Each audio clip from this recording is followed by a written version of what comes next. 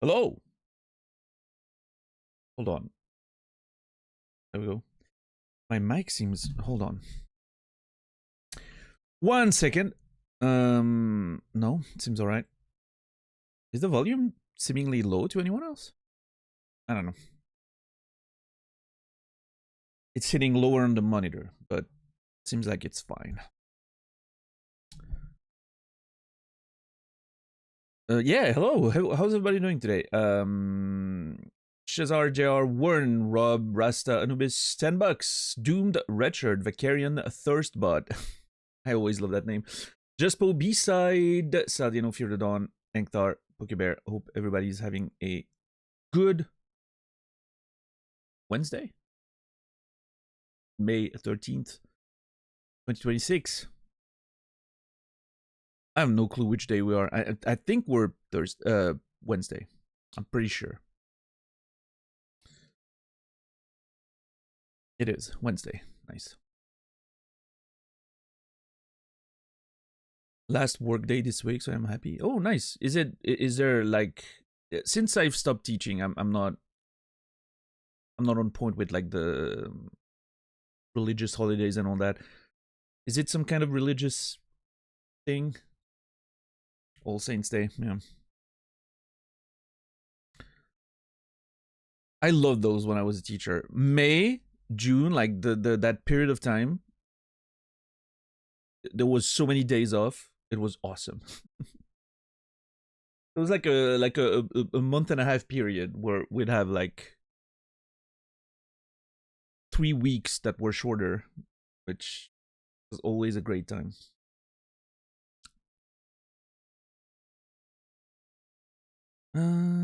Let's see. I click start and then I click gaming. This should work. I made sure to lower my frame rate again on the monitor. I forgot to revert it yesterday, so I started playing games at 60 FPS. It was horrible.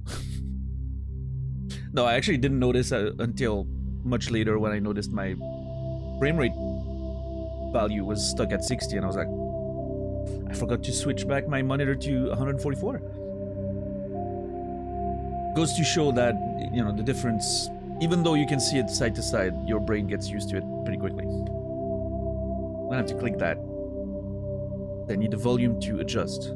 I hate that we can't stay on that main menu. It's so beautiful.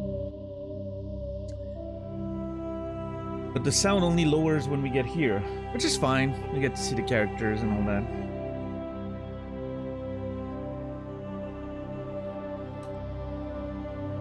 You have to work on Friday, but it's one less day of work. Yeah. Yeah, when I was teaching with basically they would give us Friday off, right? Because I don't know, it's tradition, I guess.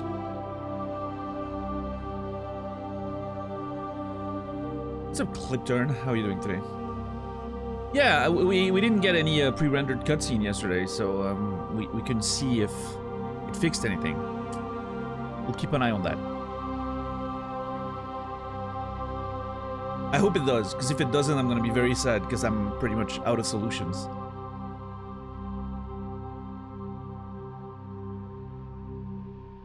It's my only hope, is that it's a frame rate issue. It should be. I don't. The weird thing is, when I was experimenting with the problem, I would load back into the game. What I did to experiment the other day was I would load back on the bridge of the Normandy, and I would go through the Citadel cutscene again. It would work, even on 144. So it feels like it only happens if you're in the game for long enough, which I don't know. I don't exactly understand. So, you know, yeah, it is weird. I don't know, maybe I don't know why my nose is running. I don't think I'm allergic to anything, but and I don't think I'm having a cold. See, I don't know if frame rate issues amplify over time because it creates sort of a delay. I don't know. Maybe it's just not a frame rate issue and it's something completely different, like a memory leak kind of deal, which in that case, there's nothing I can do about it.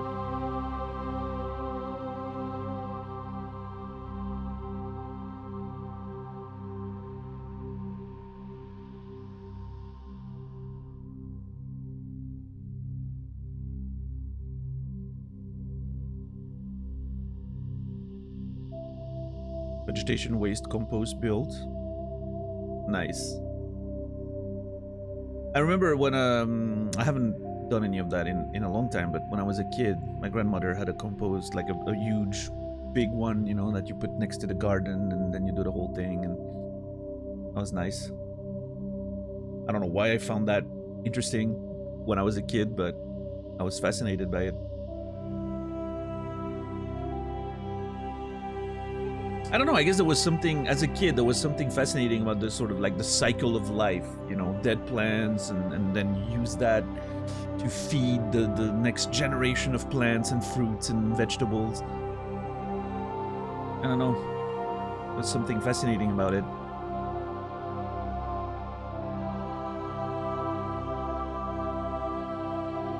How are you today, X? DJ, good to see you.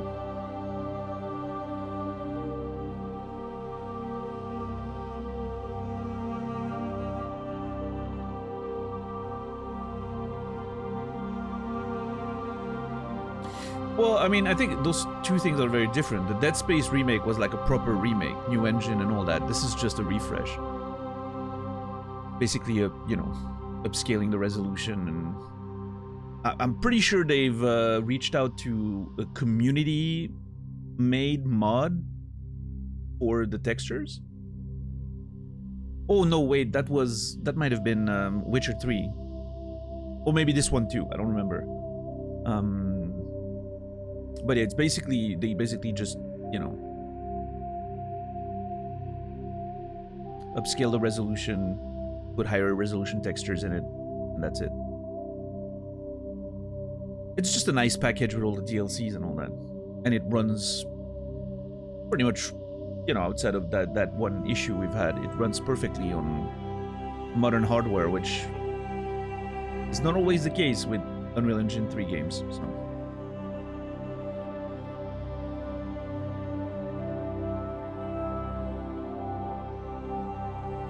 Yeah, a few small balance issues, balance changes, but yeah. It's not a remake, is my point. As opposed to something like Dead Space or Resident Evil. I do need to play the Dead Space remake.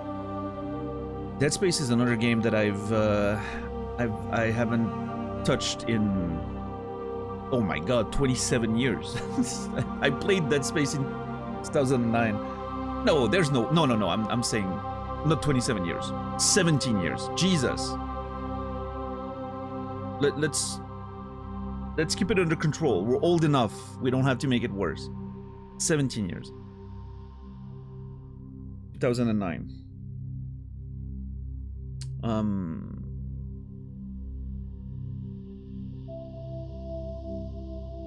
Which, you know, also something I remember extremely little about, so I'm excited to play the remake.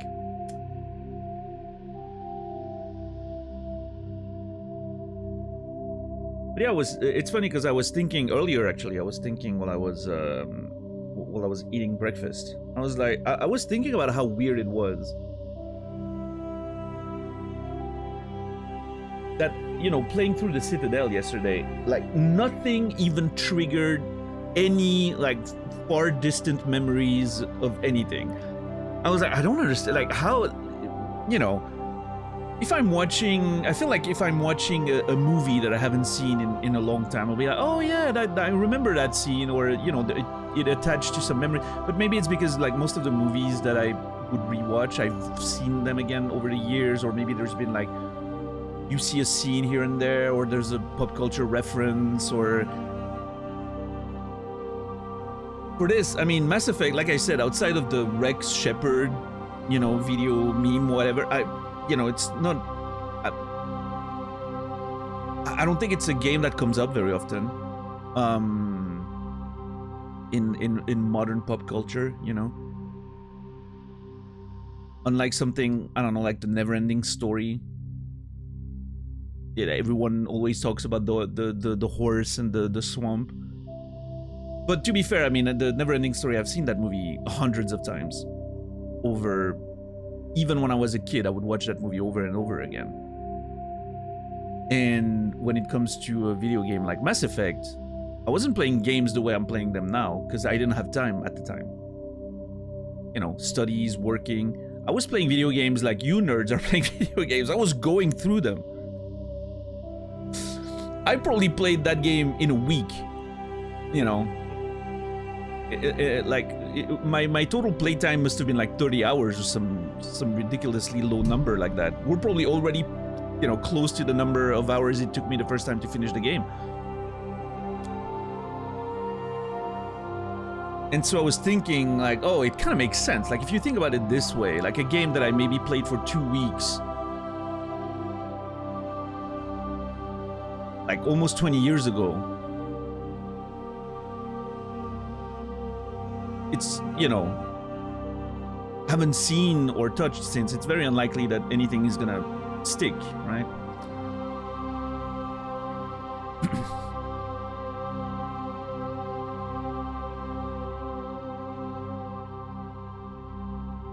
But at the same time, I'm thinking about,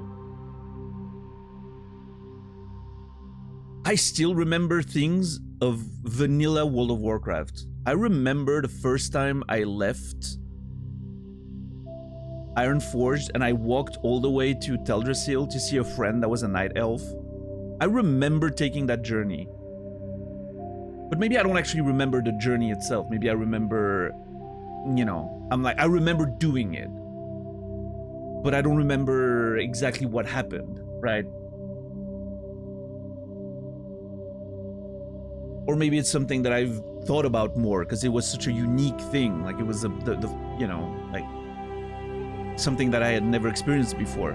Whereas, you know, for all its greatness, Mass Effect's just another RPG, right? I've played games like that before. I don't know.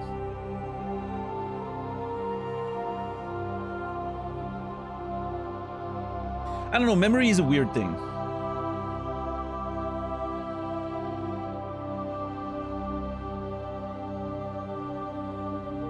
I did take my time back then, could have drawn a Citadel map from memory. It's been pretty accurate. That's crazy.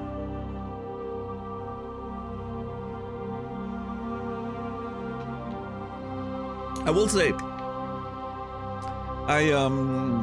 out of curiosity, I went back and watched, the beginning of, I watched a little video walkthrough on YouTube of the beginning of KOTOR yesterday.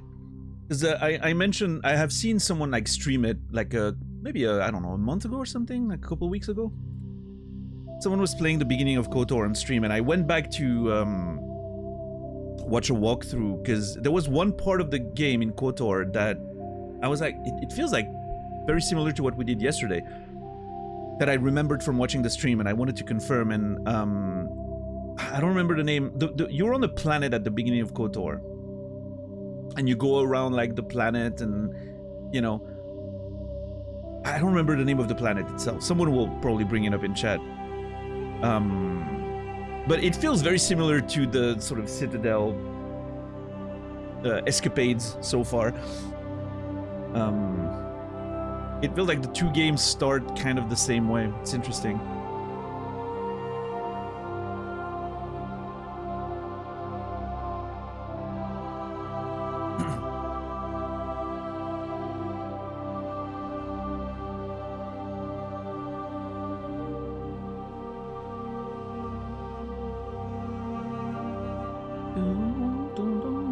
Vanilla WoW is responsible for the biggest GPA drop at MIT in the school's history.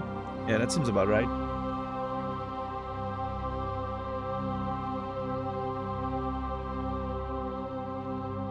Wasn't it 3D Realms, like the creators of developers of Duke Nukem, just spent years not developing their game and instead playing World of Warcraft in the office?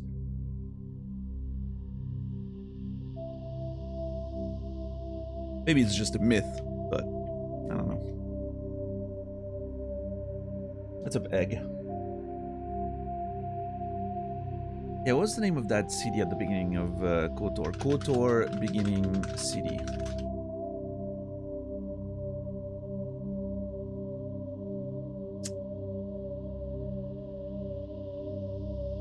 Apparently KOTOR is a real place.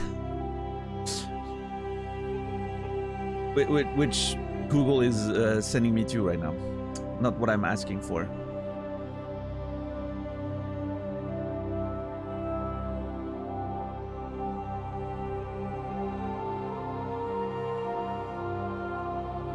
Terrace. Is that what it's called? Terrace was the planet though, no? I don't know. Maybe the planet's the city.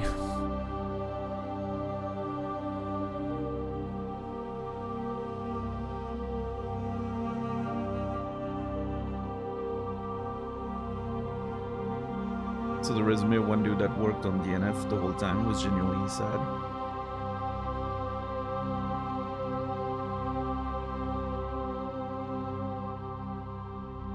Yeah, what a weird situation that was. When did DNF eventually come out? Was it 2007? Or was it even later than that? No, 2011. Okay. So basically the game was in development for like 14 years. Or something. A little more, maybe. 15 years. Which is weird because, I mean, since then we've seen games that have been in development for pretty much that long and nobody bats an eye, you know? It's like, well, that's how long some games will take now these days.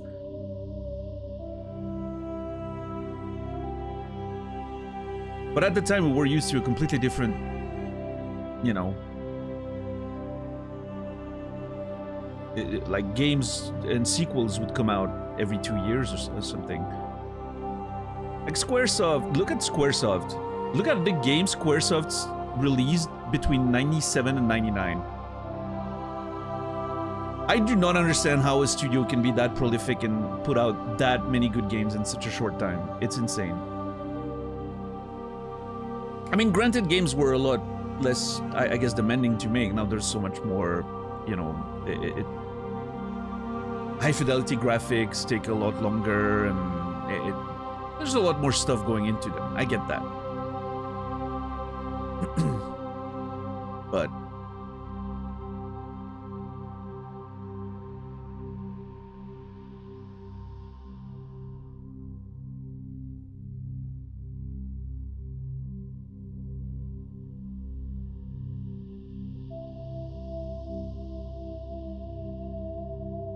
like the NES days where they had to get it right on release. Well, I mean, I don't think they did. That's the thing. There's this sort of idea that, oh yeah, back then there were no patches, so they had to get the game right on release. But the thing is, they would just release the game in the state that it was. That's why speedrunners have so much fun with those games. They're broken as fuck. It's just that most normal players don't see the problems.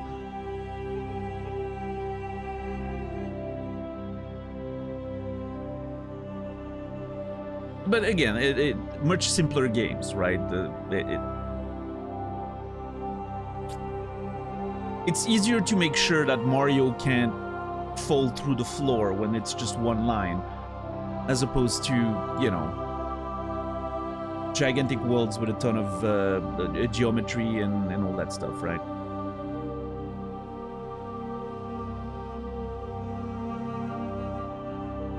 Yeah, that's true, Firanon. And we didn't care. I mean, I personally remember having games crashing when trying to load the next level or bullshit like that, and we just didn't care. We just restarted the game. That was it. The time investment was different. Like, everything was completely different.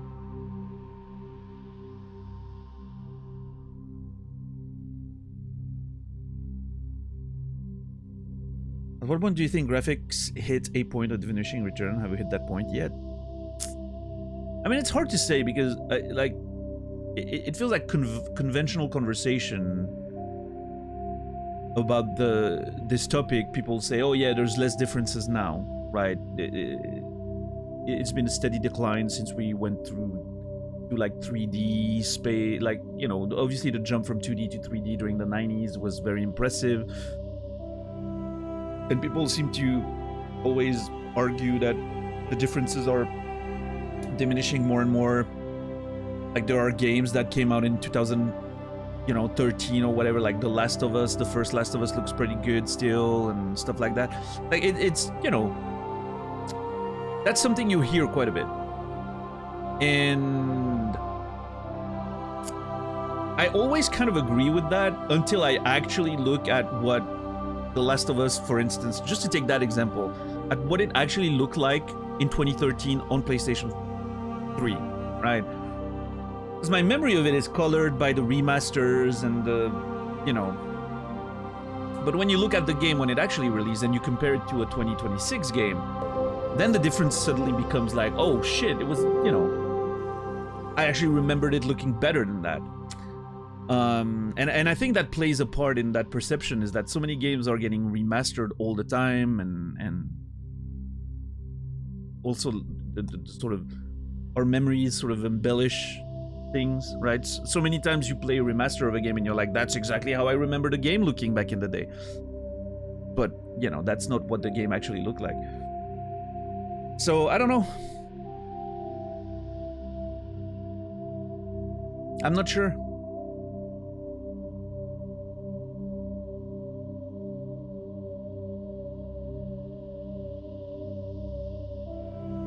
I feel like it's not like a one, you know, there's not like a universal answer for that. In some aspects, maybe graphics have already hit some sort of a, I feel like character models, for instance, have been, you know, as far as like polygons and the models, I feel like it hasn't evolved too much in the last 6 years, for instance. But particle effects are getting better.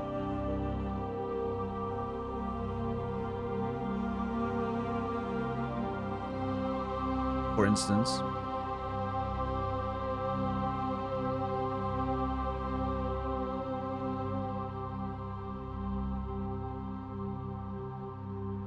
Yeah, I don't know. Souphead, thank you for the tier 1, 35 months. I appreciate you. Thank you very much. Souphead74, you will be remembered.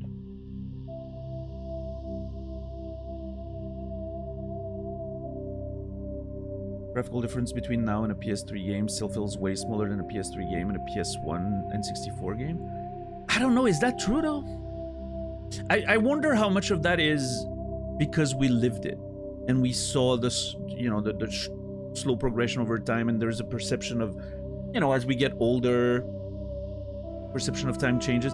I wonder, like, what I would need to do to confirm this is take a 12-year-old kid right now that plays games on a PS5 and modern hardware, and put him in front of like a PS3 game and then an N64 game, and see how he feels about all this.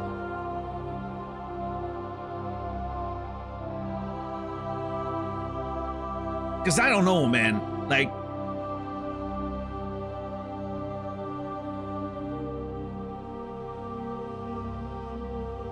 looking at Uncharted 2 or The Last of Us, right? The first Last of Us on PS3, and you compare that to Mario 64, like it feels like a huge fucking jump.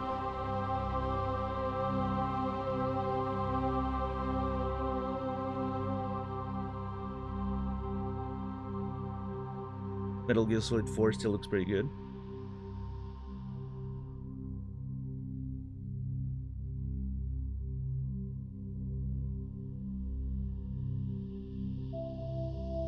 I mean, obviously there are exceptions. I think that's also the thing is not every game in a same generation looks the same, right? So obviously the experience, the sort of the argument changes based on the games you pick, I guess.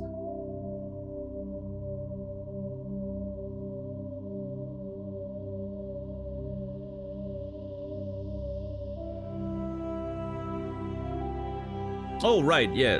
You're right, Quasi. For some reason my brain glitched and I misrepresented your opinion for myself in my head. My bad. You're right.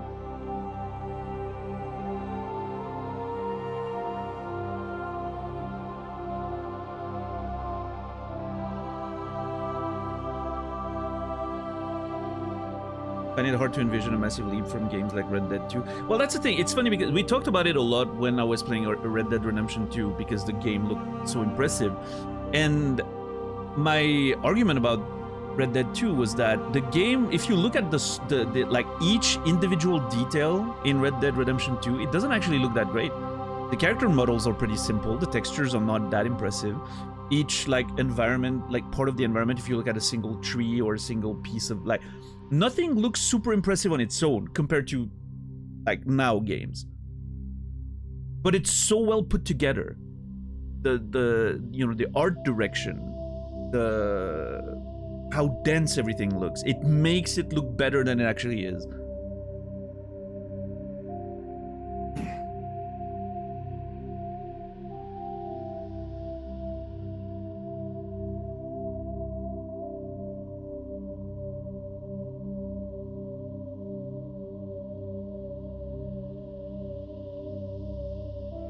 And I think at the time I was looking back to, you know, Red Dead Redemption 2 compared to something like Returnal. I think Returnal is super impressive. If you look at each individual detail in Returnal, everything looks incredibly high resolution, super detailed.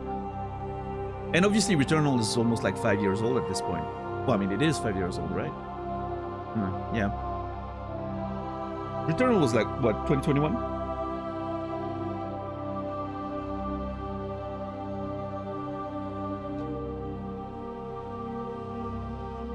And I think that's a big thing, and maybe part of the reason why MGS4 still looks amazing is that the art direction's absolutely impressive.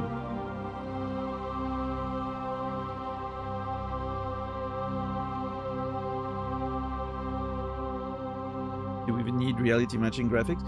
I mean, it's always, you know, like some games will benefit from a very stylish art direction and high definition doesn't really matter, but then you get some games where you want that realism and, you know.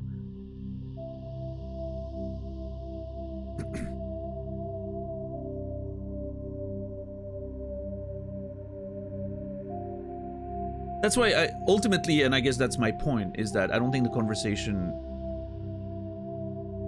I don't think it's a conversation that can be solved because it's not, you know, there's not one direction that the industry goes to. There's a super art, you know, very art forward stuff, and it doesn't really matter how good the engine is, how good the actual like underlying assets are. It's not meant to be high definition, it's just meant to look really like artistically interesting and stylish and all that. Like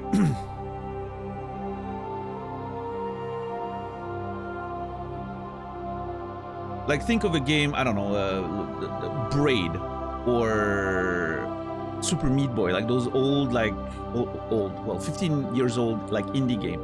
Those games will never look old. Like they have a style that's completely timeless. But obviously, you know, the point for them was not to make super impressive graphics. I think the more you're trying to go for more realistic graphics, the better the chance of your game looking older down the line, right? Think of a game like the David Cage games, like Heavy Rain, right? When that first came out, it was meant to look like a movie, and it did, for, you know, for the most part. It looked like a movie at the time. It was like, oh my god, super impressive faces, character models, environments, etc. And now you play the game again, and you're like, oh shit, you can see that this thing aged. It looks 2011 or whatever whenever it came out. So the more you're trying to make something photorealistic, the older it's gonna, the faster it's gonna age, I feel like. And I think those games are the ones that, you know, it doesn't feel like the evolution is stopping.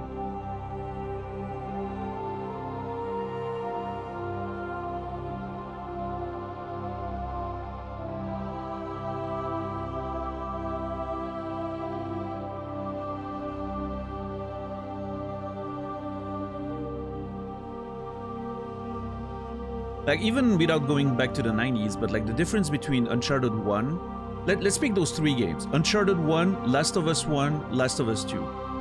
If you really pay attention to how those games looked on release on their respective hardware, the differences are striking.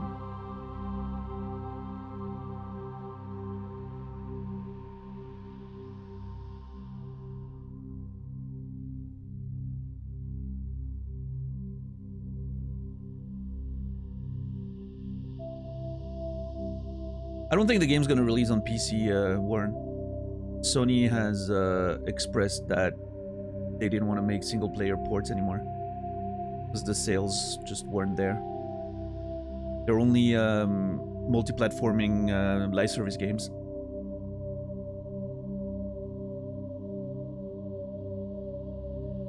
Who knows, right? Business decisions can change, but right now the plan for Sony is to not port games anymore, single-player games.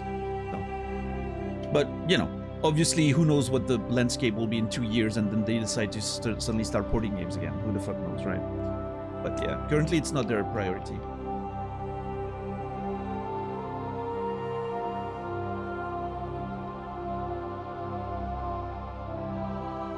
Also, apparently the game, from what I've heard from Naz, the game looks runs super well on PlayStation and even on base PS5. 60 FPS and all that.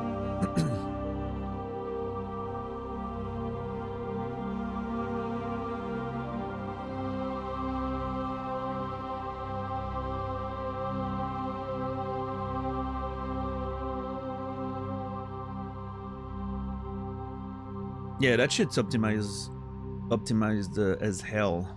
Apparently there's not even like a quality or performance mode choice. It's just, it runs at 60 out of the box. I don't know if they're doing like some dynamic scaling in the background, you know, resolution scaling or whatever, however it's running, but apparently it's running super well, so. Well, only one part, a little bit of frame drop happening on base PS5 does look good though. Okay, cool. What's up, Hope? How are you doing today? Yeah, no, I mean, Outsmart, like, I mean, I haven't played Seros yet. I've seen like little, like, tiny bits and pieces here and there. Like in like the first trailer, and like whenever I'm opening Naz's stream to lurk before I can hide the tab.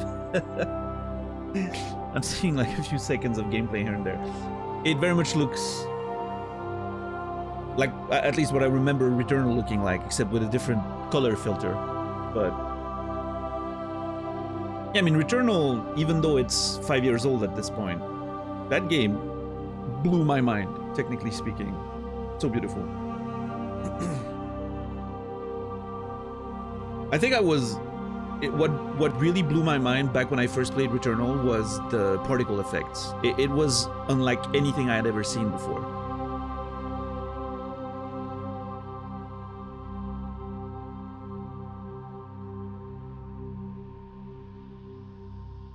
What's up, Brainy? What's up, Hobbs? Much easier to optimize with your only 2 hardware configurations. Yeah, for sure. That's why, you know, I understand people being annoyed at exclusives, especially like PC gamers, you know, being annoyed at exclusives because it feels like they can't necessarily have access to like Sony games, or because at this point Xbox pretty much PC and console anyway, right? So yeah, I understand why the Sony exclusives sometimes ruffle a few feathers, but I always try to think back to the fact that, you know, those games probably wouldn't be the way they are if they were developed as a multi-platform title. They can reach that level of sort of excellence, like technical excellence, because they're making it for one machine, and they can focus on like the finely tuned optimization and all that. Doesn't always work out, but you know, I'm talking like first party studios and all that.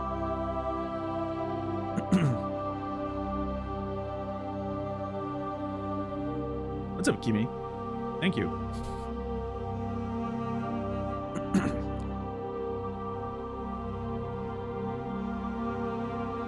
Like, I'm still, like, it still baffles me that you can make The Last of Us 2 run on a PS4. Like, if you really think about it, how old the PS4 hardware is, and you get to get a game like Last of Us 2 running on it, it's mind-blowing, if you ask me.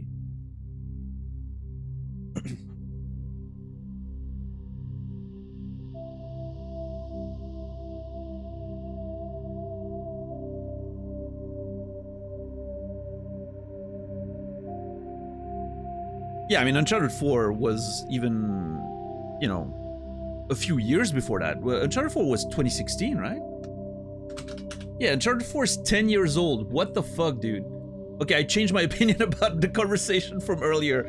Yeah, graphics have definitely stalled.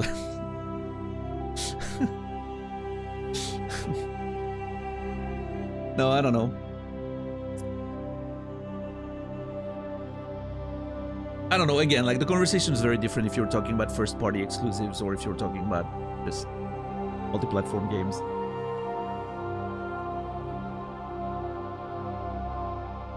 Something, okay, one aspect of that conversation, I'm sorry, I know we're talking about it a lot, but I really like that conversation. I think a major aspect here is a lot of games don't try to have super, you know, advanced graphics. All the live service games, all the, you know, like multiplayer games, they're trying to cast a wide enough net that anyone can play it on PC, right? Like all the free-to-play sort of stuff. It's not just that they don't have the budget or they don't care or whatever. It's just like they want the game to run on a potato that's like 15 years old. Because you want, you know, to have a lot of people being able to play your multiplayer game. So I think that's also an aspect to keep in mind, right? There's a lot more multiplayer live service games now than there were 10 years ago. So that sort of like lowers the average, I guess. But yeah, Uncharted 4, I mean, I haven't played Uncharted 4 since release, but in my mind, that game looked insanely good. Yeah. And again, you know, to the point where we're going full circle, Quasi, another reason why a lot of exclusives, specifically PS5 exclusives, manage to, you know, push those graphics because they know what the you know, what hardware is going to run on, so they can push it basically to however much they want.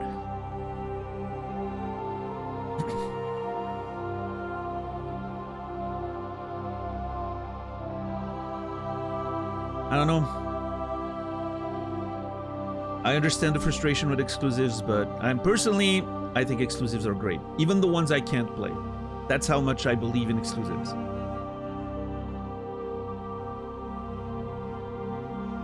I don't have access to Switch exclusives, for instance. I think it's great that those games are exclusive. I'm sure they would be very different games if they weren't. Shadow of the Colossus was phenomenal on PS2. Well, okay. I have a different memory of that, Hope. I think the game looked very impressive visually. It ran like shit, though. I think I cared less back in the day. I think my sort of... my demands when it comes to like frame rates were a little lower back then. I didn't think about it that much. But yeah, that game ran like shit on PS2. It was like 20 frames per second in a lot of cases.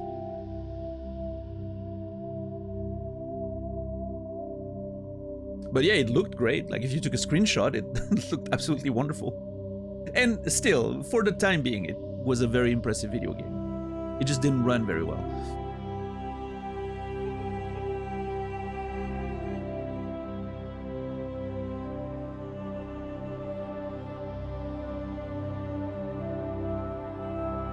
Yeah, DJ, that's wild. Imagine a console appreciating in value. That's what a world we live in.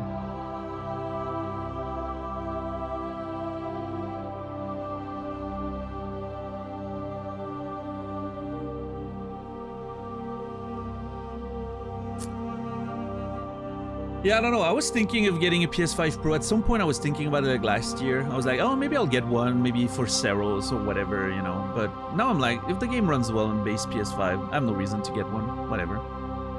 Wasn't there a game coming out from the developers of Shadow of the Colossus? Well, I mean, The Last Guardian came out like 10 years ago, but there's a new one they've teased, yeah. We don't really know what it's going to be. Project something it's called for now. It doesn't have an official title yet. But yeah, they had like a little teaser during the Game Awards or something. I don't remember. But it's not the same studio. The studio doesn't exist anymore. I believe, but I think it's Fumito Ueda and his new team, as far as I understand.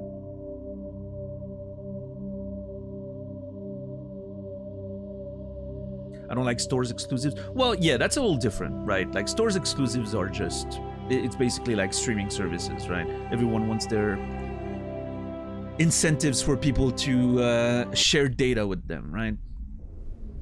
Fucking that's a different type of bullshit. Which of course we understand, right? Yeah, we know why it's happening and we get it, but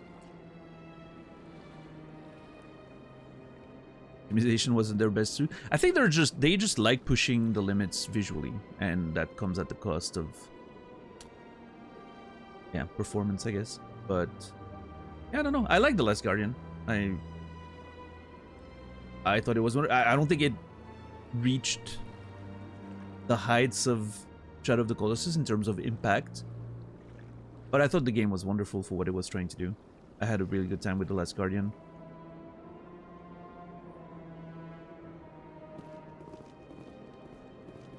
Alright. Where? No! Hold your fire! We don't want to kill anyone. I'm always pressing the wrong button.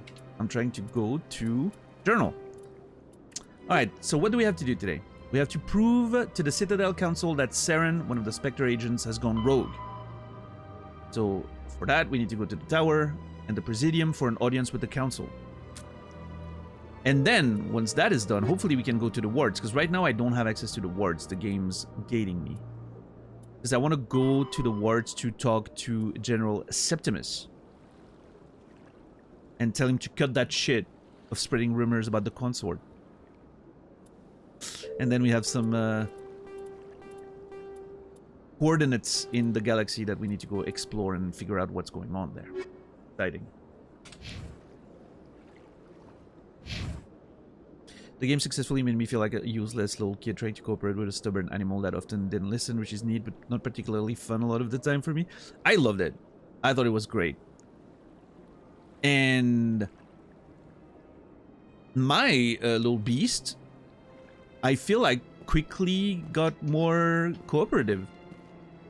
I know a lot of people have different experiences, and I don't know if it's due to randomness, bugs, patience, or if there's actually a system of like the beast gets more used to you if you treat it nicely, and then it becomes more cooperative. But mine was extremely docile and cooperative. It was wonderful. After the first couple hours of, you know, like that sort of getting used to the interactions and all that, it was a wonderful time. I never felt like it wasn't listening to me, and it was just, yeah, it was a great time.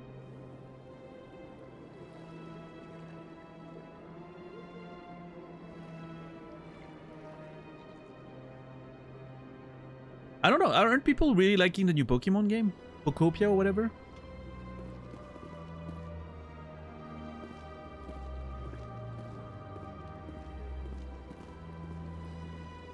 Different team?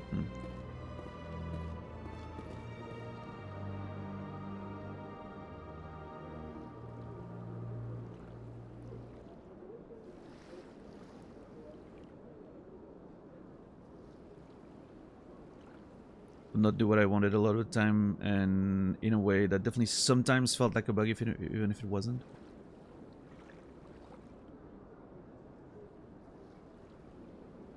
It's only an okay game if you remove the Pokemon skin. Yeah, I mean, you know, I think it's pretty common, unfortunately, for studios that have a big franchise to just, you know, they can get away with a lot more because of the IP, and they can, you know, can sort of cut corners and make more simplistic games and still sell very, very huge amounts.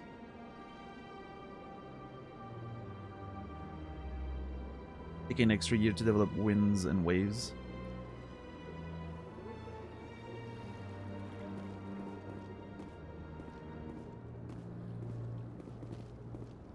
Yeah, it's one of those things where, like, what kind of pressure are they under, too? Like, from a publishing perspective, right? They're the big money makers when it comes to Nintendo and all that, so...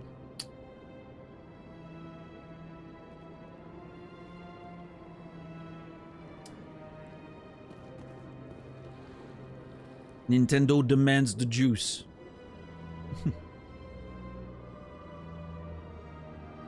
Alright, let's go to the Citadel Tower and see what happens. Oh.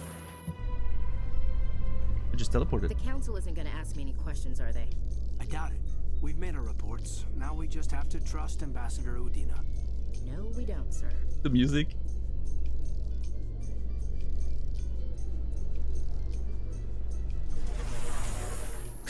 The elevator music is crazy. Why would you be worried about them asking questions? We're here to give a report. I mean, I get you're nervous, but it's fine. Just tell the truth of what happened.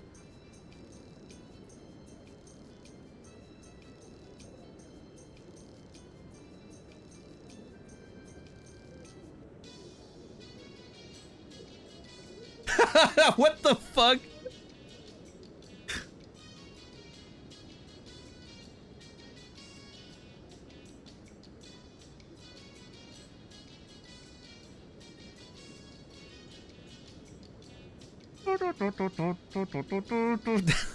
That's so funny. Feliz Navidad.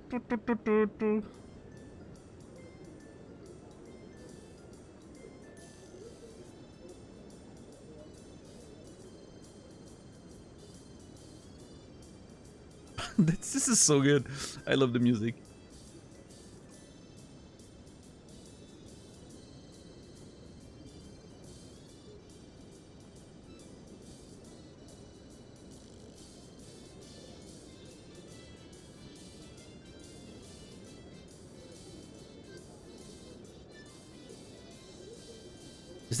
Is someone? Oh my god, someone's on the flute.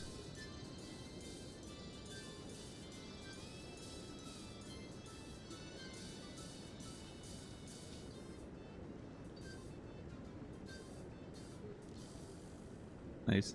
This is my ringtone for a bit. That's so funny.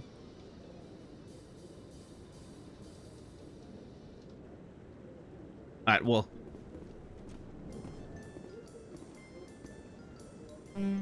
Oh. Okay. It's like a pretty simple shape.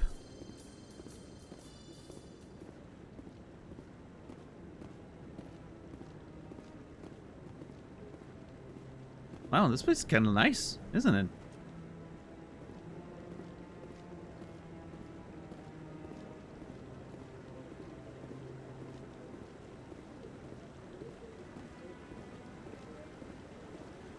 Executor Palin. Garrus! Oh my god. Famous video game character Garrus.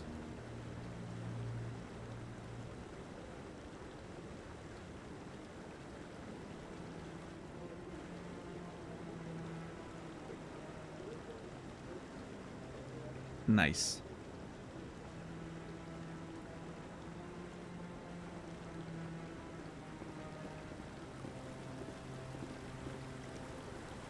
I thought they was gonna trigger a cutscene, but apparently I could just ignore them.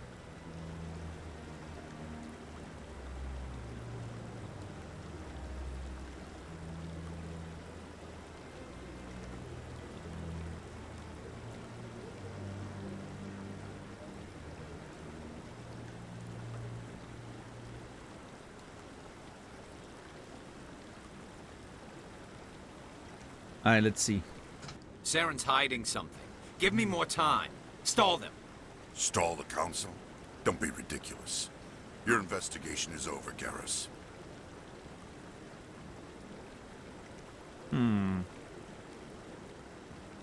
Commander Shepard, Garrus Vakarian. I was the officer in charge of the CSEC investigation into Saren. It seems like Executor Palin wants this to be over as soon as possible, which I don't know. Our conversation with him, I don't think was that bad. He seemed to be, you know, he seemed to be interested in exposing Saren, but was he lying to us? Or maybe he's just held by bureaucracy. I don't know.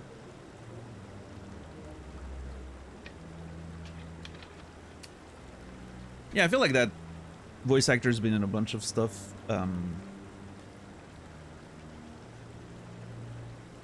His voice is very unique. Your spacesuit kinda has a cod piece going on. A cod piece, as in fish or as in Call of Duty?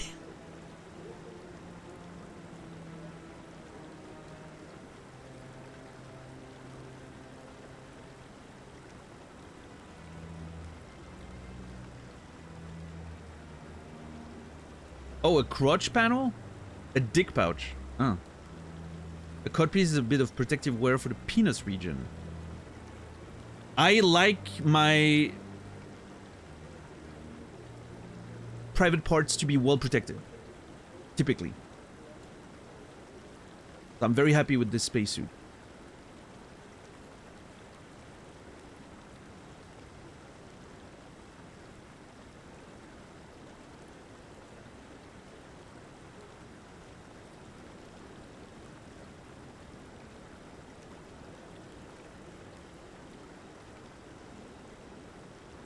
In fact, my main point of you know, my main criteria of selection for my armors over the course of this playthrough is going to be how well my private parts are protected.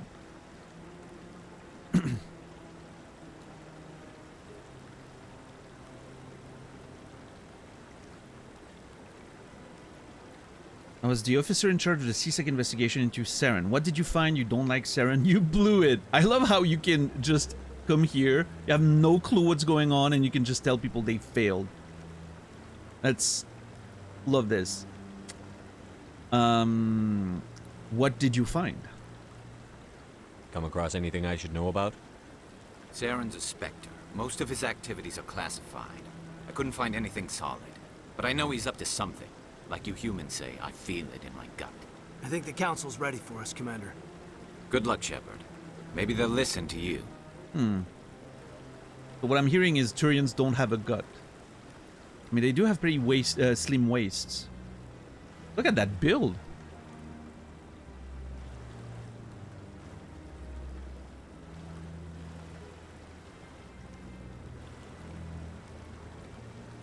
What a cool spacesuit. I like his visor type thing. I wonder if it could tell me my power level. You don't want to keep the Council waiting.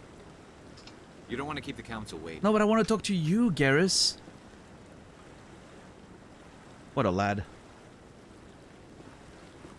Anyway, we'll see you again. Yeah, maybe Soul Cycle Rider.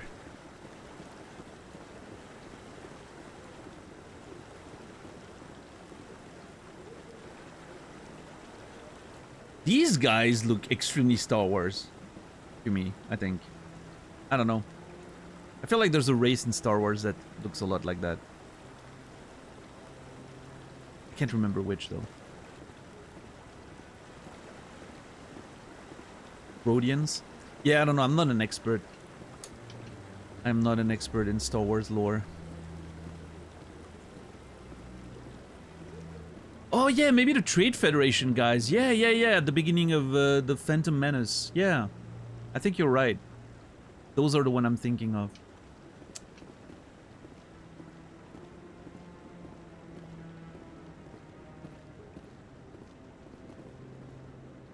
Yeah. My favorite part of Star Wars, you know, the trade route plot. That was wonderful. That's a real L. This guy's chill. Look at him. I want that kind of suit. Why can I not wear a suit like that to an audience with the Council? Why do I have to be in a military outfit?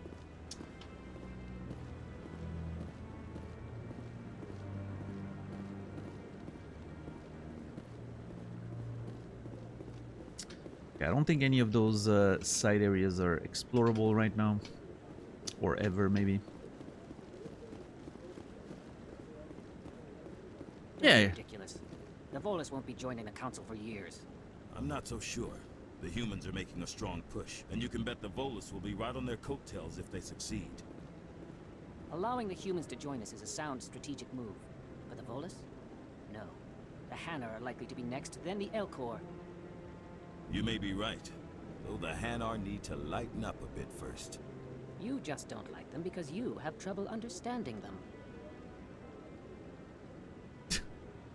See, the Volus should be happy that we're pushing so hard and most likely are going to succeed. Because then they can be like, hey, if the humans got in, we should be in too. And then they can use that as a way to, you know.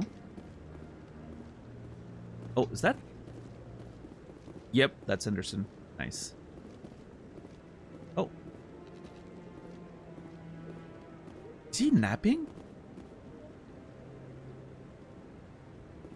Is he just resting? Like, what's going on here?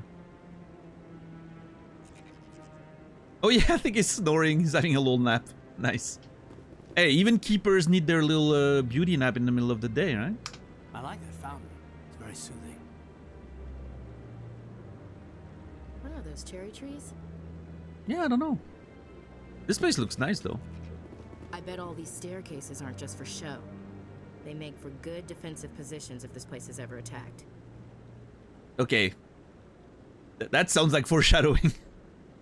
What are those cherry trees? You sure have to climb a lot of stairs to reach the council. Think that's supposed to be symbolic of their importance? I like that fountain. It's very soothing.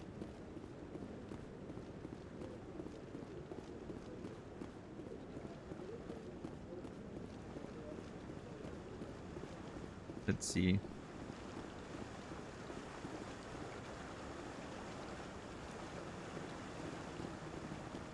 They did a really good job at making this place look like it's a nice... It's a nice place. You can imagine people would be happy to be living in this place, but it also looks a little bit suspicious in many ways. And I think the music contributes to that a lot. There's this mystery music in the back, right? And you don't feel exactly right at home. I think they've nailed the tone. With one of the councilor's assistants.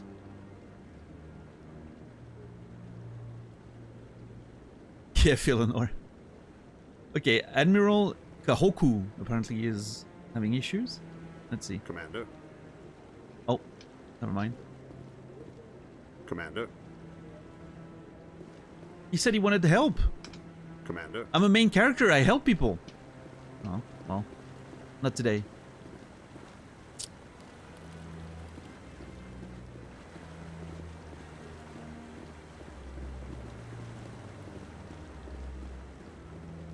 Commander. Oh, wait, it triggered the dialogue again. Let's see if I can do it again. I run like an idiot.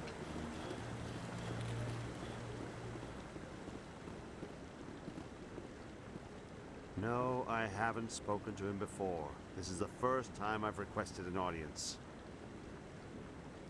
Does he want to talk to the council? The counselor specifically, maybe? I don't know. The camera shake doesn't help things. Yeah, it's like fucking like product of the era action cam type thing. I mean, a lot of modern games still do that. But like the running animation in itself is just a little silly. Also, it doesn't feel like it's going that much faster, and my character still gets tired after 5 seconds.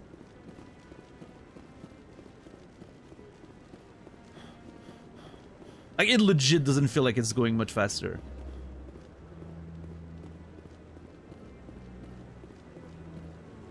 Let's see, like, I'm gonna go from bam, staircase, along this.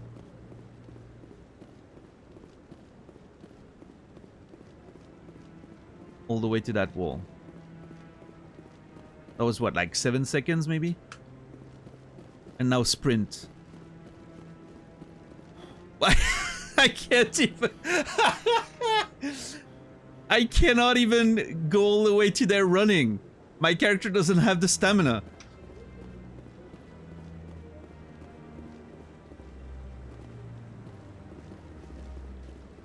Does he run even slower if he's tired? No, okay. Because that would have been so funny if it you know, ended up being even like slower than just a normal run. Yeah, I don't know. My character is not in shape for a military guy. I will tell you that. No, the gravity is supposed to be even lower here. It's like 0.3 or something. Maybe it's harder to run in like lower gravity? For whatever reason? I don't know. Let's just assume the spacesuit is really, really heavy. Alright. Let's go take that audience. Mr. Anderson? The hearing's already started. Come on.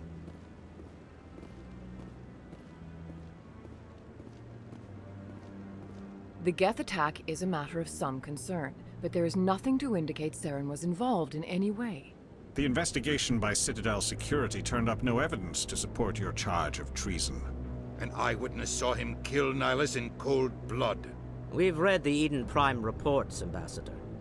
The testimony of one traumatized dock worker is hardly compelling proof. I resent these accusations. Nihilus was a fellow Spectre and a friend. That just let you catch him off guard. Captain Anderson, you always seem to be involved when humanity makes false charges against me. And this must be your protege, Commander Shepard, the one who let the beacon get destroyed.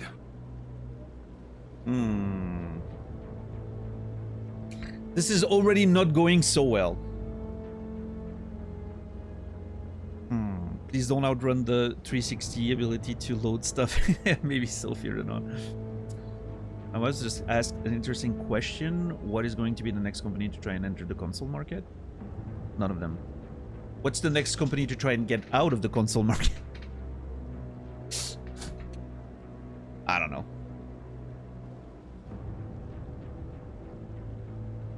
The Gabe Cube, yeah. I mean, isn't Valve... Yeah, well, I mean, is Valve already in the console market? I don't think the Steam Deck really counts, right? It's just a PC. Technically speaking. Yeah, I don't know. I mean, what are consoles these days? I'm not sure.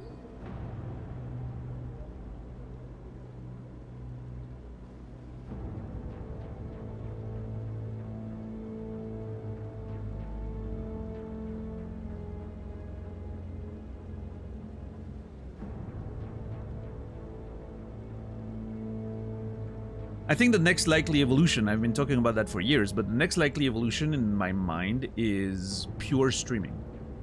Pure game streaming. You get something like, you get an Xbox, but the Xbox is not actually a hardware that runs the game. It's just basically an internet box that will connect you to their game streaming services. For, like, you know, the greater mass audiences. That's what I imagine the next step of gaming will be. But, I don't know.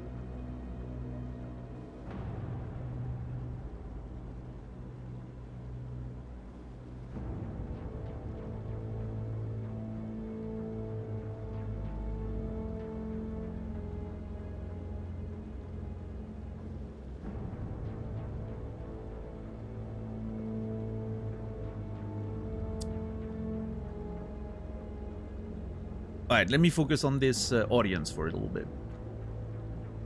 The one who let the beacon get destroyed. How did you get involved? That was you, not me. Okay, that's very, like, middle school sort of argument. So I'm gonna ask, how did you get involved instead? Yeah, why were you here? This was Nihilus's mission. Why were you here? That's a good question, I think.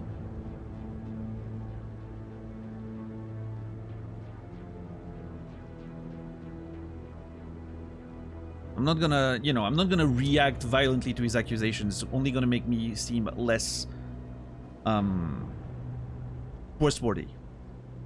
How did you get involved? The mission to Eden Prime was top secret. The only way you could know about the beacon was if you were there. With Nihilus gone, his files passed on to me. I read the Eden Prime report. I was unimpressed. But what can you expect from a human?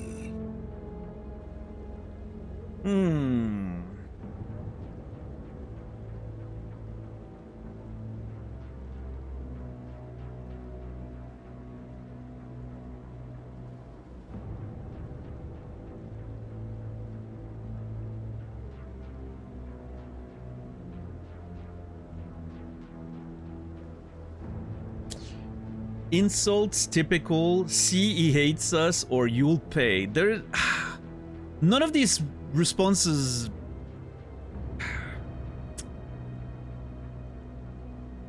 You'll pay seems a little bit too aggressive. It seems like I have a personal vendetta with him, which is not a good look. See he hates us seems a little childish. I think the first response might be, you know, by elimination the best. I'm not a fan of it, but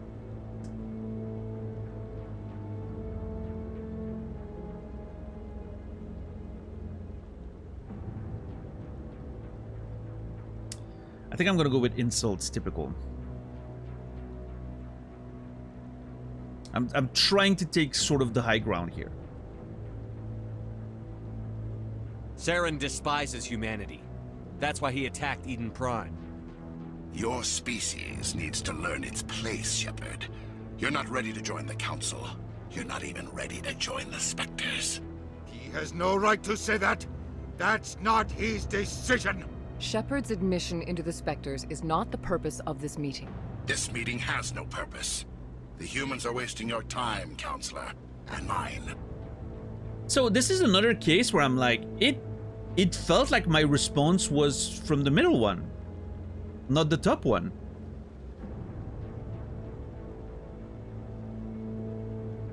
But I'm pretty sure I clicked the top one. It's pretty hard to misclick with this wheel thing. Like, it highlights the thing you're on pretty well. Which could be just an effect of, like, basically every response is the same. There's just a little variety and flavor. But it really felt like it was the middle thing.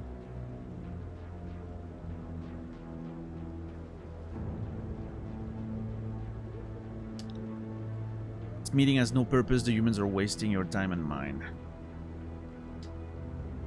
Quit protecting him. I'll find proof. You are arrogant bastard. So quit protecting him is attacking the council, which I'm not sure is a good idea.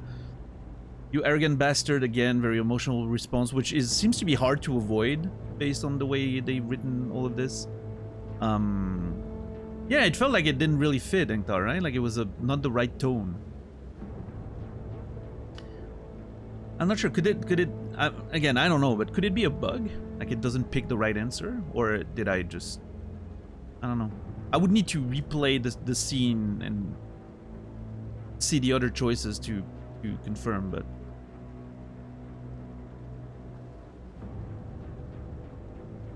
actually, hold on. I can maybe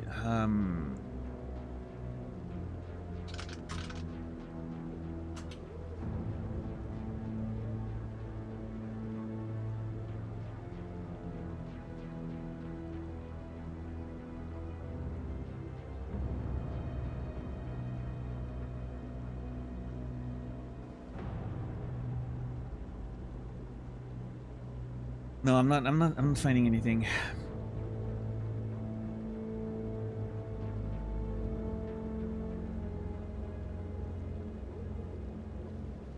Hold on, let me finish this.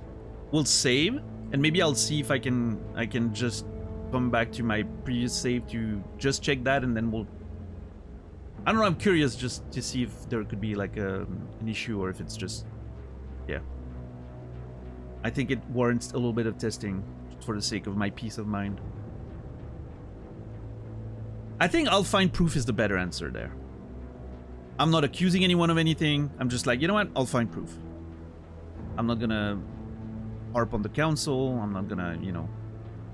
I'll find proof. You can't hide behind the council forever. There is still one outstanding issue. Commander Shepard's vision. It may have been triggered by the beacon. Are we allowing dreams into evidence now? How can I defend my innocence against this kind of testimony? I agree. Our judgment must be based on facts and evidence, not wild imaginings and reckless speculation. Do you have anything else to add, Commander Shepard? Turians defending the Turians.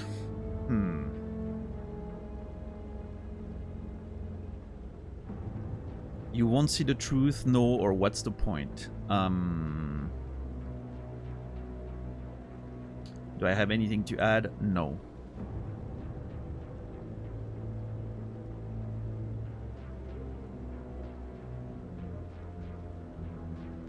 Again, I'm not going to be aggressive with the council. I don't think that's a good play. I think I'm just going to be as neutral as I can in this situation. We'll just have to work to find the proof we need. You've made your decision. I won't waste my breath. See, that... How is that not... What's the point? The Council has found no evidence of any connection between Saren and the Geth. Ambassador, your petition to have him disbarred from the Spectres is denied. I'm glad to see justice was served. This meeting is adjourned. Motherfuckers.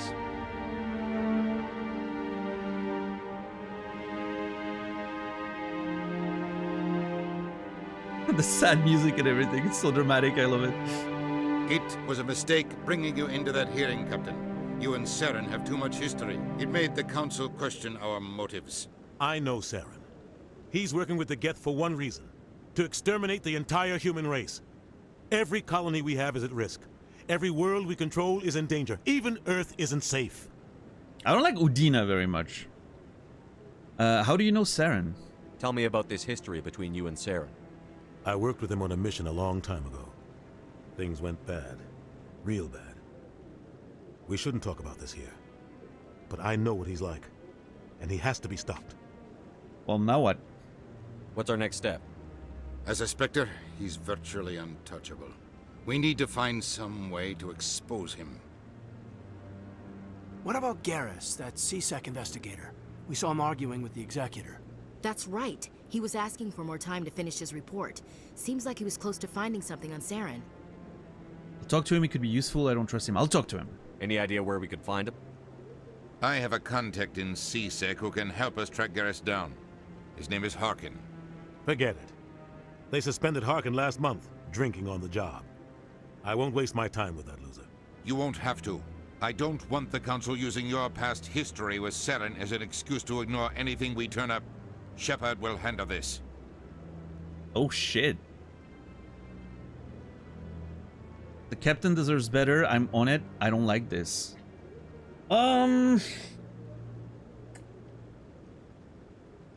I mean, part of me wants to just be like, I'm on it, right? I'm obeying orders. But also, it feels... I mean, I understand Udina's point, I guess. It's true that if there's, like, past history between the two, it makes things harder.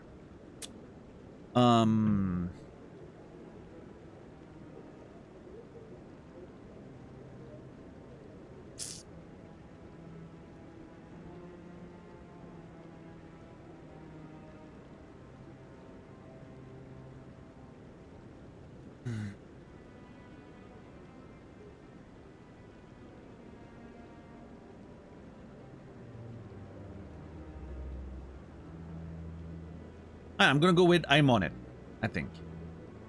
I'll take care of it. I need to take care of some business. Captain, meet me in my office later.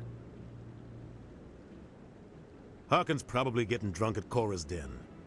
It's a dingy little club in the lower section of the wards. Oh, we have to go there anyway. That's awesome. Any other leads? Maybe there's another way to find evidence against Saren. You should talk to Barla Vaughn over in the financial district. Rumor has it he's an agent for the Shadow Broker. The Shadow Broker? An information dealer. Buys and sells secrets to the highest bidder. I've heard Barla Vaughn's one of the top representatives. He might know something about Saren, but his information won't come cheap. We've talked to Barla Vaughn before, right? He's the guy at the bank.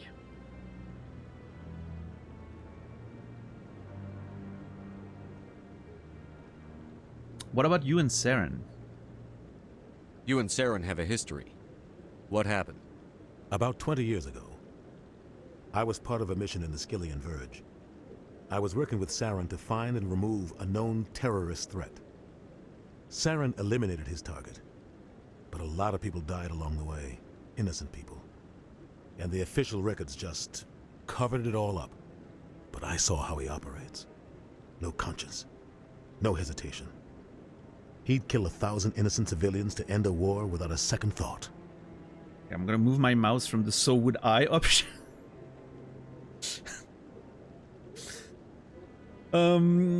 He's a monster, or so would I.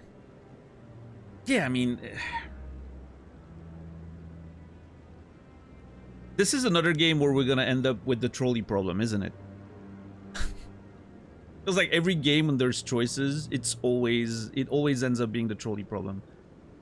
Sounds like he might be a guy who gets the job done. Yeah, but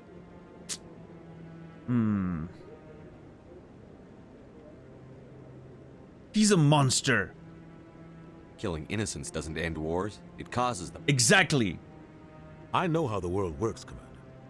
Sometimes you're forced to make unpleasant decisions. But only if there's no other way. Exactly. Saren doesn't even look for another option. He's twisted, broken. He likes the violence, the killing. And he knows how to cover his tracks. Investigate. Oh, so many. Nice. What's up, Fritz? How are you doing today? Shadow Broker. Tell me more about the Shadow Broker. He's a necessary evil of galactic politics. Buying and selling information is a part of the game. And the Shadow Broker just happens to be the best player on the field. Always sells to the highest bidder. Doesn't get involved in politics. Doesn't pick sides. A simple system, but it works. He's not a threat to anyone, not directly. He's just a resource we can use, or she is. Or maybe they are. Nobody really knows. I really like that. That's so fucking... Imagining a world like a video game where you can be anything you want, like a massively multiplayer space game. Like, let's say Star Citizen becomes what it wants to be. I would love to be in a position like that. Be a Shadow Broker. Just a information trader. Fence sitting like the best of them. You know, don't take sides. You just... business. That sounds like a fun role to play.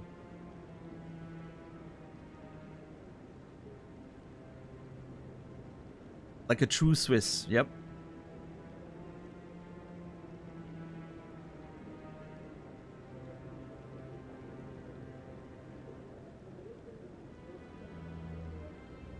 Varys from Game of Thrones. Which one is Varys again?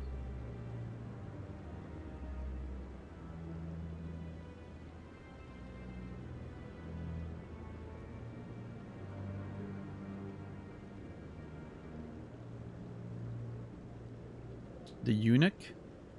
That's one way to describe him that I would not be able to tell which one he is.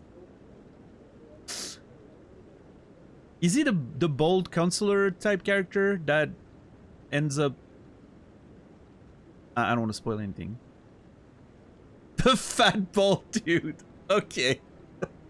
See, that description worked. I understand who we're talking about now. It's not very flattering, but it worked. What's up, Larry? What's up, Sorrow? The Master of Whispers. Yeah. I remember the character now. Sorrow's description got me there. Caricatures exist for a reason, I guess. I mean, you know, to be fair, there's no judgment there. It's just a objective descriptor in this case.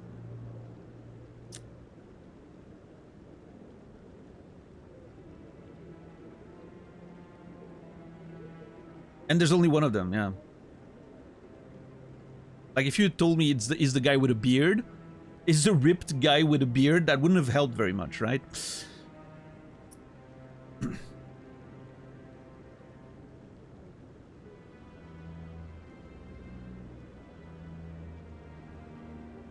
It's the dude with a sword. That's all of them.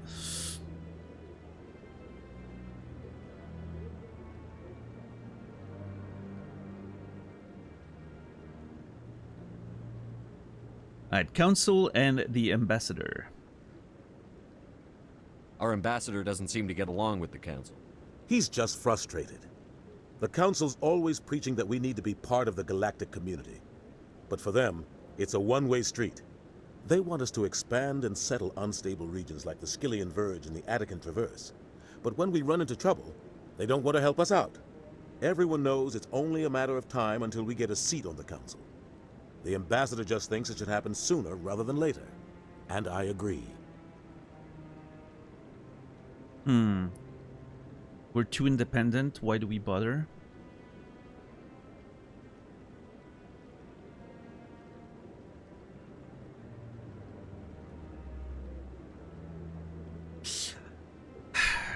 I'm curious about the "we're too independent" line, because that's, you know, that's it sounds like something that's true, right? Humans feel like they can do everything on their own, right? Maybe they'd let us join the Council if we were more willing to cooperate with the other species. Of course they would. If we did everything they told us to, they'd love to have us on the Council. But it wouldn't be much of a deal for us. I understand their side. They don't want us dominating the Council. It's founded on cooperation and alliances. But we have to look out for our own interests too. Okay. A lot more politics than I was expecting in all this. Great. Harkin. You don't think much of Harkin. The guy joined C-Sec about 20 years ago. He's been an embarrassment to our species ever since. Roughing up suspects in custody, bribery accusations, alcohol and drug use. The embassy used to step in when he got in trouble. But I guess enough was enough. Imagine being an embarrassment for an entire species, not just for your family or whatever, right? You're an embarrassment for your entire species.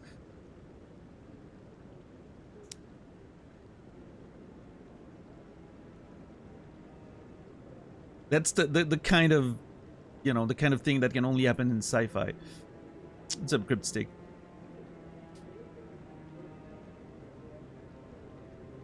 That's true, Philanor, but not every, you know, not every game goes there. Sometimes it just wants to be about the fun of it.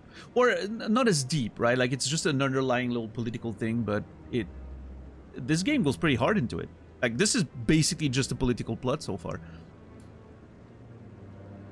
Which I think is very interesting. Well, the implication, Firidon, is that there would need to be other species for us to be embarrassed of our own, right? Or other species that can understand embarrassment, I guess.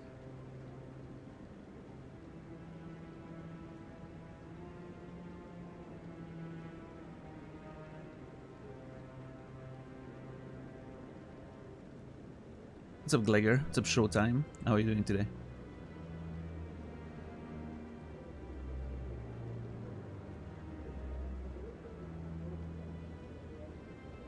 Why protect him? The guy's a scumbag. He should have been cut loose a long time ago. He was one of the first human C-Sec officers. Guess it would have looked bad if he got fired. A lot of backroom deals were worked out over the years to keep him on the force. Politics is a dirty business sometimes, but it looks like his time's run out. We've got enough humans in C-Sec now to stop protecting him. It would look bad if you fired him. It doesn't look good if, you know, if he stays there.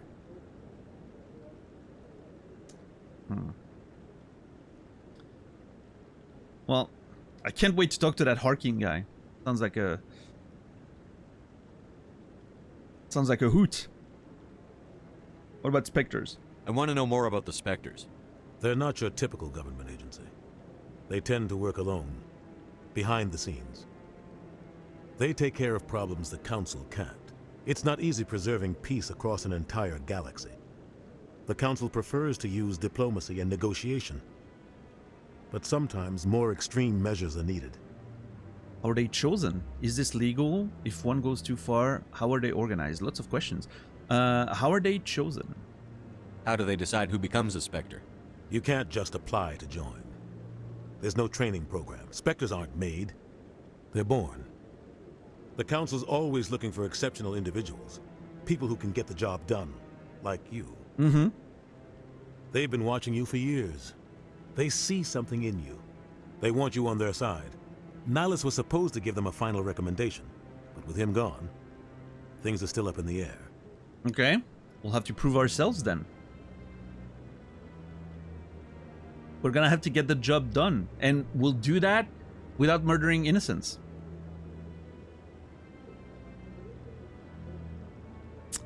Is this legal? They sound like shadow operatives. Everything about them is classified. We don't even know how many there are. The latest Alliance estimate puts their numbers under 100. But the Council couldn't do its job without them. They're the Citadel's top agents, the last line of defense, the final option before open war. The entire galaxy respects and fears them. If a Spectre shows up, you know something big is about to happen. Legally distinct Jedis. It's so funny though how, you know, obviously that's a joke, it's quite different, but it's interesting to see how they went from Knights of the Old Republic to this. And you can tell that there's a lot of like the Star Wars DNA still in the world building and all that. It's its own thing, I think, enough. Like, it doesn't feel like just, you know, a reskin of Star Wars or anything. But you can tell there's quite a few elements that feel very influenced by Star Wars. How are they organized? What's their command structure like? There is no command structure. Each Spectre answers directly to the Council. Sometimes they're sent on specific missions. Other times, they act on their own. They tend to operate outside the law, do whatever it takes to accomplish their goals. The Council just turns a blind eye. Spectres have a lot of power, Shepard. Zia, how are you doing today? And if one goes too far? What happens when a Spectre goes rogue, like Saren? It doesn't happen often. The Council is careful when they select their candidates. But when something does go wrong, there's usually only one solution. Send another Spectre to bring the rogue agent down. Okay. Let me try something. I'm gonna do that and this. Because, like, I was thinking earlier, you know, I mentioned, like, it looked like it picked the wrong option. And I was like, is it something maybe when I Alt-Tab, like, the cursor's not exactly where it shows that it is? But if that was the case, I would have clicked, you know, like, investigate or goodbye on accident before, and I've never done that. So I think it's just, like, the responses are really poorly represented. I think it's what I'm understanding there. But we'll do a little test once I can get a hard save. Let's go back for an appointment that ended in a referral. Fun time. Oh, that's good, right? I'm sorry if I'm misunderstanding the context, but...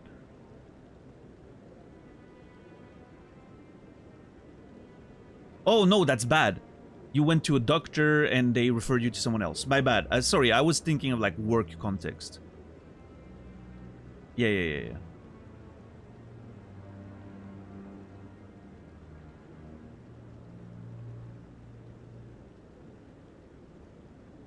Well, I hope you figure things out. Yeah.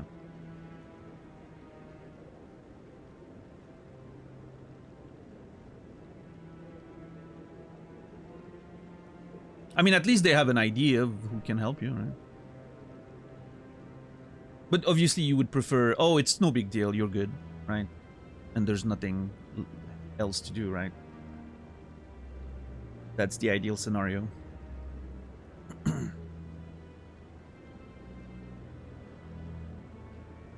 But hey, if at least it can lead to someone helping you with your issue, then we'll be rooting for you, Zia.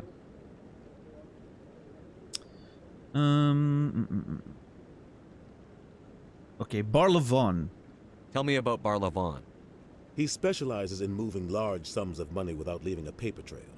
A financial genius. Doesn't do anything illegal, but he knows all the loopholes. He's got an impressive client list. Ambassadors, diplomats, Spectres. That's probably why the Shadow Broker uses him. Okay, what if he is the Shadow Broker and he just pretends, you know? How about that?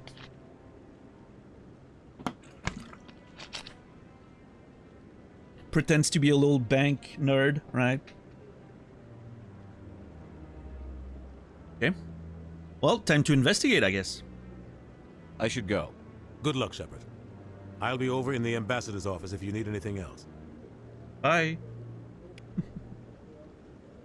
All right. We have a bunch of stuff to do there. Hard save.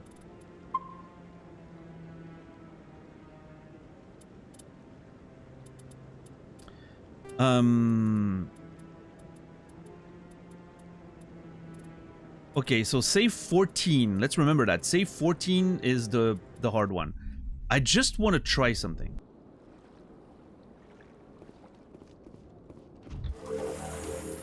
I'm just gonna do a very quick experiment, and then we'll The council isn't gonna ask me any questions, are they? get back to the. We've made our reports. Now we just have to trust Press left shift Ambassador to Levina. left shift to skip. What a weird button choice.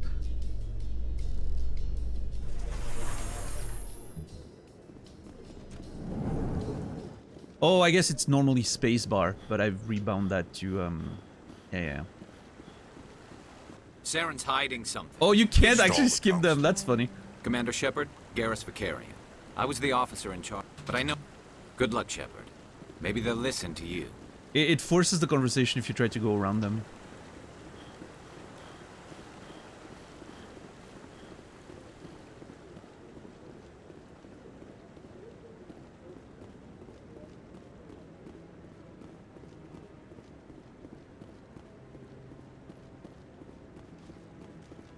Alright, let's see. Hold on. How do I do this? I'm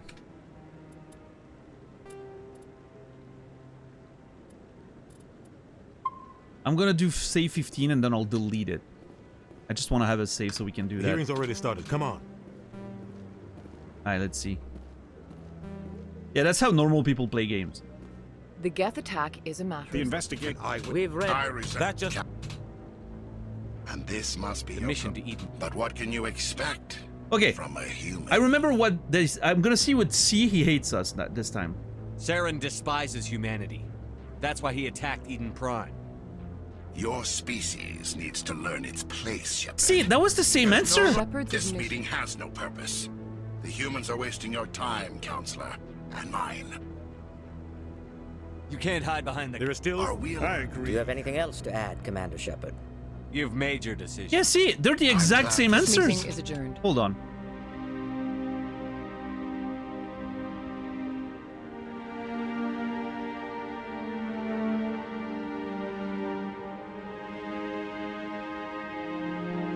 Every colony we have is at risk.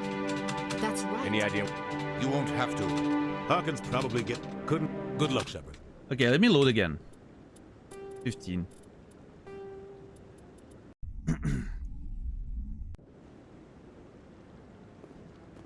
The hearing's already started. Come on.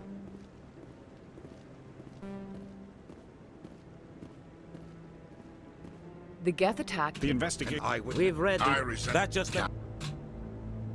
The mission to... But what can you expect from a human? So I'm gonna pick insults typical this time. Saren despises humanity. Exact same That's line. why he attacked That's so Eden Prime. funny. Your species has no. Shepard's This ignition. meeting has no purpose. The humans are wasting your time, Counselor, and mine. You arrogant bastard. You can't hide behind the council Same line. forever. Are we allowing? I agree. Do you have anything else to add, Commander Shepard? You won't see the truth. You've made your decision. Yep. I'm glad. This to meeting is adjourned. Every single option has the same line. That's funny. Same tone, same line.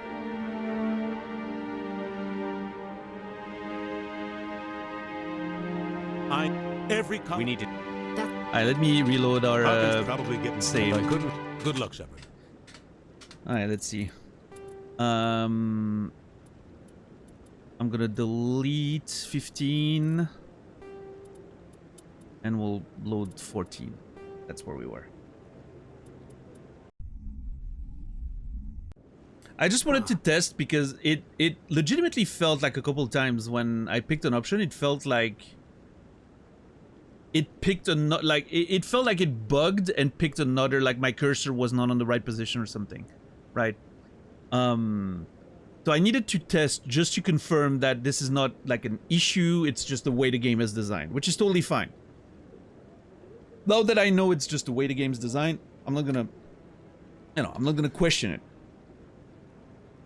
I'm assuming some choices will be more meaningful and some are just basically, it's just a flavor thing. It's a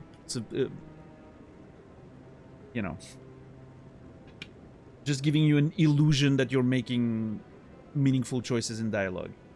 But yeah, there were like it felt so much like I picked the wrong. It felt like it was picking the wrong option, which is what I needed to confirm. Now I know it's just the way the game is designed. That's fine.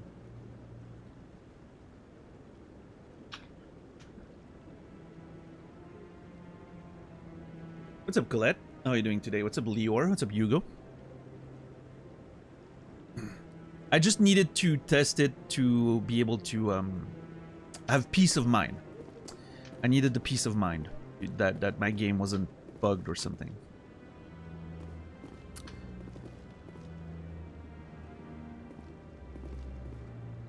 This is really cool. It's kind of wild that I'm allowed to just hang out in the council's chambers. I feel like I would be dismissed, but you have a PS5? I do, yeah.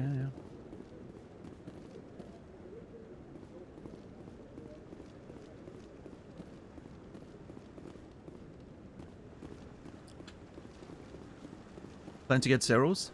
Yep, eventually. I've been very excited about Zeros, but I'm giving it a little bit of time. It's probably gonna be, I don't know, maybe in the fall. We'll see. This is it. The very heart of the Citadel, the pinnacle of galactic power. Kind of makes your head spin if you think about it too much. Does it? Well, I mean, yeah, I guess so. This is where all the decisions that influence the galaxy are made. So, this is where the Council passes judgment on all us little folk, huh? Ever get the feeling we ran over our heads, Commander? I feel like Ashley has a chip on her shoulder. I don't know what's you know, I don't know if it's the trauma or losing her entire colony where she was working and seeing her friends, you know, probably get murdered during the Geth attack. I don't know if she's always been a little bit, you know, I feel like there's some backstory there that we have to uncover. What are those, cherry trees? You sure have to climb a lot of stairs to reach the Council. Think that's supposed to be symbolic of their importance? Oh, can I interact with this? Would be funny if there was an option to call the Council again.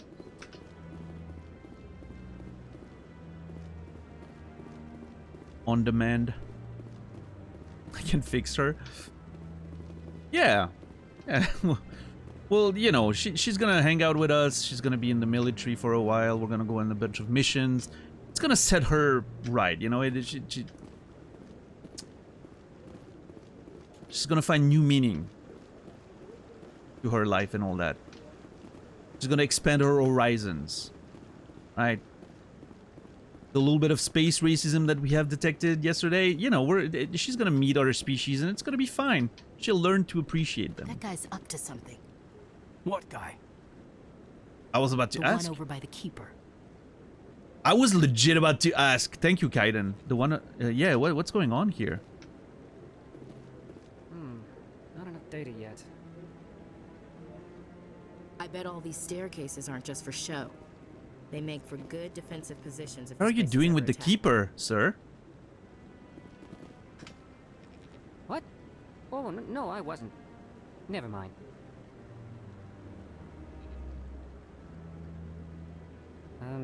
Yes, is there something you want?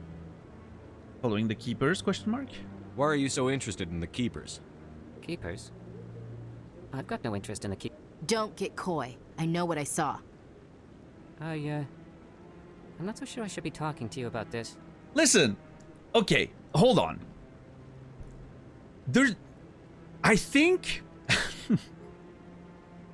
we're gonna talk about Ashley again.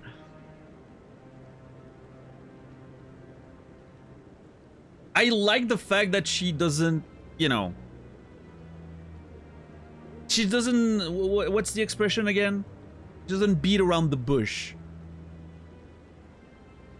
She calls out things when they need to be called out, for the most part, right? She's a little aggressive, feels like she has a chip on her shoulder. There might be some, you know, underlying psychological issues. I don't know, but She goes straight to the point when it needs to be. Unfiltered? Yeah, I mean, I guess she's not very polite, I guess, right?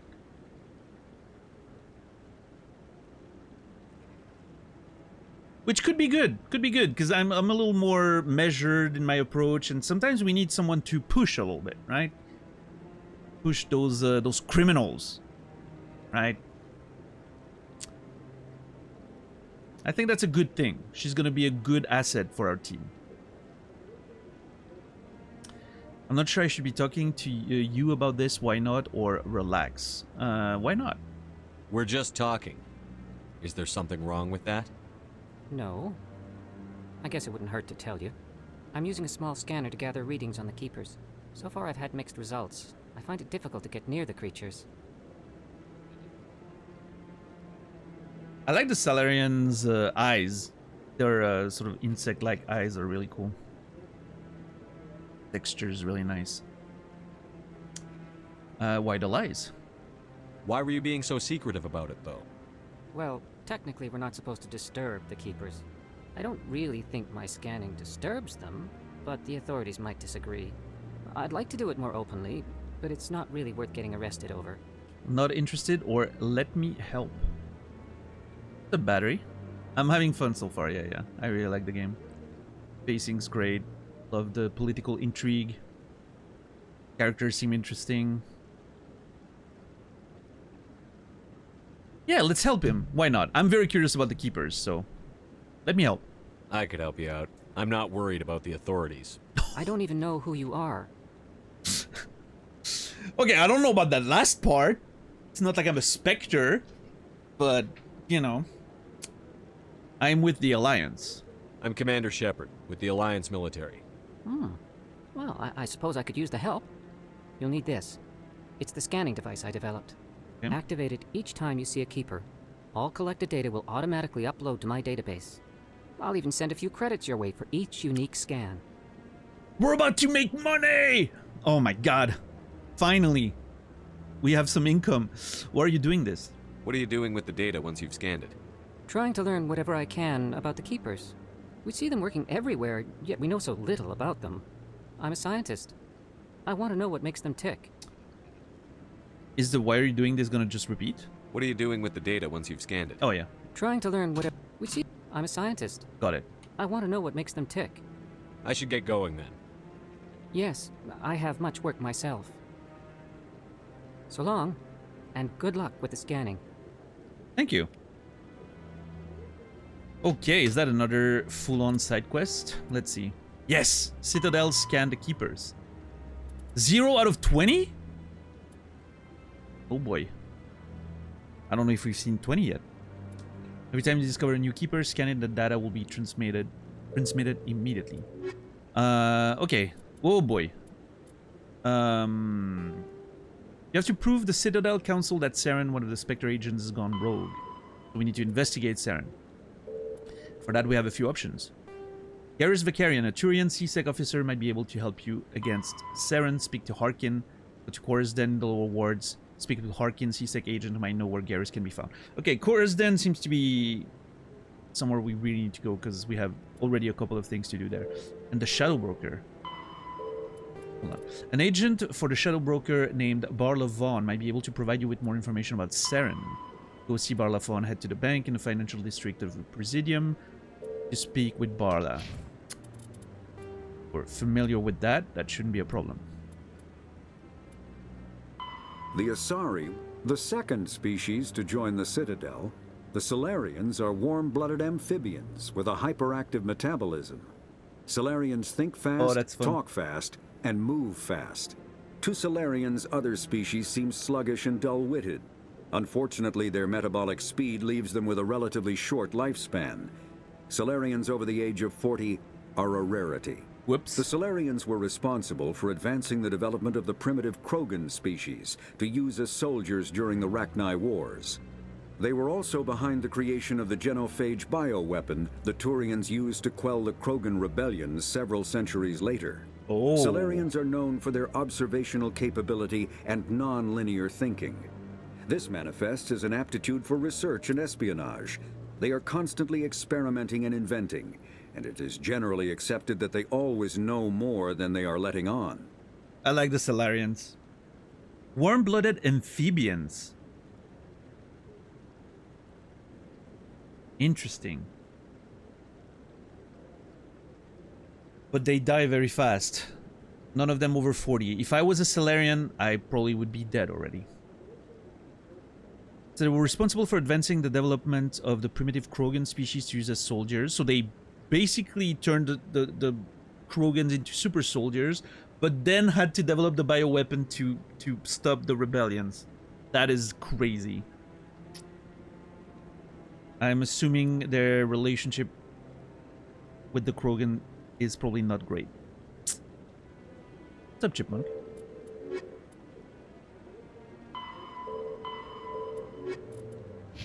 Alright, well, let's do another hard save. And we're good to go. Oh, can I scan him? Do I need to scan him? Yeah! 30 credits! Let's go! Hold on, there were more keepers up here, I think. Let me, Yep, there's one there. Nice.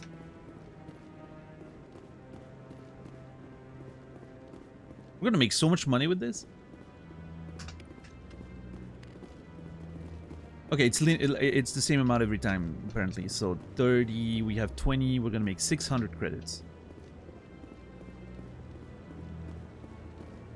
Actually not that much, but...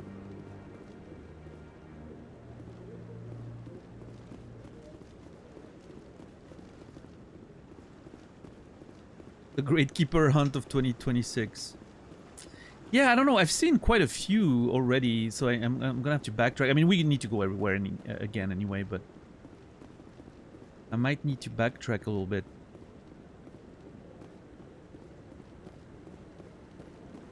No, I'm waiting to speak with one of the Councilor's assistants.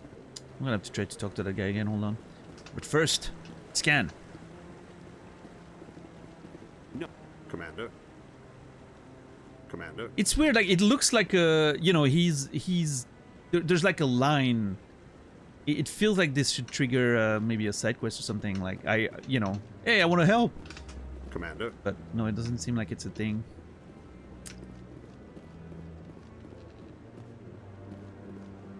My kitten is now watching the stream. Well, hello, kitten. What's your kitten's name? There. Fuck yeah. How much is that? 4? We're already a quarter of the way there, almost. Yeah, look at that. Chester? What a nice name. Is it after, what is it, Alice in Wonderland or Linkin Park?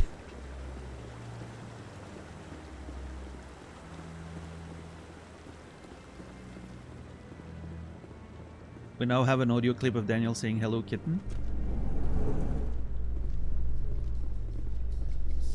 Literally Chester Bennington, yeah, nice. Okay, let's get in there.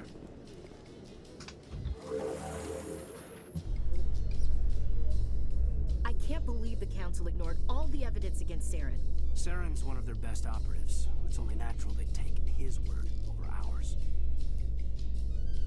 Oh, so now we just chase leads while this smug Turian runs around with his Geth troopers. That's politics, Chief. I hate politics. Those elevator rides are so good. I love it. It's almost like a caricature of us standing like this, and then there's the little silly music playing, and what fun this game. All right, let's so we have to go back to Barla.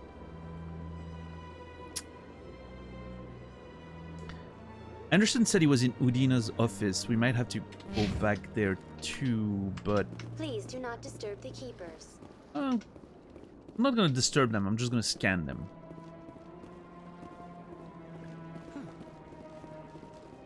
It is, JR, yeah. It's definitely a hidden loading screen. You can skip it once it's loaded, though. You don't have to listen to the rest of the conversation if you don't want to. Which I think is good. Obviously, I'm not skipping anything, but... well, okay, you're already near Barla, but... there's probably more keepers around there.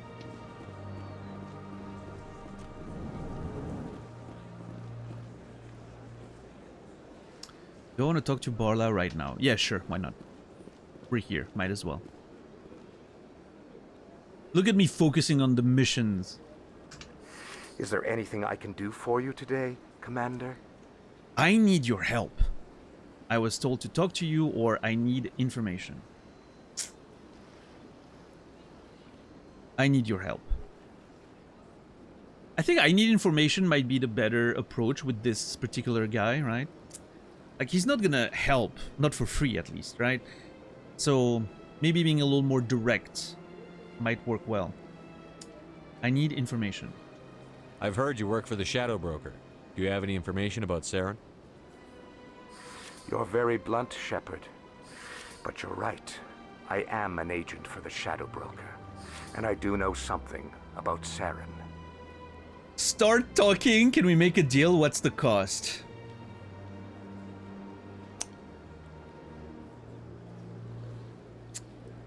Can we make a deal? I hear your information can be expensive. Normally, this information would cost a small fortune. But these are exceptional circumstances. So I am going to give it to you for free. Okay. What's the catch? Yeah, I was gonna say. There is no catch. The Shadow Broker is quite upset with Saren right now. They used to do a lot of business until Saren turned on him. You seem to know a lot about the Shadow Broker's feeling, Barla Vaughn. I'm holding my theory. My theory is holding. In fact, I'm getting more evidence that my theory might be correct. I think Barla Vaughn could be the Shadow Broker himself.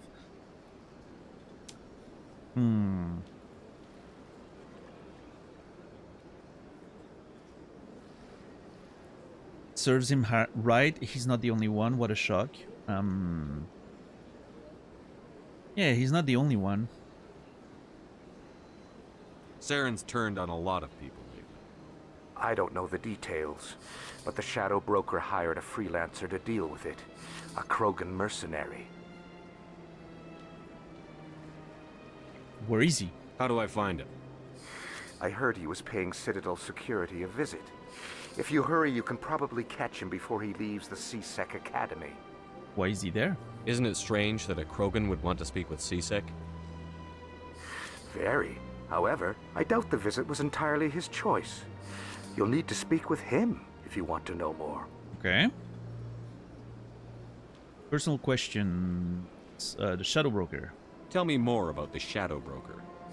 Most people think I deal in finances, but my real currency is knowledge. I trade information, and it has made me very wealthy. But the Shadow Broker is the true master. Every day he buys and sells secrets that could topple governments, always giving them to the highest bidder. Yet somehow he never seems to upset the natural balance of power. All those secrets being passed around seem to even out. Nobody ends up with an advantage in the end. Who is he? Any guess what his identity might be? I don't know. Nobody does. The Shadow Broker could be any race, any gender. I have a theory that it's actually an entire group working under one identity. How else could they juggle so many contacts at the same time? How else could they keep all that information from getting crossed? But they've got the perfect setup. Every government is forced to play their game so they don't get behind. But no matter how long you play, no matter how many secrets you buy, you can never win. Well, here's something interesting, though. Before he said that, the previous sentence, he gendered the Shadow Broker as a he. I don't know. Sounds to me like Barla Vaughn knows a little more than he lets on, but...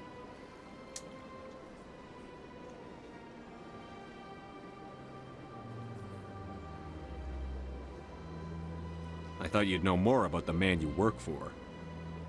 From time to time, I come across information I sell to the Shadow Broker. That's my only involvement. I like it that way. The more you know, the more dangerous the game becomes. I don't like danger, Commander. I'll leave that to you.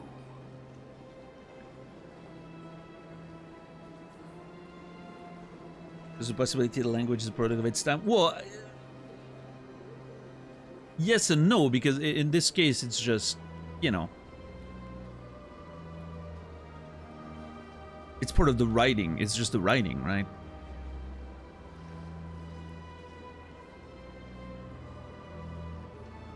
The fact that Barlow Vaughn instinctively gendered the Shadow Broker, talking about him like he is a man, implying that he knows more about, you know, he knows who he is.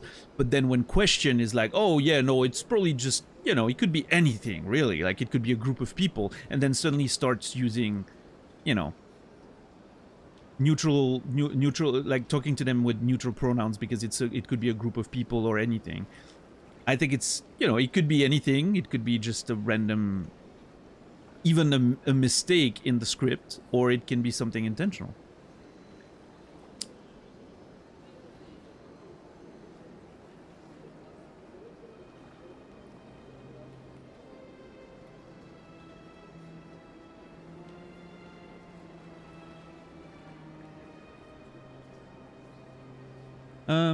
I'm assuming those are the same ones we asked before. Let's see.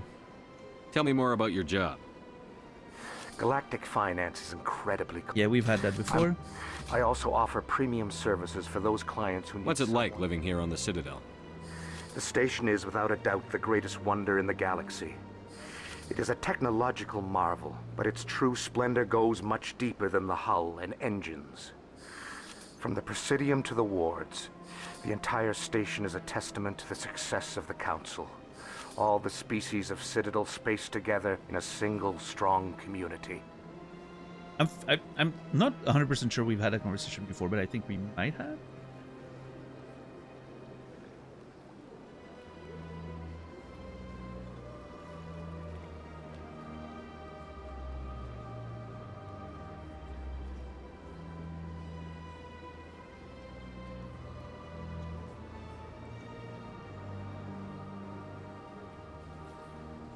Maybe so, Hugo, but also remember the rules of the channel, please. If I'm coming up with a theory or if I'm speculating something, you're not allowed to push back because you know more than I do.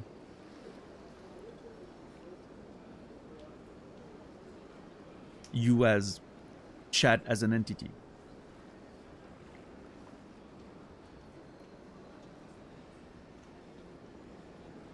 Tell me about the Presidium. What makes the Presidium so special? It is the political center of Citadel space. 80% of all intelligent species in the known galaxy acknowledge the Council's authority on interstellar matters. But only the most powerful and influential species have embassies here on the Presidium. We've had a conversation before, I remember now. The elite. Goodbye, Commander. Alright, let's see. Citadel Rex. Oh, well, a Krogan bounty hunter named Erdnot, that's a weird name. Erdnot. Rex might be able to help you against Saren. Rex, the Krogan bounty hunter, is being questioned at C-Sec Academy. You can meet him there if you want to speak with him.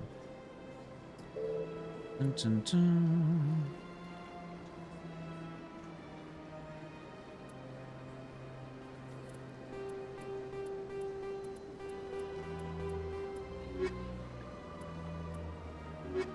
Okay, so we have...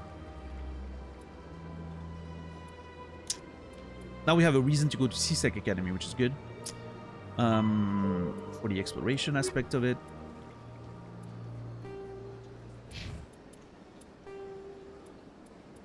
Noun Council races. The Elcor, the Krogan. The Krogan evolved in a hostile and vicious environment. Until the invention of gunpowder weapons, eaten by predators was still the #1 cause of Krogan fatalities. Afterwards, it was death by gunshot. When the Solarians discovered them, the Krogan were a brutal, primitive species, struggling to survive a self-inflicted nuclear winter. The Salarians culturally uplifted them, teaching them to use and build modern technology so they could serve as soldiers in the Rachni War. Liberated from the harsh conditions of their homeworld, the quick-breeding Krogan experienced an unprecedented population explosion. They began to colonize nearby worlds. Even though these worlds were already inhabited, the Krogan rebellions lasted nearly a century, only ending when the Turians unleashed the Genophage, a Salarian-developed bioweapon that crushed all Krogan resistance. The Genophage makes only 1 in 1,000 pregnancies viable. Oof. And today, the Krogan are a slowly dying breed. Understandably, the Krogan harbor a grudge against all other species, especially the Turians. That's interesting. You would think they'd be more mad at the Salarians for the, you know, the Genophage thing.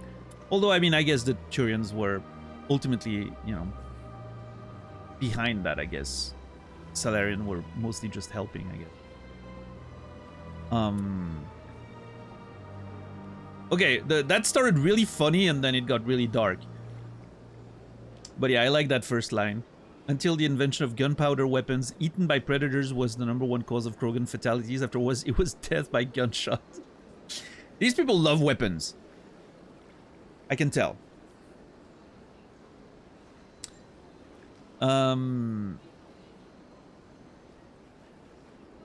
When the Salarian discovered them, the Krogan were a primitive species struggling to survive a self-inflicted nuclear winter. That's crazy. The Salarian culturally uplifted them, teaching them to use and build modern technology so they could serve as soldiers in the Rachni War. Liberated from the harsh condition of their homeworld, the quick-breeding Krogan experienced an unprecedented population explosion. And then the Genophage, which apparently makes only 1 in 1,000 pregnancies viable. Like, the phrasing here is... Oh, that's rough. Like, that's not a situation of, like...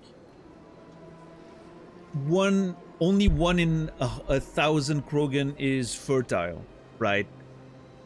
It makes only 1 in 1,000 pregnancies viable. Which means... they do get pregnant, it just, you know, doesn't go to term. Which is, I think, a lot more brutal than if only 1 in 1,000 was fertile, right? Like, because if the pregnancy doesn't happen, it doesn't happen. It still sucks, right? Like, it would be hard as a species to overcome.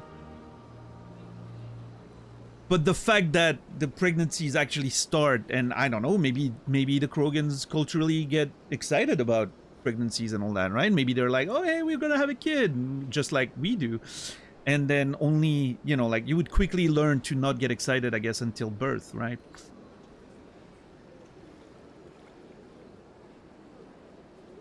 That, what a brutal way to deal with the rebellions. Doesn't seem very, yeah. Interesting. Okay. I'm excited to find out more about the Krogans and all that. And their relationship with the other species. Okay. Let's find more keepers. And then we'll make our way to either C-Sec Academy or Coruscant.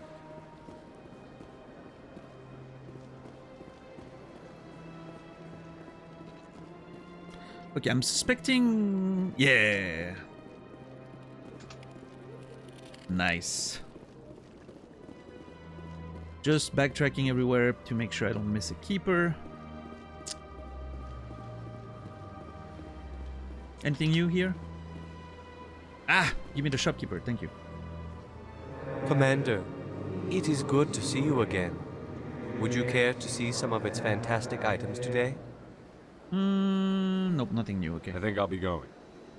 Return soon. This one receives new shipments regularly. Thank you. I really feel like, I really wish the game had a way to mark the conversations you've already had.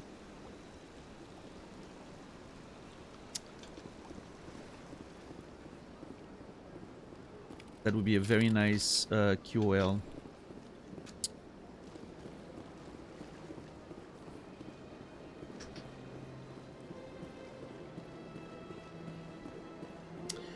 Was there...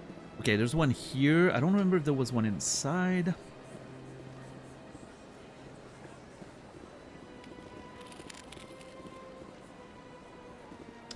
Let's have a quick look. Nelina, hello! Few are ever asked to aid Sha'ira. It's quite an honor. I think I'm done. Of course. Come back anytime. Yeah, nothing new here. Can I just barge in?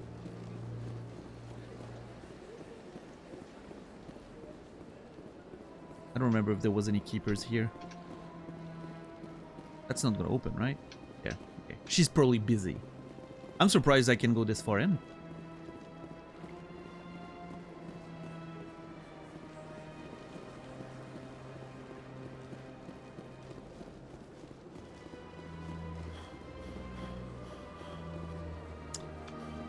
Okay, probably a bunch of keepers in the embassies.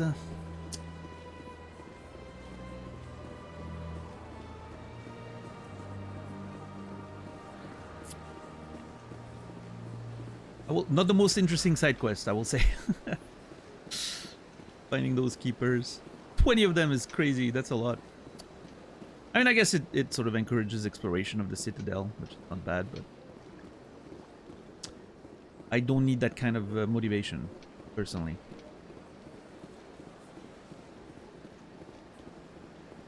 I will explore no matter what.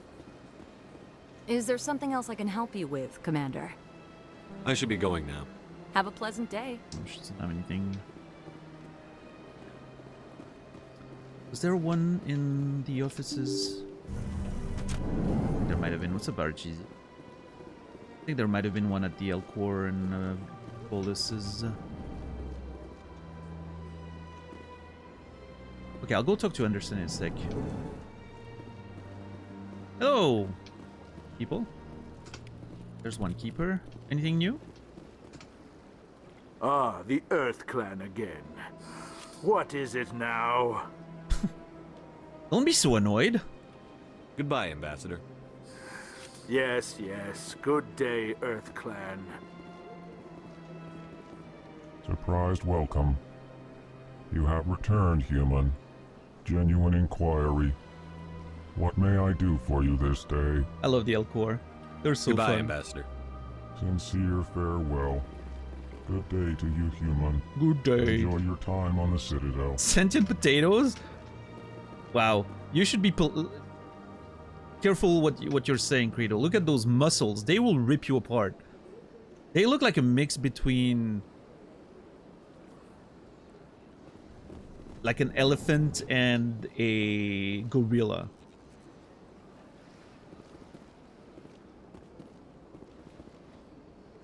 Yeah, like a walking tank. What's the technical like in French? The elephants are pachyderms, which I'm not sure what the English word for it is. Pachydermis. I don't know. That's what they pachyderm as well. Okay, that's what they look like. Oh, pachyderm. Okay. Thank you, Nibiru.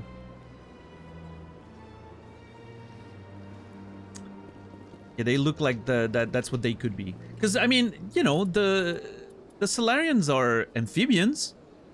Listen, okay, we're talking about like, okay. Listen, I'm not trying to defend Ashley, no matter what, but the second species they're to join the amphibians. Citadel.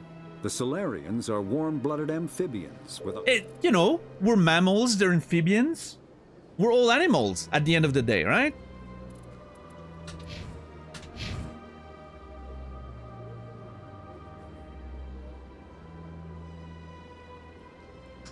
Strange greeting, human. This is really not a good time. Oh, that's You seem distressed. Alarmed response. You overheard that, did you? This is all going so wrong, and it is the Asari consort's fault. She's the one who started all this. What did this Asari do to get you? I cannot speak more about this problem. Just compromised by authority as a diplomat. Yeah, so there's this Good whole luck with thing. your problem. Hold on. This is not a quest we have.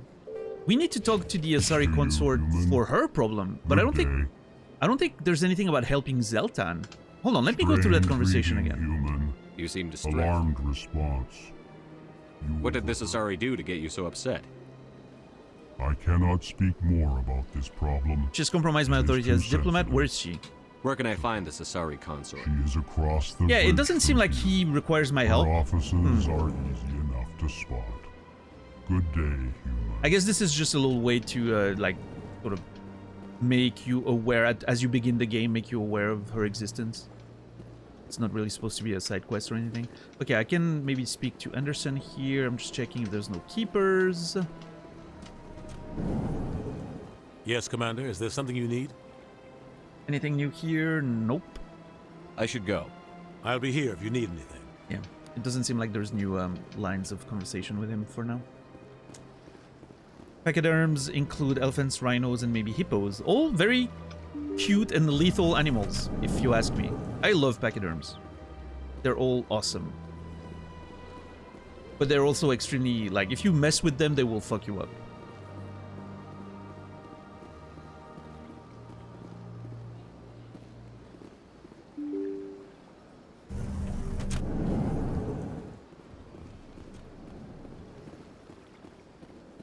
Is there a keeper in there? Yep. Nice. We're almost at... We must be close to 10 at this point, right? Let's see. Yeah, 10. Fuck yeah. Elephants are great. Yeah, I mean, I've heard elephants can be pretty aggressive if you mess with them, though. Like, if you try to go after their young or whatever. I would not want to mess with an elephant. But yeah, they're cute. I think hippos are really cute too. And rhinos, in fact, they all look great.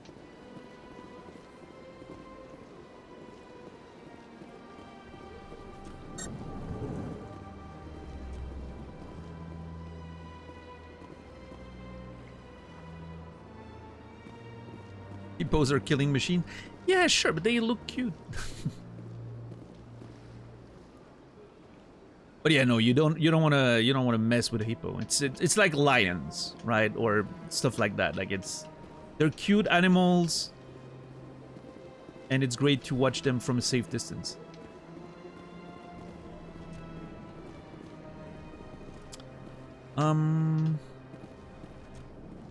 Those nerds that were here are gone now. I don't have time to talk now. I'm very busy. Hello, Commander. Can I get you something? No thanks. Goodbye. So long, Commander. I was just seeing Have to a see if pleasant day. maybe anyone had extra information, but... Alright, another keeper.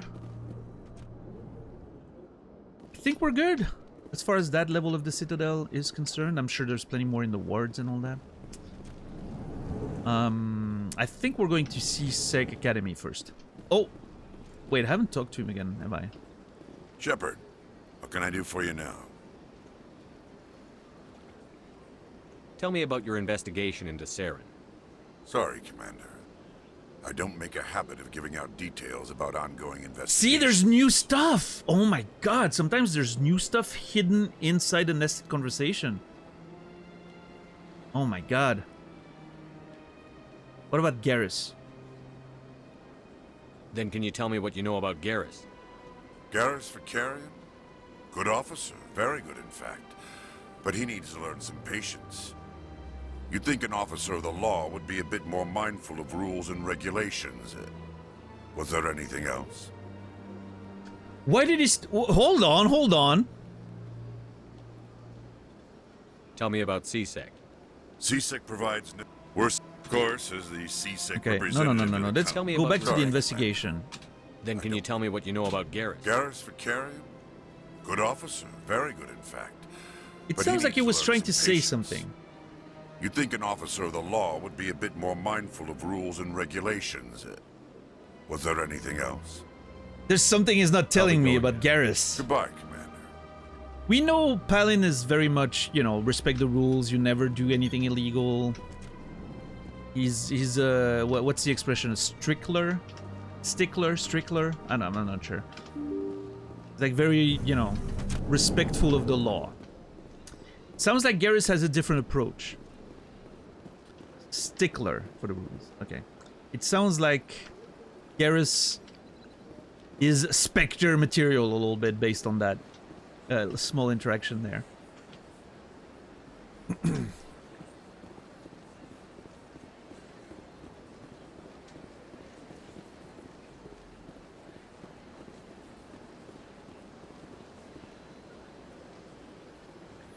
Okay, I think I'm going to go to C-Sec Academy first. Though I am excited to go to the wards, but... Is that Garrus? No. Looks like him. Blue armor and everything, right? Let's make a hard save here. And go to C-Sec Academy. In light of the recent attack on Eden Prime, many colonial investors are pulling their support for future projects. Proponents of expanded human colonization insist that Eden Prime was an isolated case. Nevertheless, colonist enrollment has dropped sharply. Many colonial proposals are on hold until backers have some reassurance that human colonies will be adequately protected.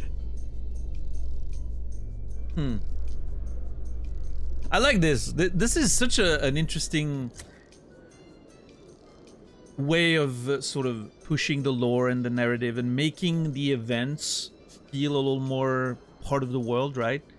I always like when video games do that. You do something and then you hear like news reports about what you've done, or it sort of seems like it becomes part of the general knowledge. And here, especially in this case, if you know, those loading times were taking a hell of a long time back on like the original 360 version. It's a good way to make having to wait less annoying, right? So yeah, no, pretty good. I like that. Clever. Oh, C-Sec Academy looks good. Look at this place.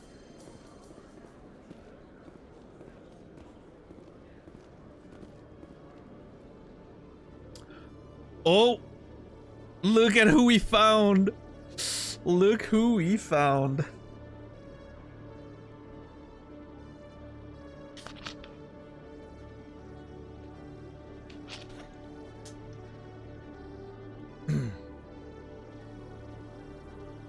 What's up, Shepard? Yeah, David Cage loved doing that. One of the rare things I can give him credit for.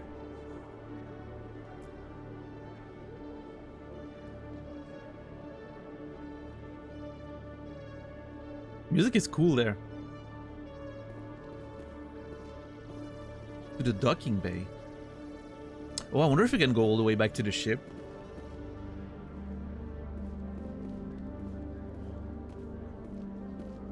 Yeah, music is so good. I really wonder if I can go all the way back to my ship.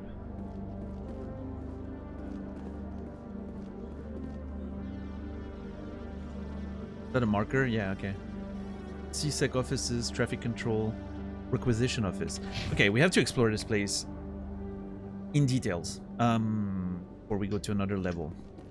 All right, well, I mean, he's right there. Let's engage with this.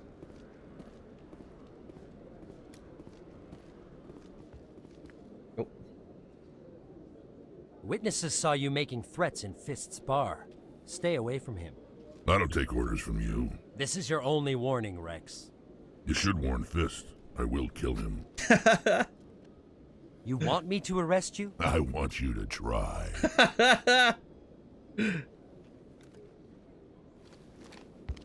Go on. Get out of here. Yes, human.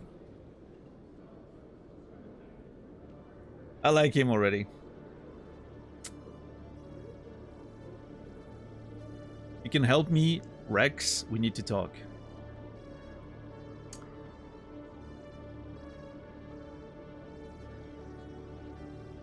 Rex, question mark?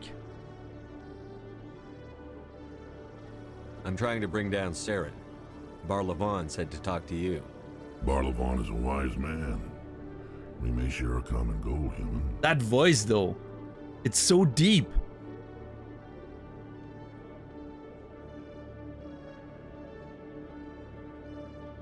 It has to be, you know, pitch corrected. I refuse to believe there's a human being with that voice out there.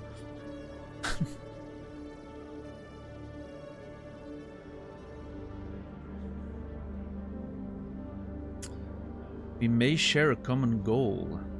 How so? What goal? Get to the point.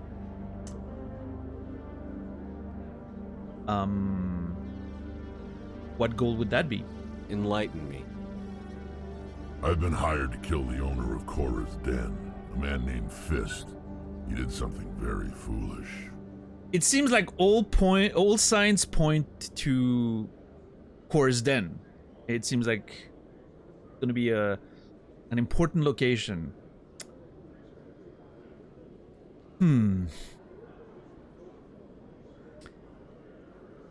Tell me what he did. What did he do? He betrayed the Shadow Broker. A Quarian showed up here on the Citadel. She was on the run. She wanted to trade information for a safe place to hide, so she went to Fist.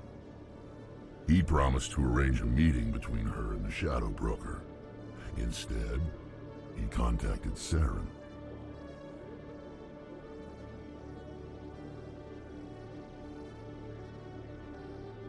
Interesting.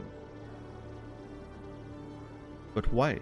What does Saren have to do with this? Well, the Quarian has something that connects Saren to the Geth. He paid Fist a small fortune for her. Ooh. If we get our hands on that evidence, we can prove that Saren's a traitor. And the Council will have to listen to us. Okay. I have to find her. Where's the Quarian now? Last I heard, Fist still had her. Probably somewhere inside his club. You help me kill Fist, she's all yours. Okay.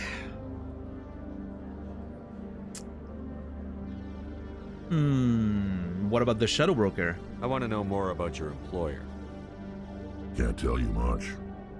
All I got was a coded message with the details of the job. Standard procedure. What about Garrus, that Turian? He wants to take Saren down too.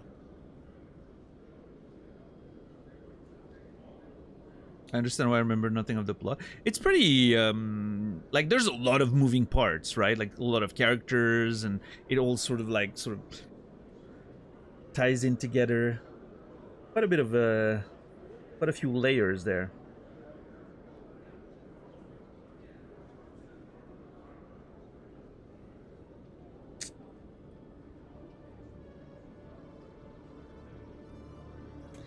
What about Garrus? He wants to take Saren down too. We could use him.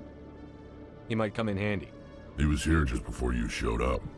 Said he was going to follow up a lead on his investigation. Wanted to speak to the doctor at the med clinic. Oh. Move out. Move out! Oh!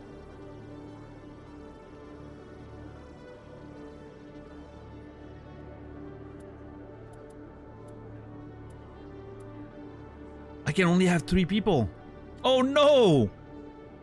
I can't make choices. I'm taking Rex.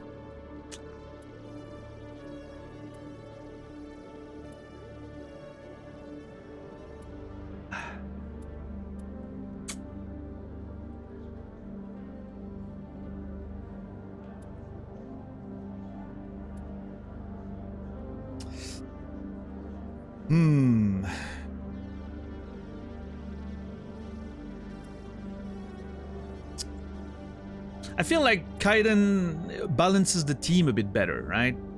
With the tech. Ashley is like pure combat.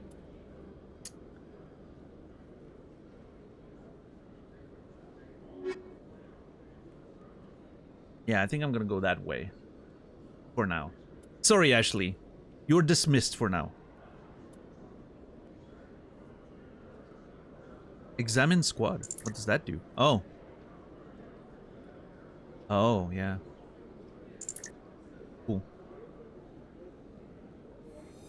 Confirm squad selection. Yes. Well, I guess Ashley's back on the boat. Nice to see so many humans working for CSEC. Okay, why is everyone We just got Ashley back to the ship to avoid that kind of talk.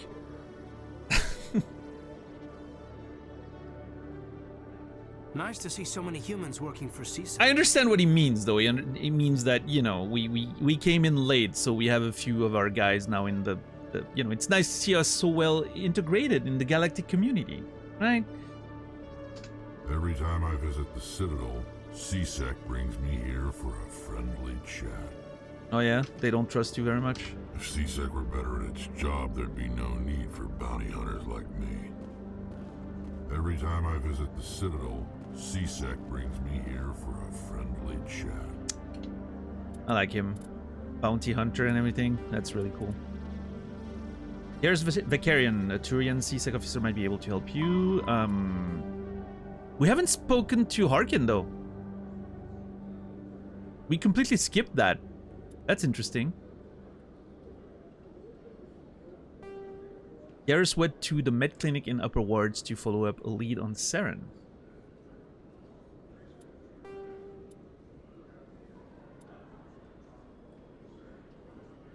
I wonder if we can still speak to Harkin and what happens if we do.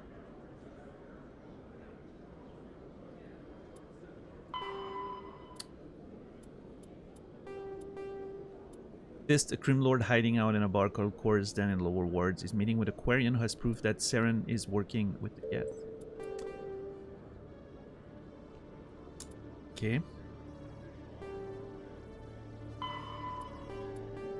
Yeah, I don't know. It doesn't feel like, because it doesn't. I mean, I guess it's the like non-linear nature of the game, right? Because it doesn't feel like I broke anything, any sequence. Like I didn't, you know. All right, Rex. Krogan Battlemaster. Rex is one of the last true Krogan Battlemasters, as they are a dying breed for which the rest of the galaxy is grateful. Improved health, regeneration, physics resistance, melee damage. He's a Battlemaster. What kind of auto level up do you do? Okay.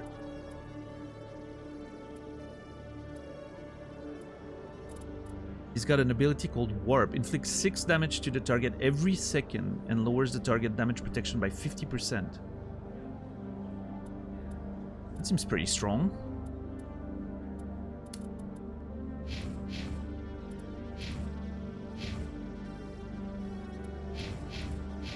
Alright, so yeah, levels are absolutely shared. And even like new members that join are put at exactly the same level. Okay. I guess I do like that a little bit. It prevents something that happens in some of those games where you get a new character and they're completely mismatched with the levels and then you have to bring them up to speed, and it's very annoying. I don't hate that. That's pretty cool. The Elcor are a citadel driven from their home system by the Geth nearly 3 centuries ago. Most Quarians now live aboard the Migrant Fleet, a flotilla of 50,000 vessels ranging in size from passenger shuttles to mobile space stations. Home to 17 million Quarians, the flotilla understandably has scarce resources. Because of this, each Quarian must go on a rite of passage known as the Pilgrimage when they come of age. They leave the fleet and only return once they have found something of value they can bring back to their people. That's so cool. Other species tend to look down on the Quarians for creating the Geth and for the negative impact their fleet has when it enters a system. This has led to many myths and rumors about the Quarians, including the belief that underneath their clothes and breathing masks, they are actually cybernetic creatures, a combination of organic and synthetic parts. What a cool bit of lore. So they created the Geth, and there's so much information to remember in this game. It's insane. Like, we've barely started the game and I feel like I'm already overwhelmed with the amount of information. So they've created the Geth, And then we know that, you know, we've learned that the Geth rebelled against them because they didn't want to be enslaved. And so they were, the Quarians were chased out of their home system and now live on a migrant fleet, which is very, very, very cool. Basically like Battlestar Galactica type stuff.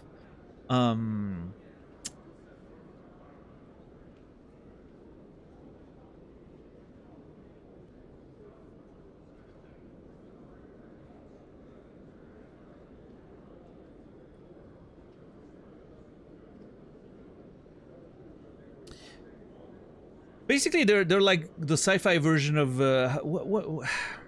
what's the correct terminology for, you know, those the people who travel, like in Europe they're pretty big.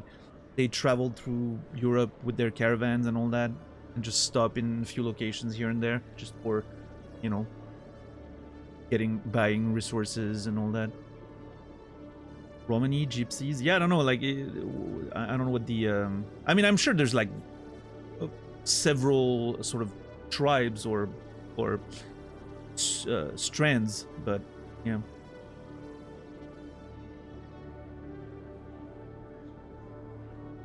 So Romani would be the correct terminology then. Alright.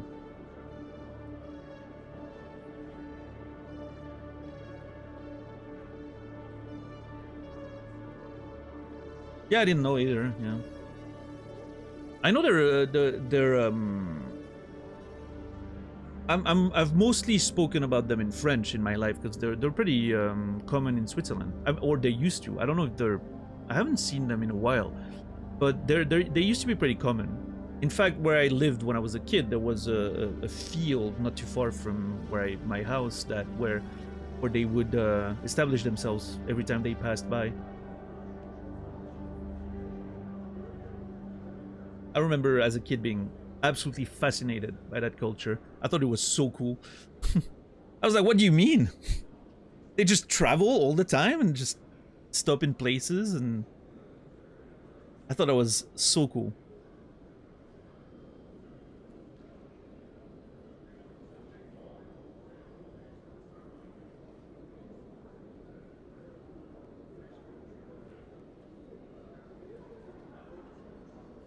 Yeah.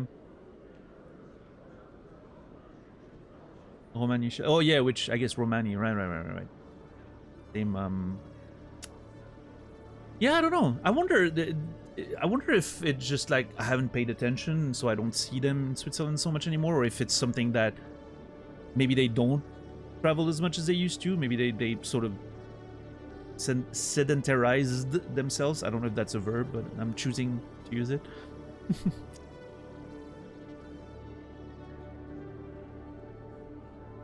I don't know.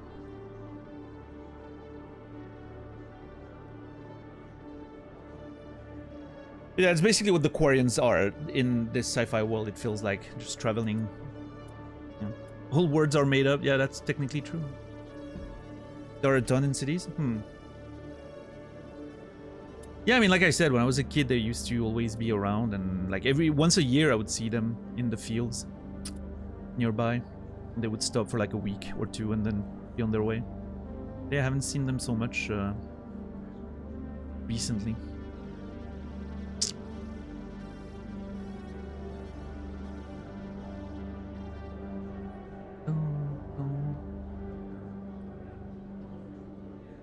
If Shakespeare can invent words, so can you. That's right. I am just as important as Shakespeare, is what I'm learning today.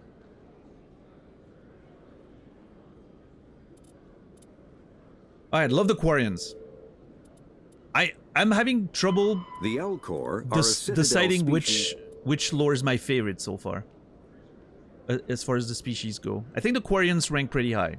I like the whole thing with the Geth and sort of like that whole thing seems really interesting. I love the Krogan stuff with the Salarian and all that. That seems really wild too. I mean, I don't have to choose which one I prefer. Everything is so exciting. Alright, let's explore C-Sec a little bit before we go further. I don't know which one I am. Okay, I'm this guy. Okay. It's hard for me to know which direction I'm looking at when literally everyone is muddled. I wish this wasn't like that. I wish I could, or my character would be a different color.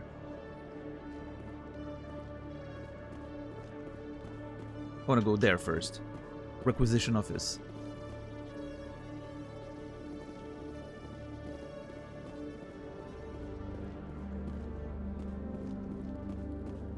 Oh.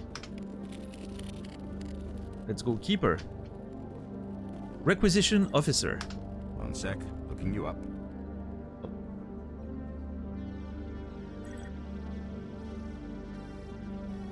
Commander Shepard, here with the Alliance military. First time on the Citadel, that about right?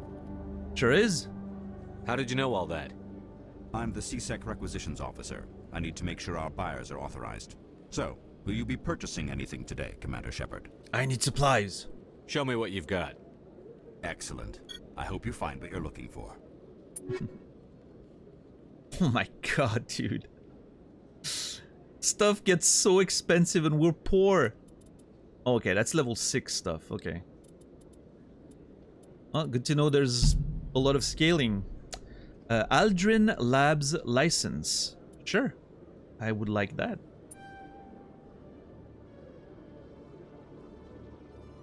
Pricey, yeah. Oh yeah, speaking of which, I need to check Rex's weapons.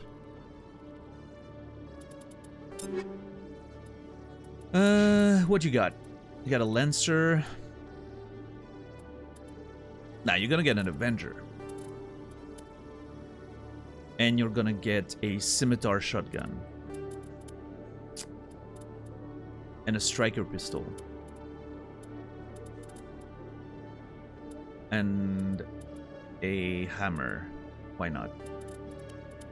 What kind of armor do you wear? Oh shit, he needs like a specific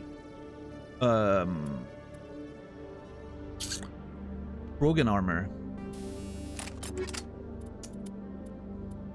Yep.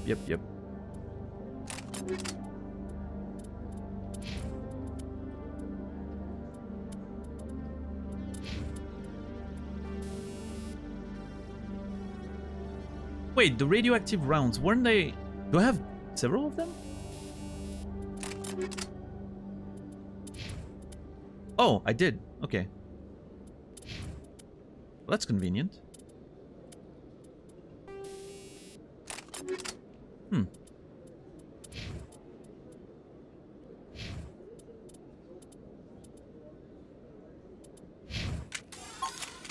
I'm sorry, I don't want to shoot anyone. I just want to look at... Yeah, you use the shotgun. I want him to be... I don't know, he looks beefy.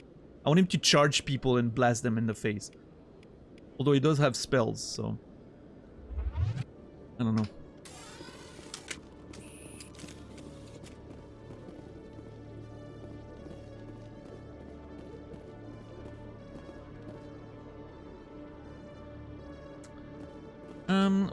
Where's this going? Lower wards. Oh, okay. We can go to lower wards directly from here. There's a few things I want to explore on this level, though, before that. And I want to go to the docking bay, see if we can go back to the Normandy.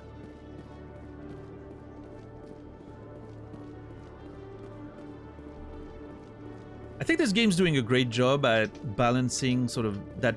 Okay, Julie. Oh. Let me get this straight. Your business partner, Shorb, he's threatened you?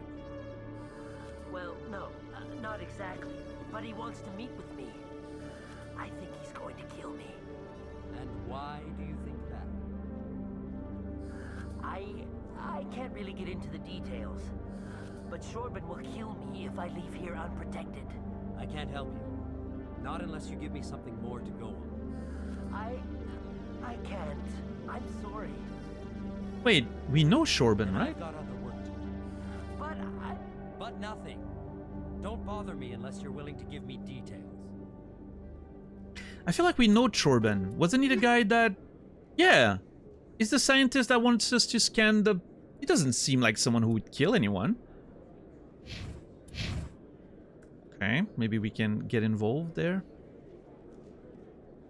So yeah, what I was trying to say is I think this game's doing a great job at giving you that sense of freedom and non-linearity, like the way we learned about Garrus without going to Harkin and all that. But at the same time, it's not like completely open world. Like there's a good sense of direction too. I like that. Okay, Jalid, I can help you, I think. Hey there. Oh, you're not C-Sec, are you? Did you want something? I overheard you. What were you trying to explain to the officer before? My colleague is trying to kill me, and I thought we were friends. Kill you? How do you know he wants you dead? He's changed. He won't talk to me at work anymore, and he started following me. Yesterday, he followed me all the way home, just waiting for a chance. I don't care what anyone thinks. He wants me gone. I know it.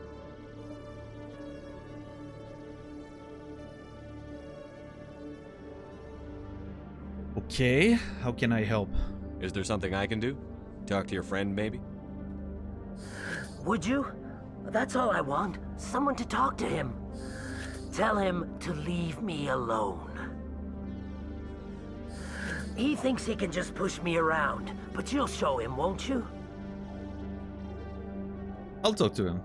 Just tell me where he is and I'll go find him. Oh, right. Well, he wanted to meet with me down in the wards near the markets. He said he just wanted to talk, but I know better. His name's Shorban. He's a Salarian. You shouldn't have any trouble. He's just a scientist. Yeah, I've met him before. Shorban? Yeah. That's the guy who asked us to scan the Keepers. That's cool. The Keepers? Well, even more reason to go after him. That's against regulations. Oh, man. Okay, I like that we acknowledge, like, you know, it was acknowledged that we've seen him before. I think that's pretty cool. I see. I better look into this right away. Find out what he's up to. Anything's possible with Shorban these days. I feel like... Well, good luck. I feel like there's more to this. Jalid's fears. You met a Volus scientist named Jalid. He's in the C-Sec offices and refuses to leave for fear that his life is in danger. He claims that his colleague, a Salarian named Shorban, is trying to kill him. The details are a bit vague. That's true. Oh, man. Our quest journal's already filling up pretty nicely there. Hello, Commander. Hopefully we get to knock off some of those quests before it gets too overwhelming. The music is great.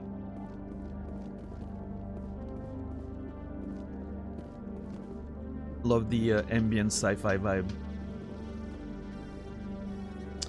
Okay, traffic control, let's go there.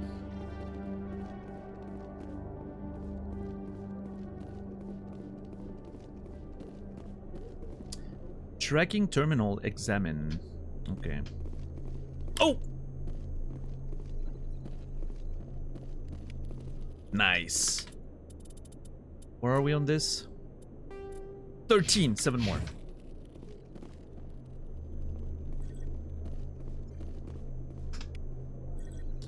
Got a codex entry. Ships and vehicles. Brigades. Brigades are light escort and scouting vessels. They often have extensive guardian systems to provide anti-fighter screening for capital ships and carry a squad of marines for security and groundside duty. Unlike large vessels, frigates are able to land on planets. Frigate drive systems allow them to achieve high FTL cruise speed. They also have proportionally large thrusters and lighter design mass, allowing them to maneuver more handily. In combat, speed and maneuverability make a frigate immune to the long-range fire of larger vessels. In the time it takes projectiles to reach them, frigates are no longer where they were predicted to be. In fleet combat, frigates are organized in wolf packs, flotillas of 4 to 6. Wolf packs speed through enemy formations, hunting enemy vessels whose kinetic barriers have been taken down by fighter-launched disruptor torpedoes. The wolf packs circle strafes vulnerable targets, using their superior speed and maneuverability to evade return fire. Alliance frigates are named for great battle in human history. The Normandy is one of them, then. That's awesome. Good bit of lore there. Love that. What about this? More codex! Oh my god, the lore never stops. We're literally being drowned in lore in this game. Cruiserweight starships are the standard combat unit encounter from large naval bases.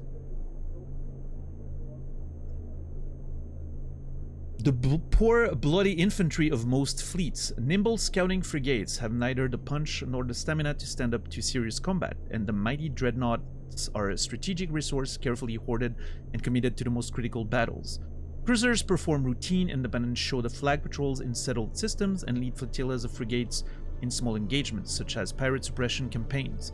In major fleet engagements, cruiser squadrons support the dreadnought battle line by screening their flanks against enemies attempting to maneuver for a main gun bowshot from their vulnerable broadsides. Alliance cruisers are named after cities of Earth. I love that you learn about the naming conventions and all that. That's really cool. I cannot get enough of this game's lore.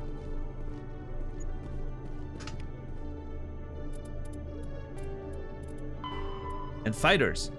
Fighters are single pilots combat small craft. They are lightweight enough that they can be economically fitted with powerful element 0 cores, making them capable of greater acceleration and sharper maneuvers than starships.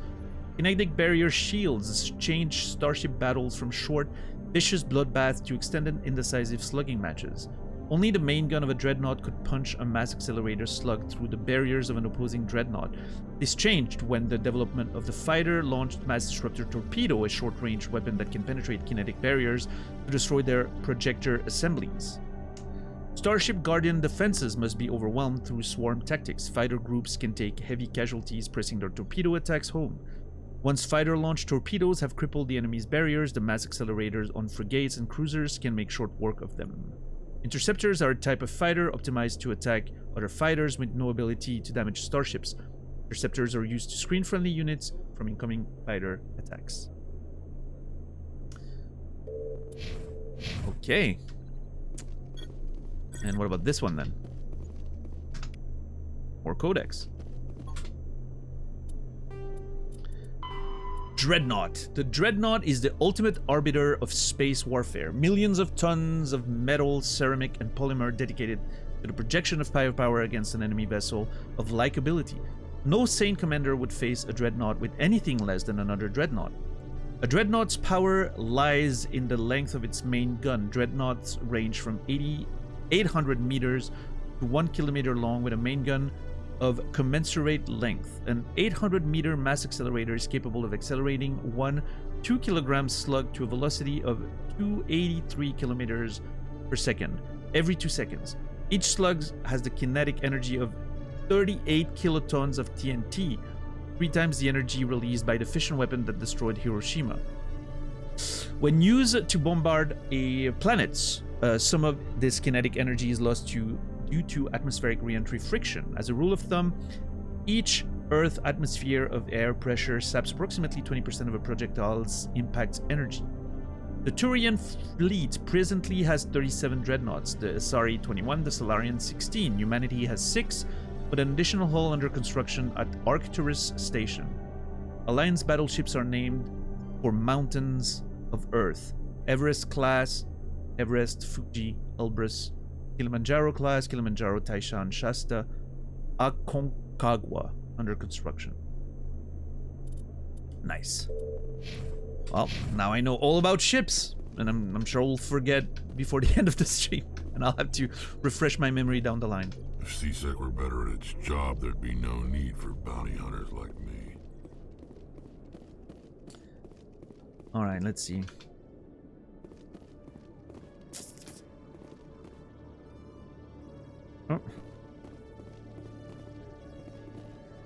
Oh, that's the guy there. Yeah, I thought that was the Turian. Okay. Okay, before we go to the wards, I want to see if I can go to the docking bay and if we can get back on the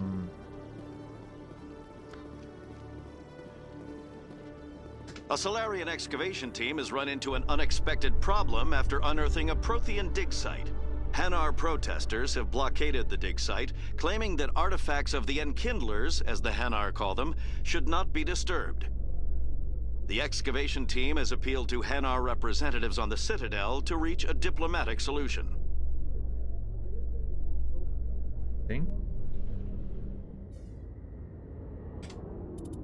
That give us anything? No. Hey, here's the Normandy. Look at that. Oh my god, this looks so cool. What is it? A private docking bay. Wonder how much the Alliance had to shell out for this. If C-Sec were better at its... You can see half the Citadel from up here. I quite like this way that the characters, you know, just signal you they have something to say with grunts, basically.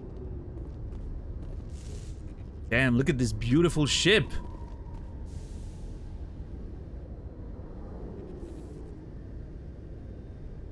Oh, you can see, hold on. Ah, fuck, I can't go there. You can see the actual, like, buildings on the ward. That is so cool.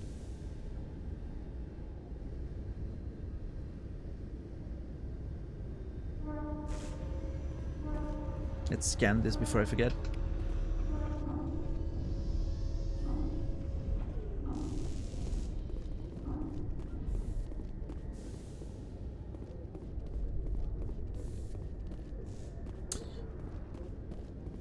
Can I actually get in there? Oh! Hello, mechanic. Sorry, Commander. Nobody's allowed on the Normandy right now. Doing some routine maintenance. Sorry, Commander. Nobody's allowed on the Normandy right now. Doing some routine maintenance. Okay. I wonder where Ashley is then. If she can't go back on the Normandy. Oh my god, I hope she's not getting in trouble in one of the bars of the Citadel. Talking to other species. Binary Helix has settled out of court with a Krogan group that had accused the Genetics Corporation of fraud. The Krogan group had contracted Binary Helix to perform studies with a long-range goal of curing their genetic sterilization. The group later sued for a return of investment money when the study produced no viable results. Okay. I love these little bits and pieces of lore there. I wonder if it's ever gonna lead to anything like significant. You know, I'm trying to think about like the way Cyberpunk was doing it. Like you would have all these bits and pieces of lore sometimes, and it would suddenly then connect to like a little side quest or something. Not always, but sometimes. I wonder if, you know, some of that could be the same. In remembrance of Eden Prime, we present another profile in courage with serviceman Nirali Bhatia. A devoted wife and talented chef, Serviceman Bhatia joined the Alliance military under the Deferred Education Plan. After finishing her service, Bhatia planned to open a restaurant. Instead, she gave her life protecting the colonists of Eden Prime. For more profiles in courage, or to explore opportunities in the military, please visit the Alliance military on the extranet. Keyword, courage. Okay, I'm not gonna lie, this sounds a little bit like propaganda. I get that they're honoring someone who passed, but I'm getting shades of Starship Troopers a little bit in the way it's presented.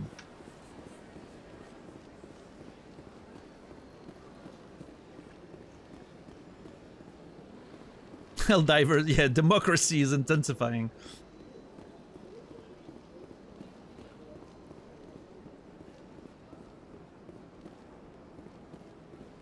Okay, I haven't been back there, which is why I want to get to the wards from here, because there might be, I think there might be like a keeper somewhere here. I want to make sure I backtrack everywhere. I didn't expect C-Sec to have a way to go down. Yeah, there's one here. You're not allowed in here. This one believes it has the right to move freely through this area. You're creating a public disturbance. It's against Citadel regulations. This one is unsure why the other would not wish word of the Enkindlers to be spread. Okay.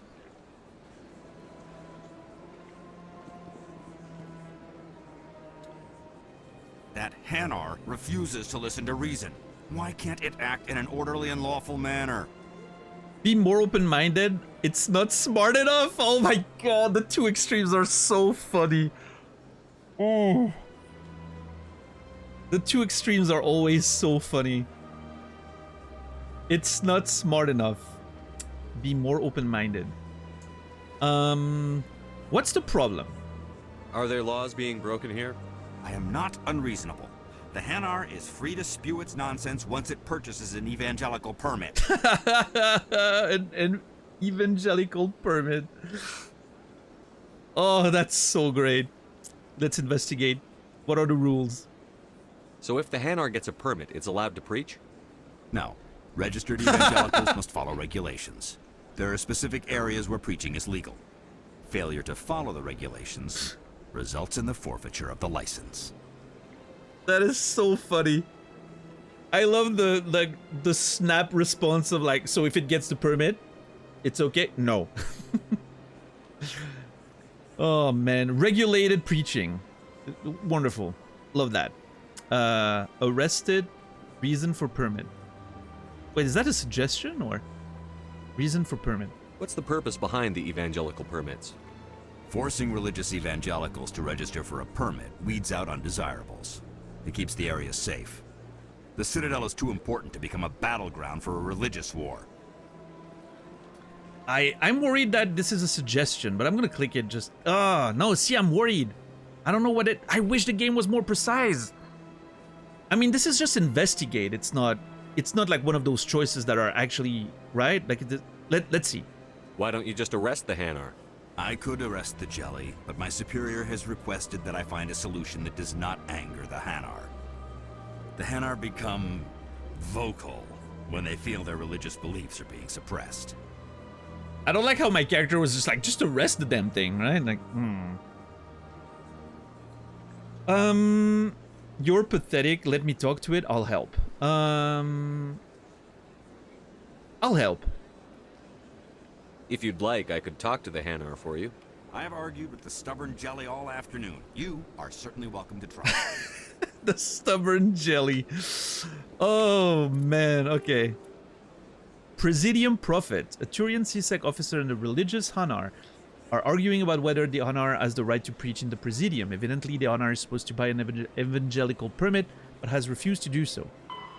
Speak with the Hanar, convince it to purchase an evangelical permit, and find someplace else to preach. Alright, let's see. Quick save, and let's talk. What's up, Nogger? Do you desire to learn of the Enkindlers? Or has the Honorable CSEC officer enlisted assistance? This isn't the way. You're breaking the law. Having trouble? What's the problem? What are you doing? What's the problem? What's going on here? The CSEC officer requests that this one purchase an evangelical permit to spread the truth of the Enkindlers. So the Enkindlers are the Protheans, if I'm understanding correctly. We just heard in the elevator some Salarians, I think, found Prothean ruins. Maybe not Salarians, I don't remember. And the Hanar got in the way. They were like, you know, not like desecrate this thing or something. There's so much. It's gonna be hard for me to keep track of everything. But yeah, I remember them talking about it, and the Hanar got involved. Investigate. Purchase a permit. If that's all the CSEC officer wants, why not just buy the permit?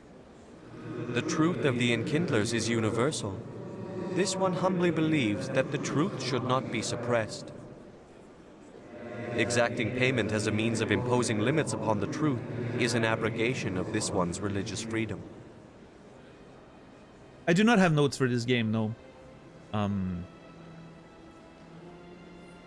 I assumed the codex would be enough. But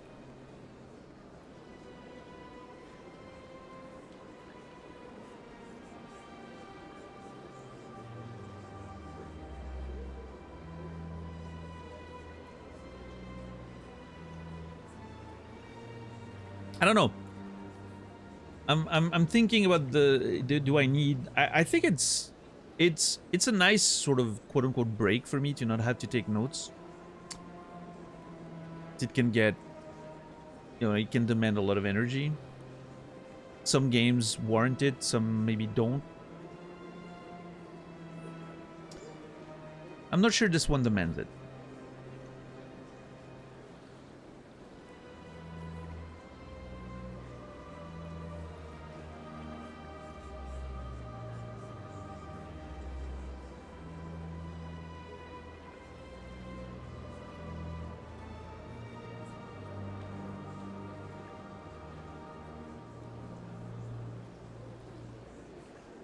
We'll see. We'll see. Let's investigate further. The legality of preaching. So you're breaking the law by preaching without a permit right now? The CSEC officer states that preaching in this place is forbidden, and preaching anywhere on the Citadel requires a permit. This one humbly submits that it is not preaching to state the truth of the Enkindlers, and thus no permit should be necessary. I understand the logic, but anyway, tell me about the Enkindlers. Who are the Enkindlers? Your people know them as the Protheans. They are the true creators of this one's people. The Enkindlers raised the Hanar from ignorance into consciousness by granting this one's people the gift of speech. Okay. How can I solve this? I'd like to help. Let me talk to the CSEC officer. Oh. Perhaps I can explain the situation. This one would be most grateful for the assistance. Please let this one know if success is achieved. I can choose a side there, apparently. Is that it? Resolve the dispute. You've spoken with both the Hanar and the CSEC officer in the Presidium, but you still need to either get rid of the Hanar or convince the CSEC officer to back off. Oh man, I don't know how. Oh man, I mean, typically I'm not a huge fan of religious preaching. I think, you know, unfortunately the line between religious preaching and like trying to enroll people in cults very often gets a little blurry in real life with humans. As far as this guy's concerned, I don't know, it seems pretty, you know, inoffensive. He's just talking about, you know, they're talking about the Enkindlers and how they gave them life and speech and all that. It seems pretty peaceful, right? Doesn't seem like he's trying to scam people or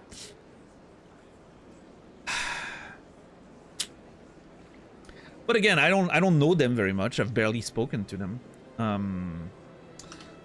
Let's see. Has the CSEC officer been assuaged? Not yet. I'll keep working on it. This one will continue to spread its message. Let me talk to CSEC again, see what I can do. Any progress with that Hanar? There's not a lot of more conversation.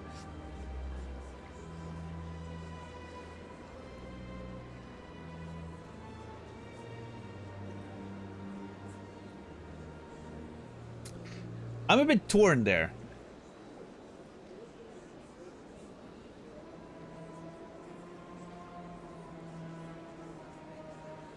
I'm a bit torn.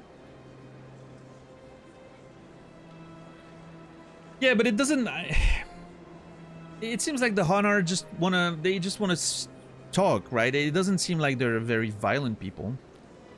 But who knows what it could hide, right? You don't know. Like, I mean, the CSEC officer mentioned that if you don't let them speak, they get pretty vocal about how you're, you know, impeding on their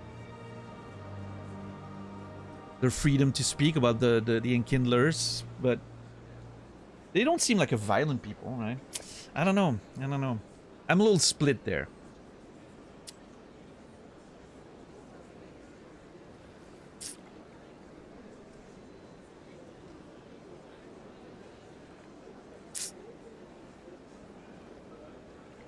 I think I'm worried that I'm being manipulated by the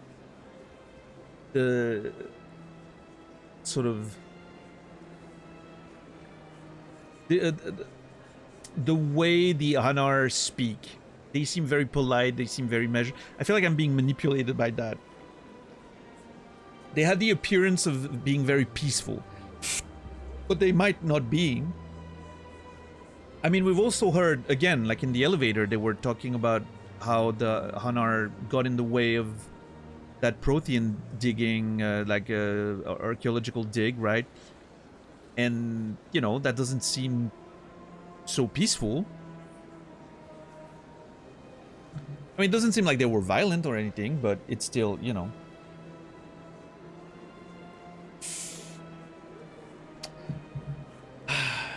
I don't know. I guess the law's the law, right? Like, it's not my place to change the laws, I guess.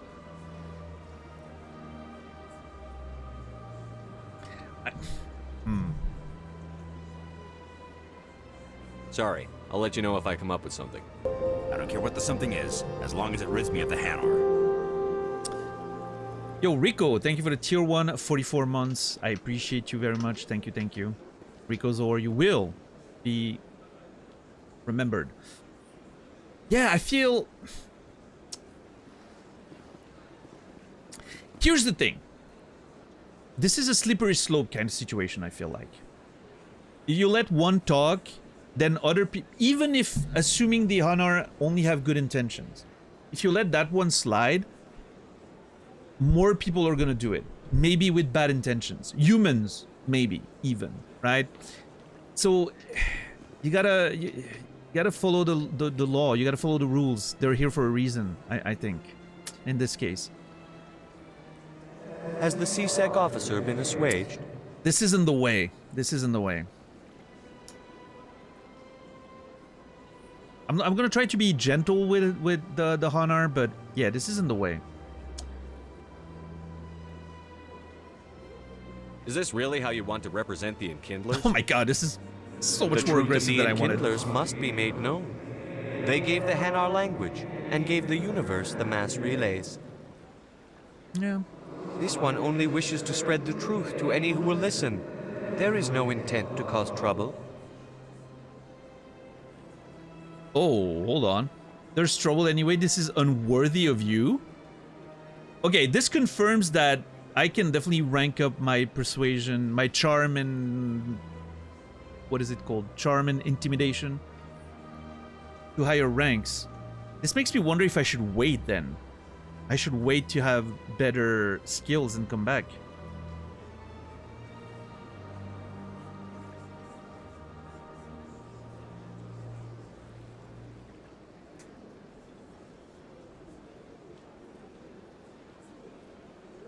Could I buy your permit? Okay, that sounds ridiculous. I'm not gonna. How much? Well, okay, let's investigate. Let's see if we. What if I purchase the evangelical permit for you? Finances are only a partial limitation. This one does not believe that one should pay in order to speak the truth.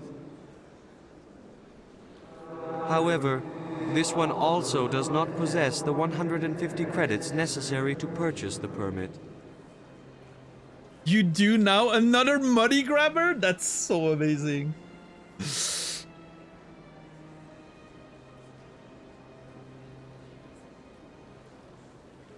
Oh man, I almost want to wait and come back when I have better charm and persuasion.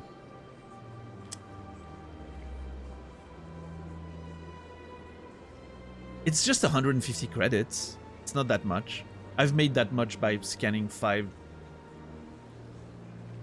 keepers.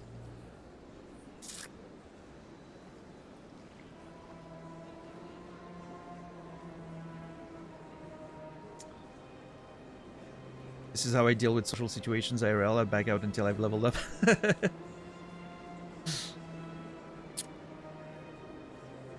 You say that as a joke, but it's actually not that bad of an advice. Sometimes you just need to, you know, work on yourself and come back to something, and then it works.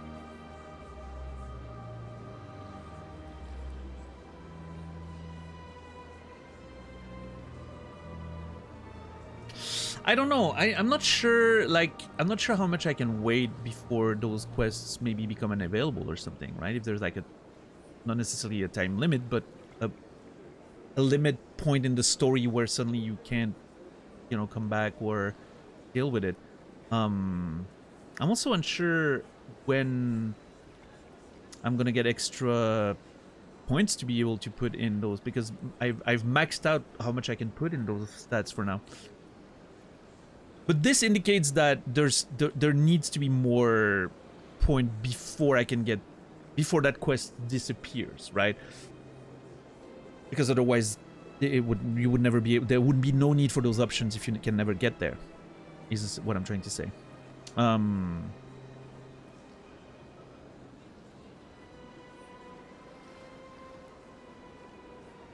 This is unworthy of you. That sounds weird though. Like, that's not necessarily what I want to say.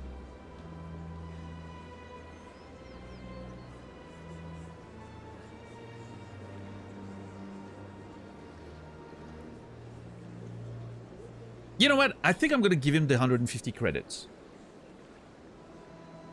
This way, you know, we solve both problems. He can keep preaching what he wants, but he does it within the confines of the law. Everyone wins, right?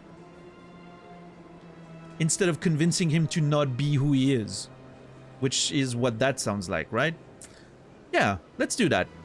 I feel good about this. I'm giving him the money. 150 credits. This should cover you. This is a most appreciated action. You are not of the Hanar, but you wish to help spread the truth of the Enkindlers. Well... This one will not cause any further trouble for the CSEC officer. This one offers its thanks. You're welcome. My only goal in the game is to have a Hanar address me in the first person. That's my only goal in the game. I want to be close enough with a Hanar that I'm part of the intimate circle where they talk to me in the first person. That's legit my only goal. Nah, I'm kidding, but... Inform the CSEC officer. I see the Hanar is left. Thank you. Not a problem. Happy to help. Here, for your assistance in this matter. Now, if you'll excuse me, I should report to my superiors. Oh, we got XP and Medigel. I was so hoping we would get paid more than what we spent on the permit. That would have been great.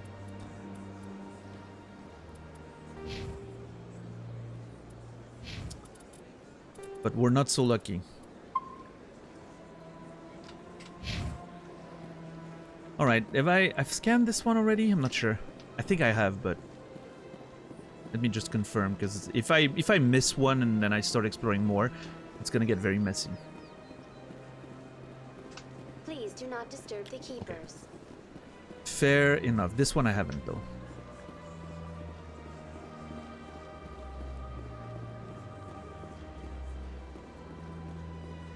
Yeah, I think we dealt with that with great aplomb.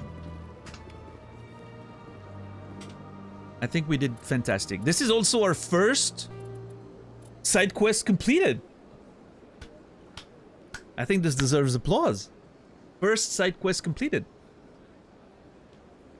You met a Volus scientist named Jalid. Wait, no.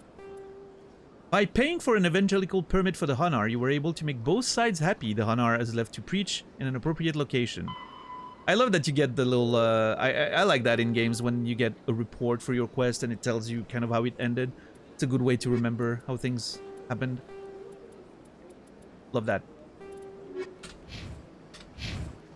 Alright, I've been dancing on my chair for the past, like, hour. I need to really go quickly use the restroom. I want to play more.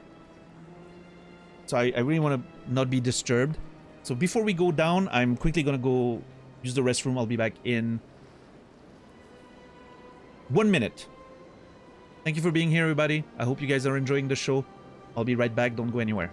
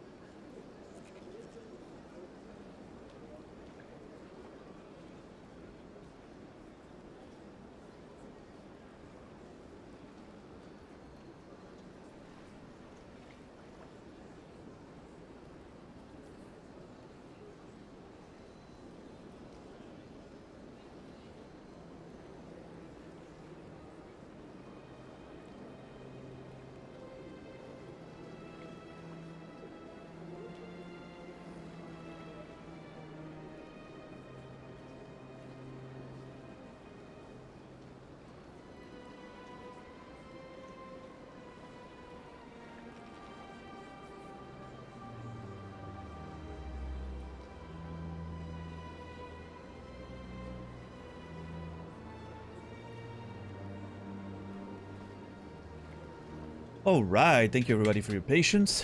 Appreciate you. I've made some room, time to drink more water.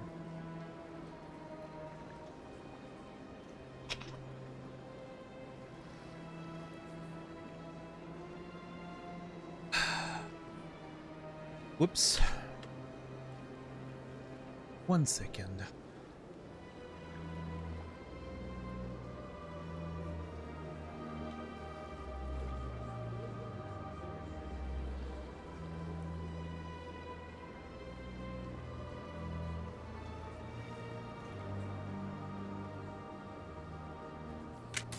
Oh, Jesus!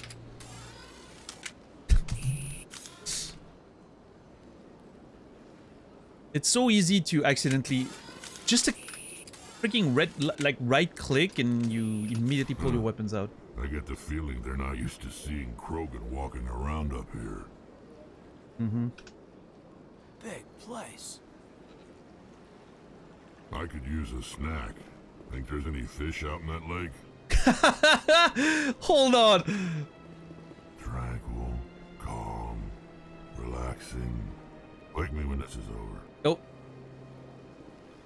What if... Okay, what if we go back to that... Oh, shit! Hold on. We need to go check the Krogan statue. I want to know what Rex has to say about the Krogan statue.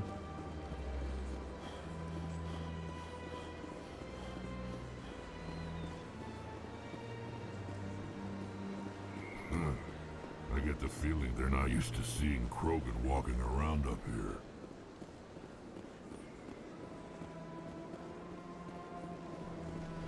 I really wish I could sprint for longer distances. This is ridiculously...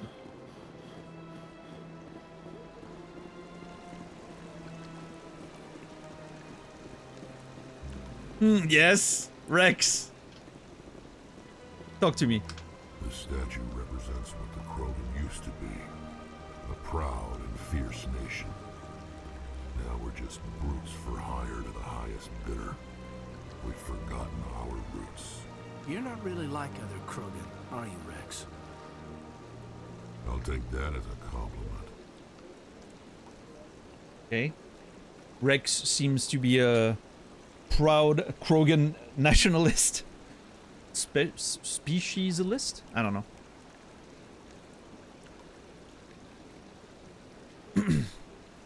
Tranquil, calm, relaxing. Wake me when this is over. Oh, pretty cool, pretty cool. Hey, I've helped one of your people. Can you give me a discount? Commander, it is good to see you again.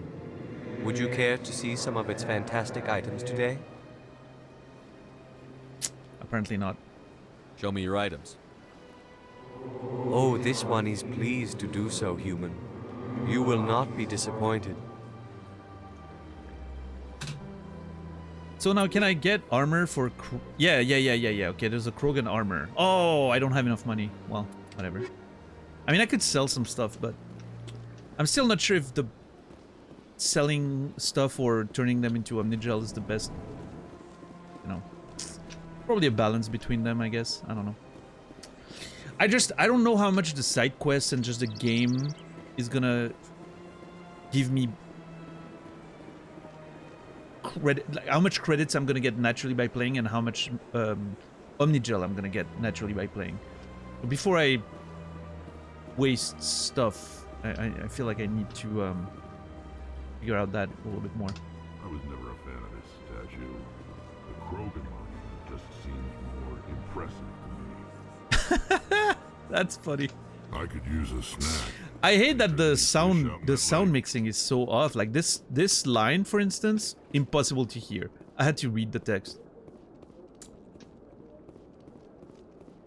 I could barely make out what he was saying. And then the next line, without moving or anything, is perfectly audible. Strange. Let all races herald the glory of the Enkindlers who raised them all to enlightenment. He's back! Where there was only darkness, the Enkindlers gave light. Wait, I thought he was in the wrong spot. Where there was only ignorance, the Enkindlers gave wisdom. Where there was only silence, the Enkindlers gave the gift of speech. See, this is all very peaceful. This very station is the work of the Enkindlers, their gift to all their children. Yeah.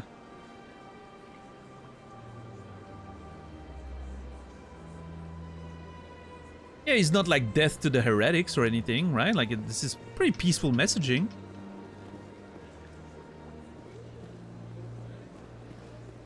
Alright, let's go down to the wards. I've been excited to go to the wards for a long time. All of 2 days.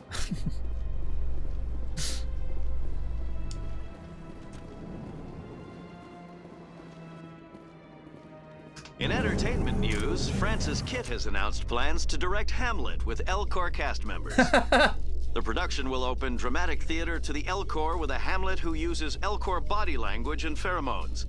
Kitt claims that he's also excited by giving a human audience the chance to judge Hamlet by his deeds and not his emotions. That idea is so funny because of the Elcor's lack of expressive voices. To be or not to be? That is the question. Do you think they will read their own, like, stage instructions?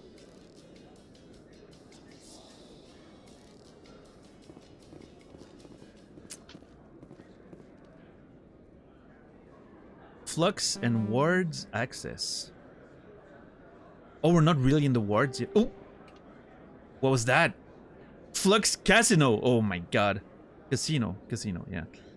The upper wards. Okay, we're not really in the wards right now. We're in the middle of...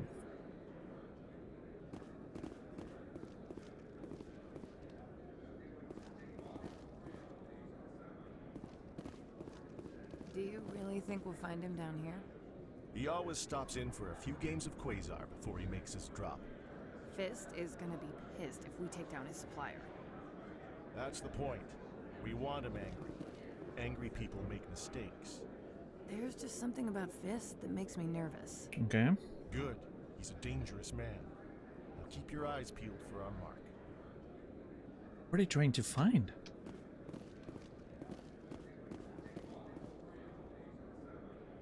So those are CSEC agents.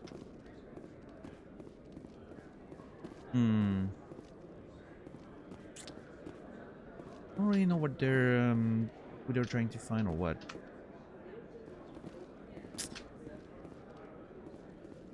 Interesting that I can't interact with them. Okay. They're clearly going after Fist though. Oh! Keeper.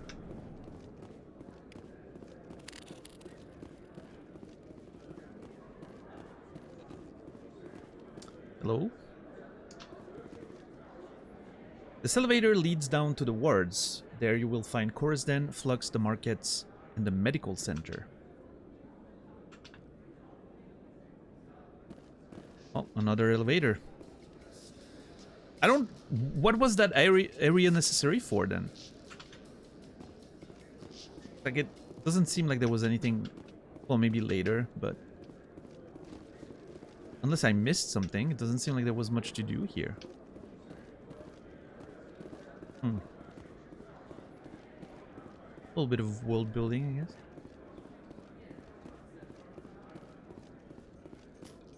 Reports are circulating that Alliance Ambassador Udina has accused a Spectre of orchestrating the attack on Eden Prime. Udina reportedly based his accusation upon eyewitness accounts of the scene, but lacked the evidence to demand further investigation. When asked to comment, a council spokesperson would only state that the investigation of the attacks upon Eden Prime was currently ongoing. Okay.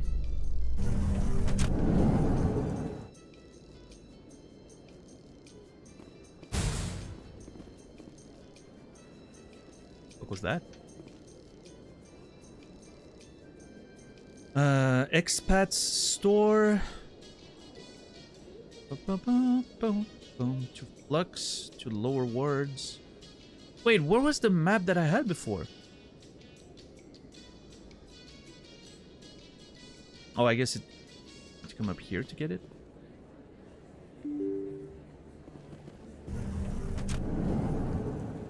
Hey, keeper.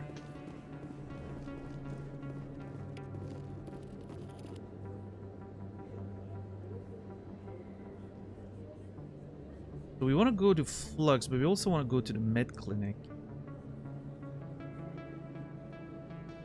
This goes to the lower wards, lower markets. Oh god.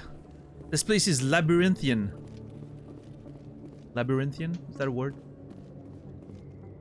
Oh. I really thought this would connect with... God damn it.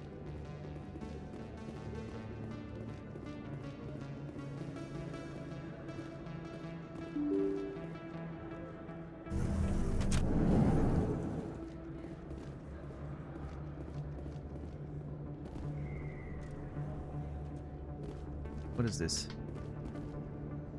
Forest Den is located to the other side. Oh! Dude, I am so confused with how those maps work. I don't want to go to Chorus Den right away. I want to do as much side stuff as possible before going to... Oh. Hello? That's Chorben. I'm not... Why do they have weapons? Am I in trouble? I'm not done scanning the keepers.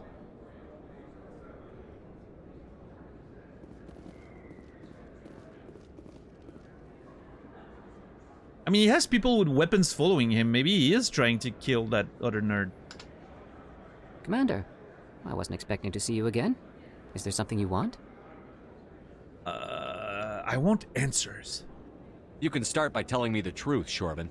I'm not sure what you're referring to. My experiments are... Quit stalling. Your friend, Jalid, told us about you. You spoke with Jalid? Then you know about the data?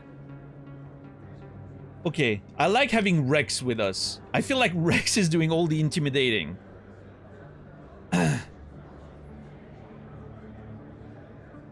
I feel more powerful with Rex on my side. Data? Question mark? No, but you're gonna tell me. Everything. You boys can go. Oh. Looks like my plans have changed. It's not as bad as you think, Commander. Jalid and I just got a little over our heads. How so? Keep talking.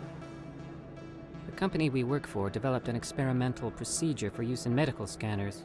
Jalid and I saw even more potential, so we stole the plans and secretly developed a tool to scan the keepers.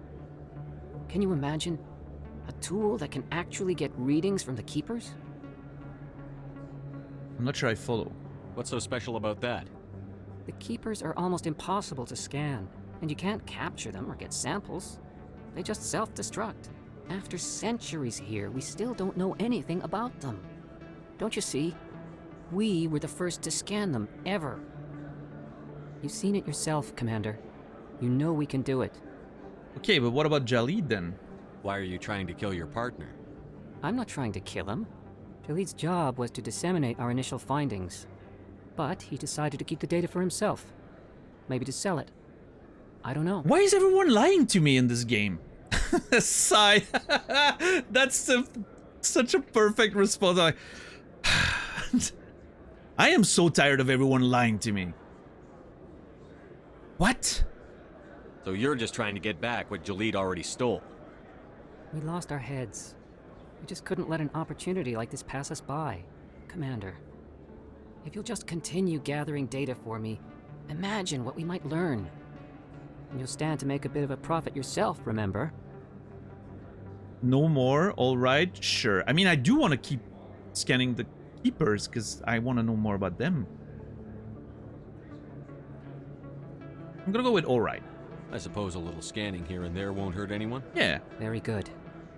Maybe if you wouldn't mind speaking with Jalid. The data you're gathering for me is useless if Jalid won't help me analyze it. Of course, I'll speak with Jalid. In fact, I'll go with sure. If I have time, I'll talk to him. Thank you. And happy scanning, Commander. Well, what a nice resolution. Oh, it's not over yet. You confronted Chorban with Jalid's allegations. You revealed that Jalid didn't tell you the whole truth. He and Chorban was stealing from the company they worked for, doing illegal research on the Keepers. Jalid wasn't telling you the whole truth. You can find him at C-Sec Academy. Everyone's a freaking liar. Trust no one. Believe no one. What's up, Morlan? Hello there. Welcome to Morland's famous shop. You want many good supplies, yes? Sure. Let me see what you have. Oh, you will be pleased, I think. Very good things I have. You will see. It's probably very overpriced, but let's see.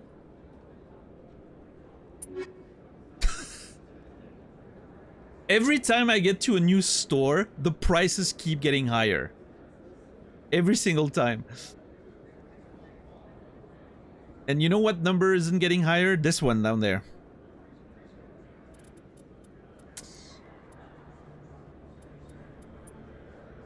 Medigel upgrade by 31,000. 3,100. Okay. I can get the license for 100 though. I'll get that. Elanis. Risk control license. Okay.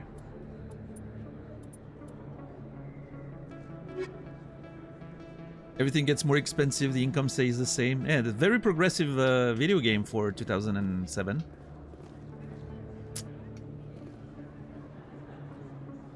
With its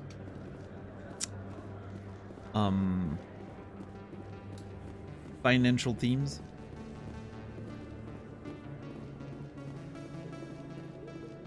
Is that really? Wow, it's you. El Anus.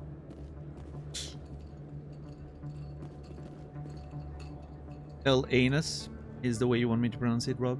Hmm. Okay, who's that nerd? Conrad Werner. You're Commander Shepard, the hero of Eden Prime. I am so honored to meet you. Our reputation precedes us, it seems. Hello. Pleasure's all mine. Nice to meet you. And you are? My name is Conrad. Conrad Werner.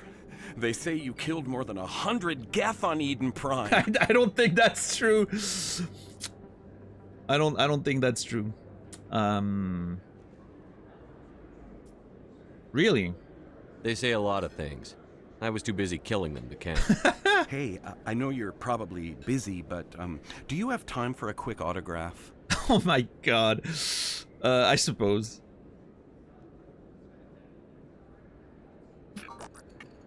Here you go. I better not see this on eBay. Thanks. I really appreciate it. My wife is going to be so impressed. I'll let you get back to work. Oh, but next time you're on Earth, I'd love to buy you a drink. Thanks again. Well, why is there a journal entry for this? Citadel the Fan. You've been approached by Conrad Werner. He seems like a harmless fan. You probably haven't seen the last of Conrad. What harm could there be in talking with him if you meet him again? Okay, hold on. I was totally like, okay, this is just a fun interaction. Now I'm suspecting that there's something evil at play. I don't know.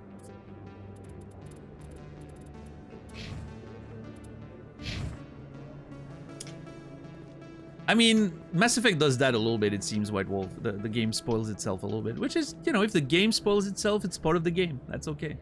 People always complain that the wards are too crowded, but I never have any problem. Everybody gives me plenty of space. Sure they do. What about you? You have anything to say? I can't even talk to Kaiden. What the hell? There are a few unlicensed vendors who operate out of the markets here. Sometimes they have good stuff for sale. Regroup!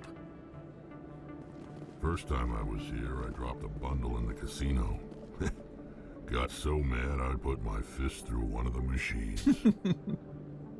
People always complain that the war. I don't know why Kaiden has nothing to say. I never have any problem. Got nothing to say about this place. Okay, we're back up here. Okay. God, this is confusing. The place itself is not that complex, but the map makes no sense to me. It gives me plenty of space.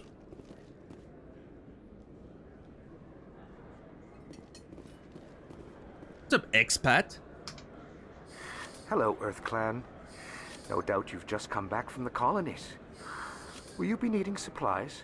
Colonies? What colonies are you talking about? Oh, my mistake, Earth Clan. I assumed... It doesn't matter. Pharaohs? Noveria? Well, if you haven't heard of them yet, I'm sure you will soon. Okay. But it doesn't matter where you hail from. My goods are available to all. What about Noveria? Those colonies you were talking about. What can you tell me about Noveria? The corporate capital of the Attican Traverse. Very cold. Very snowy. Sounds great. I don't get too many clients from there. They all have their own private suppliers. I mean, the corporate stuff, not a fan, but cold and snowy sounds great. I already like Noveria. I'd like to know more about Pharos. It's an old Prothean world. Their buildings still litter the surface. Ooh. The humans aren't the first to colonize it, but they are the most recent. I just realized I haven't heard from my contact on that planet for some time. Ah, well, I'm sure he's fine. Well, if this isn't foreshadowing... Let me see your goods. Show me what you've got. Most excellent. I am sure you will find something pleasing. Well, oh my god, I'm telling you, every time it's... Dude, I am not making this up. Every time we look at a new store, stuff is more expensive.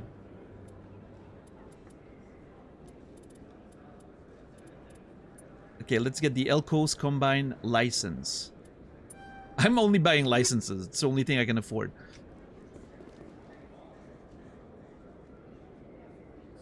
Best place on this ward to buy upgrades. Hell yeah. Scanning a keeper. How many more of these?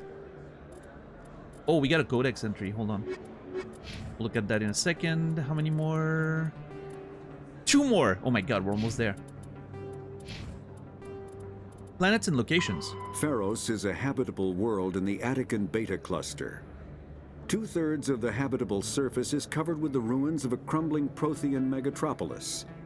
In the millennia since the Prothean extinction, the ruins have been repeatedly picked over by looters many times. Pharos was considered a poor prospect for colonization, as little open ground remains for agriculture. The only sizable freshwater sources are the poles, which are tapped by the decaying Prothean aqueduct systems. The dead cities, while in good condition considering their antiquity, are of uncertain stability. Ground level is congested by a dozen meters of fallen debris, and the air is fouled by dust. In 2178, the Human Exogeny Corporation announced its intention to place a permanent colony on Pharos to thoroughly explore the ruins. The pioneer settlement was placed on the upper levels of several intact skyscrapers, using the surviving Prothean aqueducts and rooftop hydroponic gardens to support the population. Sounds like a hell of a place to explore. I hope I get to get there. Noveria.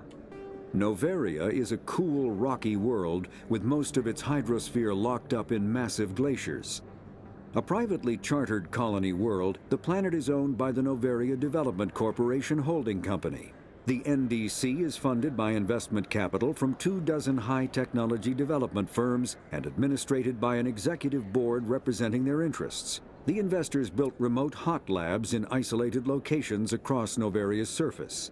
These facilities are used for research too dangerous or controversial to be performed elsewhere, as Noveria is technically not part of Citadel space and therefore exempt from Council law. That's exciting. By special arrangement, Citadel's special tactics and reconnaissance agents have been granted extraterritorial privileges, but it remains to be seen how committed the Executive Board is to that principle. Given its unique situation, it is understandable that Noveria is often implicated in all manner of wild conspiracy theories. Like an ice planet with a bunch of secret, mysterious research? Sign me up. I want to go there.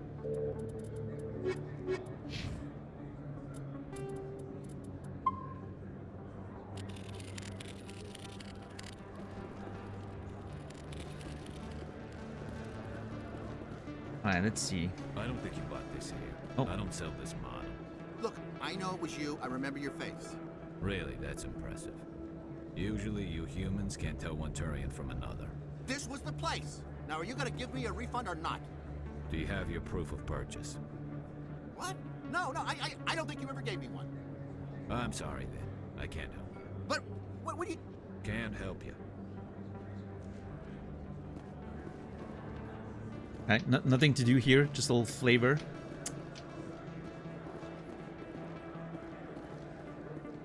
And a nice view of the wards. So cool.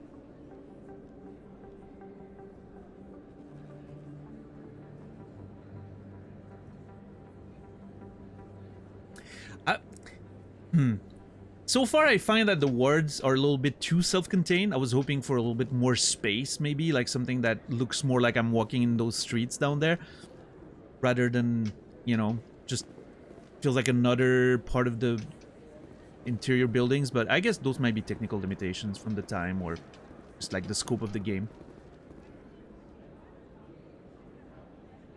Or maybe we'll get there later, I don't know.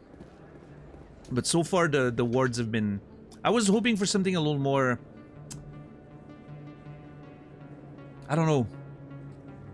Remember, again, I watched a walkthrough yesterday of the beginning of Knights of the Old Republic, so it's very fresh in my memory. At some point on that first planet, you're in a location that looks very much like the Citadel, you know, very like high-tech and all that, and then at some point you go underground in the sort of, I don't know what, like the slums or whatever. I was expecting a little bit something more like that, like something that feels a little less high-tech and all that, but so far the wards have been, you know, pretty much on par with the Presidium, I guess. I mean, the whole Citadel seems pretty high-tech. I guess there's no, you know, there's really no slums here. It feels all pretty modern.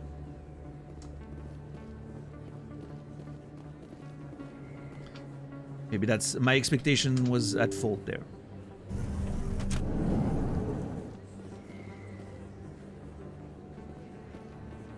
I do like the view though.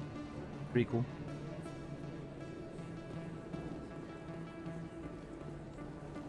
Emily Wong. Don't kid yourself. It's even bigger than it looks. How would you know? I got a tour. Oh. 1 of 500 to see the Ascension from the inside out. Really? Took almost 6 hours and we only saw 1/10 of the ship.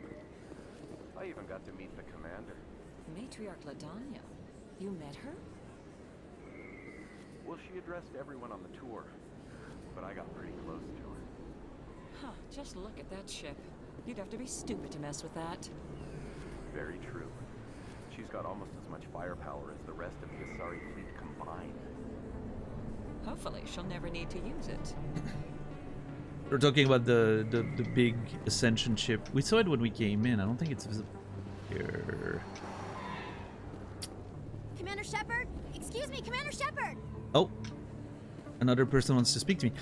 He said it's even bigger than it looks, which at first I was, you know, a little taken aback, but it was just talking about the Ascension ship.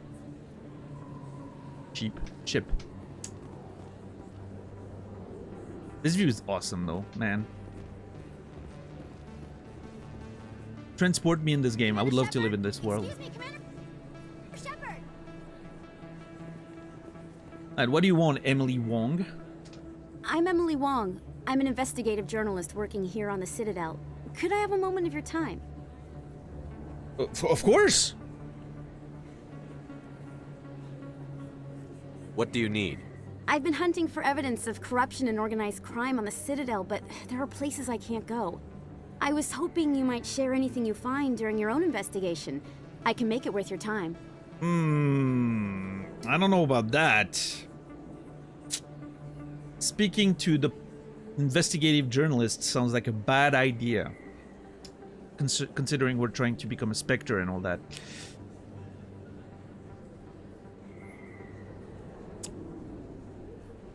Let's investigate how investigations are linked.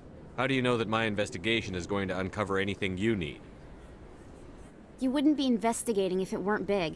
And if it's big, it's something I'd like to hear about. Okay, Emily. Listen.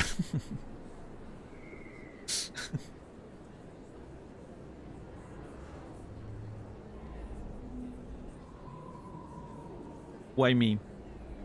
You've got to have access to better sources. Why contact me? I'm using every source I can find, but I think I've got a better shot with you. According to your file, you survived back on Akuz when everyone else in your squad got killed. If anyone can find the worst elements of the Citadel and live to tell about it, it's you. Source of information. How do you know I'm investigating anything here on the Citadel? I'm a good journalist, Commander Shepard. Word gets around. I had to take a mandatory class when I was in the army to on how to deal with the media. Yeah, I'm not too surprised. I don't know. I'm not sure. It feels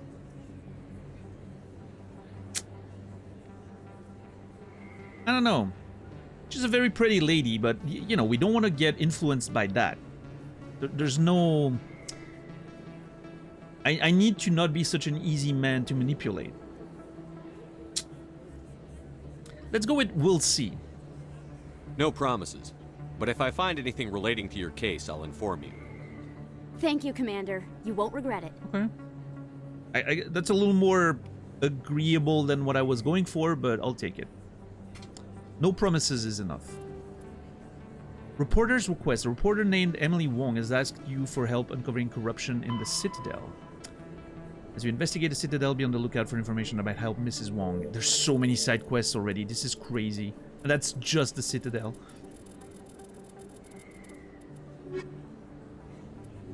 If I run up to you on the street, could I get a Dynamite signature? Sure.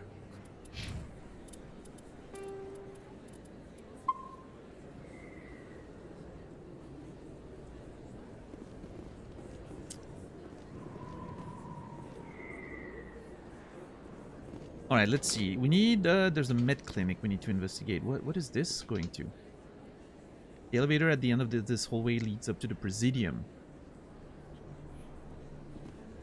What? I'm so confused by the first tunnel we were on said something about a casino. Oh, to Flux, it's up here. Oh my god, hold on. I need to go to the... Yes, that's the one. Oh, it was not connected. I didn't realize that. It wasn't connected. Oh, I understand how the map works. It's just layers of different levels, which makes no sense because you can't... I hate that you can't zoom out more than this. Like, who wants to... Okay, listen. It's a fine game. Don't get me wrong. I'm not trashing the game. But the fact that you can zoom in that much... but you can't zoom out further than this is insane. There is no reason to zoom in that much. This should be the max zoom. And anything should be further away from this, not closer. But also, you should be able to go to the other levels on the map. Because then you would understand the layer structure. Which makes no sense until you cross it here and suddenly it's like... Bam, and then you're... Okay, now it makes sense. Jesus. I'm sorry it took me so long. Maybe I'm just an idiot. But I didn't understand how the map worked until just now.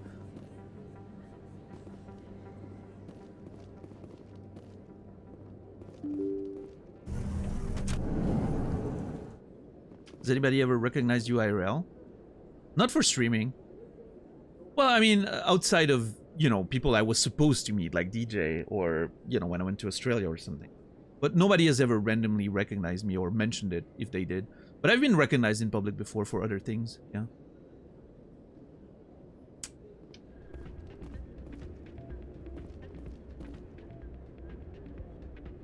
Hold on, I hear music. I mean, this is a nightclub and a casino. Okay, we're about to find my home there. Okay, this looks more like what I was expecting from the wards. A little, you know,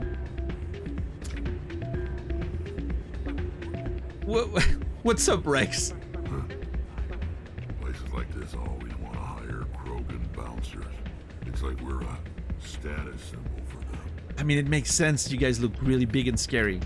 First time I was here, I dropped a bundle in the casino. I really like those little pieces of lore that the characters drop as you explore the world. I hope that's something that continues and is not just like, you know, the Citadel. And I really hope that keeps happening in the entire game. You should be careful who you say that around. What? Everyone knows Fist isn't with the local criminals. Maybe, but I wouldn't go shouting it from the mountaintops. Yeah, unless you want to end up on his hit list. Yes, I heard he actually buried some corpses under the stage at Cora's Den. Uh-oh. I wouldn't put it past him. Yes, and it might explain the stench in that place. What's up with Therma? How are you doing today?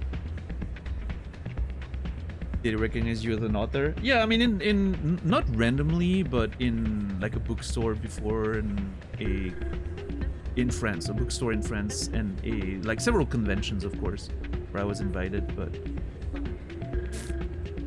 the context is a little different there. It was like specialized context, right? I've never been for writing. I've never been recognized randomly in the streets, right? That only has happened for other things.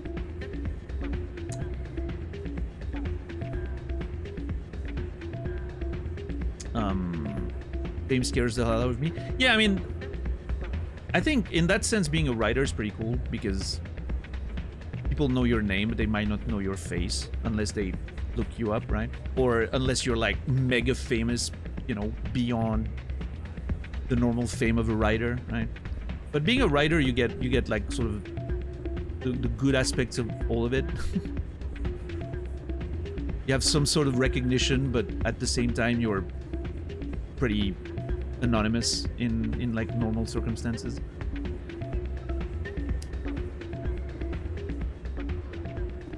Hey, good to see another human in here. There's plenty of them. I see literally 6 humans just looking around. What do you mean? Not a bad place, but it's just not the same as back home. Drinks aren't bad, but good luck finding a beer here. Oh, there's no beer? Having fun? Oh, yeah. Hey, good to see See, another no human. beer, I'm immediately less interested.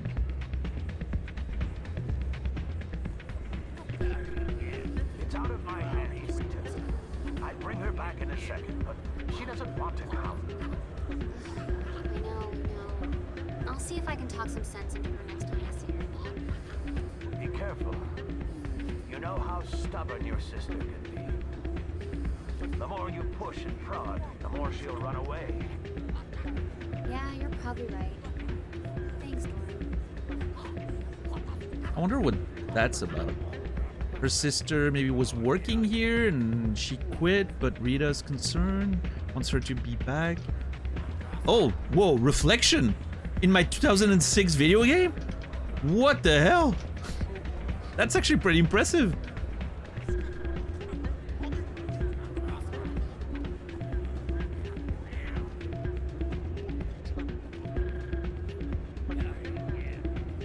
Would you rather be publicly recognized as a streamer or writer by a complete stranger? I don't know. It doesn't really matter to me. In the sense that I don't care about being recognized, but yeah, I don't know. If people do, that's fine. You know, I don't mind. I'm not at any level of notoriety that it becomes annoying, right? Like I said, like I've been recognized in public a few times and it had nothing to do with being a writer or a streamer. With some other activities that I was doing. And it was fine. You know, people were polite. I mean, Switzerland, people are super polite in Switzerland. So. Alright, what is that about? Can I help? Sorry, I'm kind of busy right now. So, what can I do for you? Problems? What were you discussing with the Volus? Who, Doran? Oh, I was just asking him about my sister. See, she worked for Doran before she left to... Ugh, sorry. I don't want to bore you with my problems. No. Go on. I'm going. Just tell me. No, okay, I go on. I'm interested to hear what you have to say. Well, okay. My sister Jenna left here to go work at Cora's Den. The problem is, she's working as an informant for CSEC. Oh. You know, eavesdropping on the people there. If they find out what she's doing, they'll kill her. She could be useful for an investigation. Yeah, that is not good. That's not good. Being an informant is a dangerous job. That's what I've been telling her. I don't know. Sometimes I think she stays there just to spite me. Have you talked to CSEC? Do you know who her contact at CSEC is? No, it's all very secret. Last time I asked an officer, he told me to stay out of it, for Jenna's safety. Why would you tell him this? Because we're the main character, Cryptstick. More in-world response? I don't know, maybe she knows who we are. Commander Shepard, and we have this reputation of being a hero, so maybe she thinks it's safe to tell us. I'll speak with her. Maybe I could help her understand just how dangerous Cora's Den is. Would you? That'd be great. Just don't tell her I sent you. Well, I should get back to work before I get in trouble. Thanks. It's the stash. The stash convinces people. It's... Trust me, I've used that in real life. I don't know, people see you as very trustworthy with the stash. What's up, Goose? How are you doing today? Hey, any luck? Where's she? Can you tell me again where to find her? Cora's Den. Oh, yeah, sure. She's over. Waiting table at Cora's Den. Let's talk to Doran. Welcome to Flux. Name's Doran. What can I do for you? Tell me about Rita and Jenna first. What can you tell me about the sisters working for you? Well, Jenna left to work at Cora's Den. Now her sister Rita is all worried she might be in some kind of trouble. Not much chance Jenna will change her mind, though. She's a stubborn one. If she wanted to come back, I'd take her in a second. The customers loved her. Okay. Tell me about Flux. Is this a casino? Among other things, yes. We've got some quasar stations, if you're interested. Okay, if the game allows me to actually gamble, we're gonna be here a while. You own this place? Are you the owner? Owner, cook, and bartender. I've even been known to dance a little when the mood strikes me. We've got some quasar stations, if you're interested. He's really pushing me towards the quasar stations. Goodbye. Enjoy your time here at Flux. I can tell what's making money here. He even tried to sell me a drink. He literally wants to push me to the quasar stations. There's another... Again, I've seen that yesterday when I was looking at that walkthrough of Knights of the Old Republic. Which, by the way, what a ride that was to look a little bit of that game. It's interesting how, again, I've mentioned that earlier, but how you can tell, like, sort of the similarities between Mass Effect and Knights of the Old Republic. It never really... It's not something I had... I ever thought about how similar those games were. There's like a sort of card game thing in Knights of the Old Republic, right?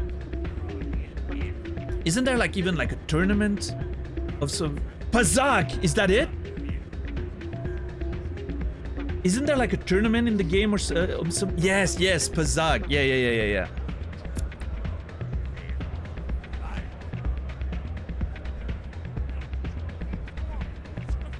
Yeah. Man. I really wish we had a modern BioWare style Star Wars RPG. That'd be so good. When I say BioWare style, it could be anyone else making it, right? I just mean like that style of video game. It would be really cool if we had one. Isn't one supposedly being made? Maybe? Oh, I might have missed that, or I forgot. I know there's like Quantic Dreams working on a Star Wars game, but I'm assuming that's going to be more of an interactive movie in the vein of the Quantic Dream games, right? And then there's like the whole, obviously like the whole Jedi line, right? Like Jedi Fallen Order and whatnot, which, you know, I think they're pretty good games. I haven't played the second one at all. Maybe something I should do at some point. I've played the first one. I don't remember too much about it. Maybe we could play both. Fall of the Old Republic is the new one announced. Okay, who's developing it? Do we know?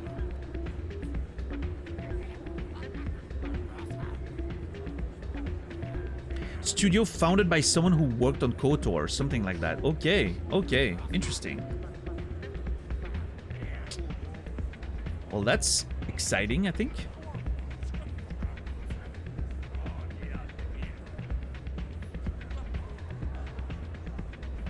Fate of the Old Republic. Okay. Arconaut Studios, studio founded by former BioWare general manager Casey Hudson in July 2025. Okay. Cool. There was this other Star Wars game that Ubisoft won. What was it? Not Vandals, something else. Rebels?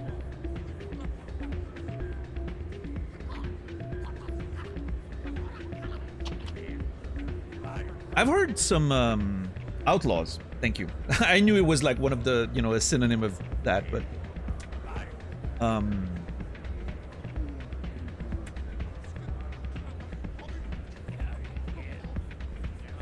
I've heard some surprisingly good things about Outlaws. I don't know if it's, you know, but yeah. It always seemed to me like a dumb Ubisoft-style open-world game, but yeah, I seem to have heard some relatively good things about it. People always complain that the wards are too crowded, but I never have any problem. Everybody gives me plenty of space. I was really hoping I could dance. I was hoping this was a cyberpunk situation where I can start dancing, you know?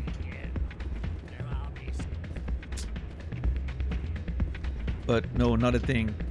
Though, if we remember Cyberpunk, maybe it's better that I can dance, because my character had no moves in Cyberpunk, that's for sure. Yeah, I'm not seeing any prompt. Oh well.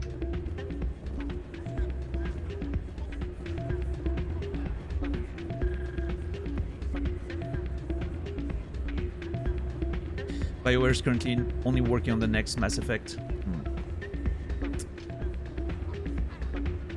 Casey Hudson directed the OG KOTOR. Yeah, was he involved in Mass Effect at all? Or Dragon Age?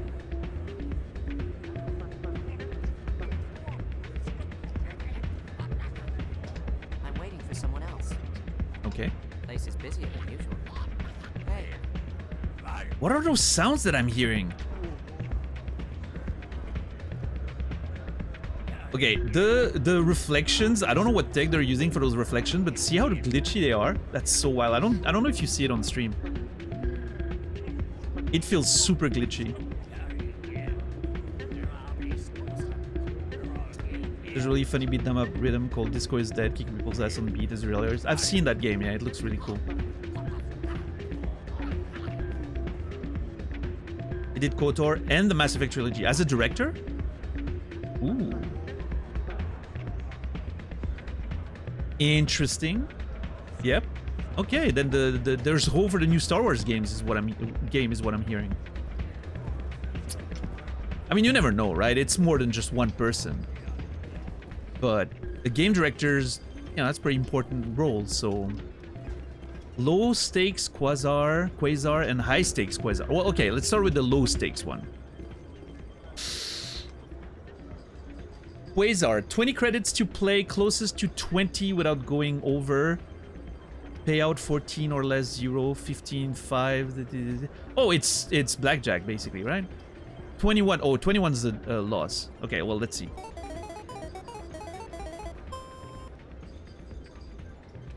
Add 4 to 7, add 1 to 8. Oh, shit. Okay, hold on. We need to get as close as possible to 20, right? Well, let's go with 8 then. 6. Let's go with 8. 14. Oh, God! Oh, no. Now we have a chance of going over. Fuck!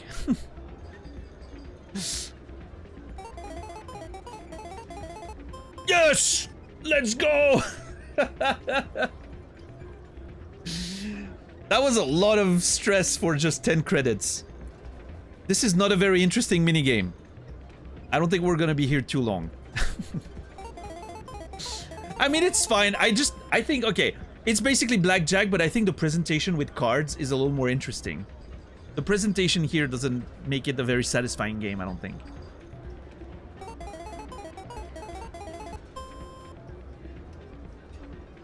Let's go 4-7. Ooh, that's risky, right? No, payout. Oh, I was minus then. Oh my god, you need to... Oh, Jesus.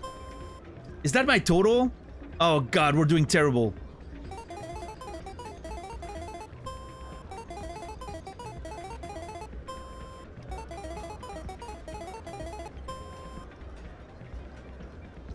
$17? I'll stay here. Okay, hold on. We're -5 right now. If I go back in, does it still remember? No. Okay, it resets every session.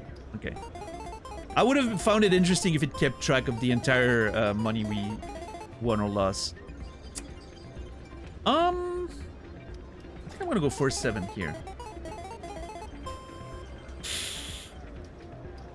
Shit.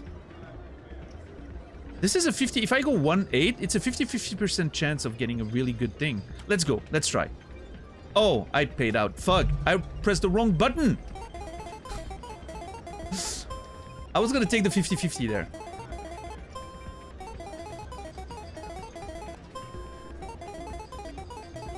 I'm trying to figure out what the best strategy would be. I think 1-8 here's...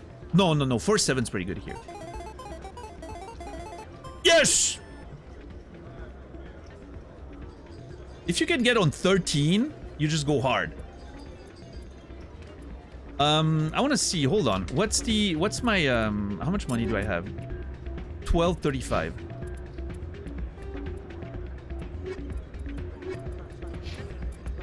Journal. Rita's sister. You spoke with Rita, waiters at Flux. She's concerned her sister, who is working undercover for CSEC. Rita thinks her sister Jenna is in over her head, but she can be convinced to stop. Jenna is working at Corsden, Lower Ward. Every quest is pushing us to Corsden. That place is gonna be hell. I can tell. Alright, what's the high stake ones? 200 to play? Oh my god, okay. I don't know about that. I'm a little worried about playing high stakes right now. I'm gonna stick with low stakes for now. I kind of wish, okay, I was kind of hoping the mini game would be a little more interesting. It's not bad, but I think it could be more fun. Come on, 13. I'm going 4-7 here.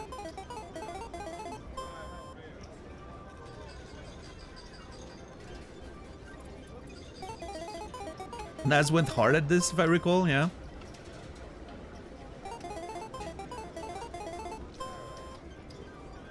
I'm starting to feel like 4-7's the only smart option, but maybe not. Hold on. Minimum 16, maximum 19. I'm gonna go with 1-8. Okay, now I have a 50-50 chance. With 1 and 8. I'm gonna go with it. Yes! Let's go!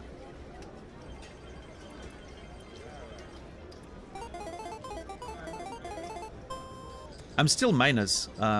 If I win at least 10 here, we're even.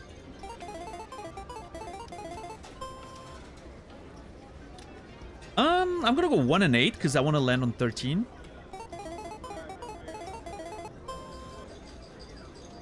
Okay, this is slightly under 50-50 chance, so I'm not gonna try. I'm gonna pay out. And we're positive by 10. Alright, that's enough Quasar for now. We'll return to it. But that's enough for now, I think. I don't have that much money to throw around, so...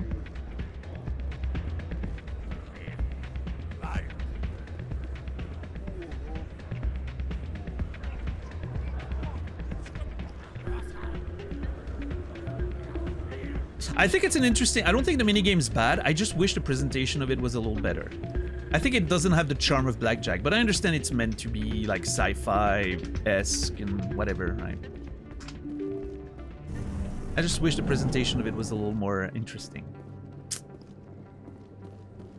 But yeah, essentially it's just a weird blackjack game. Okay, I need to go to the med clinic, right? The med clinic is located at the end of the wards. The elevator to C6 is located down the stairs. Tell that to all my winnings.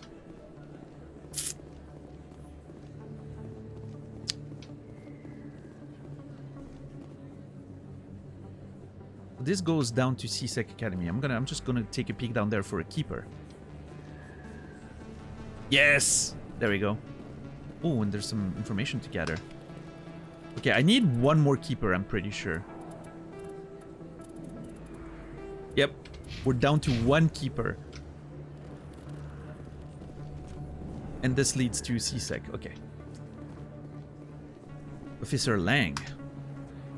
Hey, I know you. You're Shepard, right? I saw the monument at Akuz. They got a whole section about you there. It's a miracle you survived. Looks like you have a fan. I'm sorry, I just never thought I'd meet someone like you in person. My name's Lang, Officer Eddie Lang, Citadel Security. It's an honor to meet you, Commander. What are you doing down here in the wards? Anything I can help you with? We're such a celebrity already, it's insane. Biggest evidence I've seen of presentation mattering for gambling machine is casino apps ads that advertise themes of their slot machines. Yeah, I mean, it makes sense, right? I think, you know, I think us gamer can understand that. How addicting it is when something in a video game sounds good, looks good, you know, like the visual sort of presentation and the sound presentation, all like, it becomes this sort of little very addicting thing. I think it makes it very obvious why, you know, casino games want to have that appeal. I'm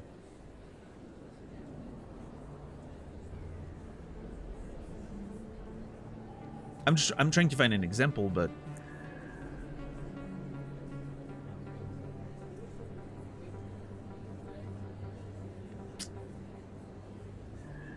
I have trouble imagining someone downloading a casino app because there's a Jeep themed slot machine or whatever. I mean, maybe we can't understand because we're not slot machine fiends or obsessed with Egypt or whatever. I don't know. If I was, let's just assume I was a slot machine gambler, and then I get advertised a machine that has a, I don't know, like a Star Wars aesthetic, or, you know, like something that I care about and I enjoy. Maybe I would be more likely to play that because I'm like, oh, there's a lot of like cool, super cool sounds or whatever. I don't know.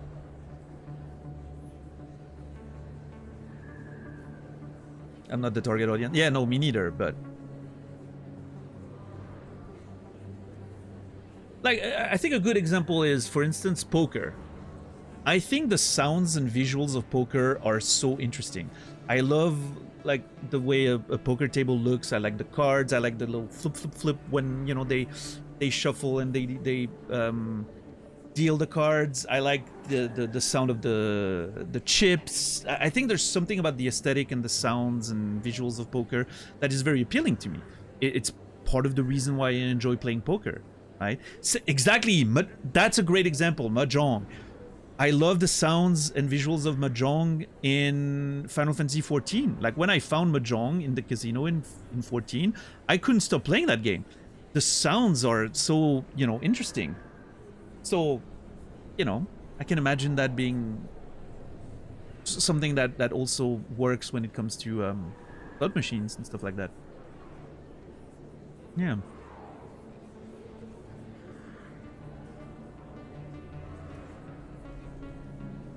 So yeah, I think the people who developed Quasar in universe could have done a better job at making their game feel more addicting.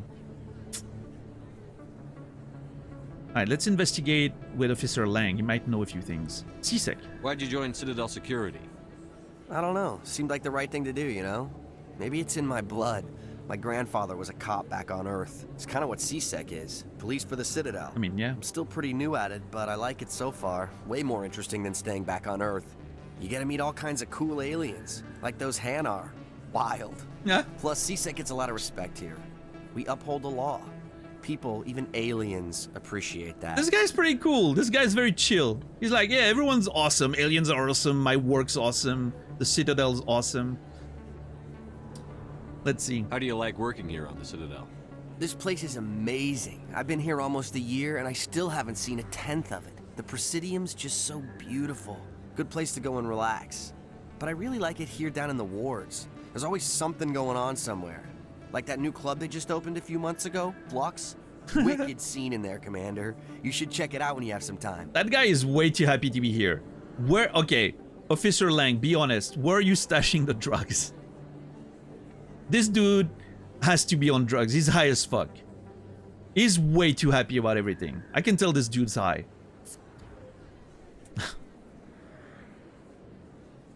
Spectres. What do you know about the Spectres? Just the stuff they show in the vids. They always make them out to be super agents on secret missions to save the galaxy. I know it's not really like that, though. Some of the other CSEC guys don't like them too much. Figure they shouldn't be able to operate outside the law. But if they were so bad, the Council wouldn't use them, right? See, he's even happy about the Spectres. He loves everyone, like that guy. What about Harkin? Do you know a CSEC officer named Harkin? I shouldn't really say too much. He's been on the force a lot longer than me. But I've heard things, you know? Oh? Drinking on the job, taking bribes, that kind of thing. Rumors mostly, but they suspended him, so some of it must be true. Hey, that's the first thing he's not too excited about. I have to go. Right. You're probably real busy. Well, see you around, Commander. I like this guy. I like Officer Lang. You know, you gotta have someone that's optimistic about everything in your life. Especially when, like me, you're not that kind of person. I'm not someone who's optimistic about a lot of things. So having people that are optimistic around me helps me see things in a different light. I think Lang is a cool guy. There are a few unlicensed vendors who operate out of the markets here. Sometimes they have good stuff for sale. I wonder, is the person who voiced Rex the same person who voiced all the Elk Wars?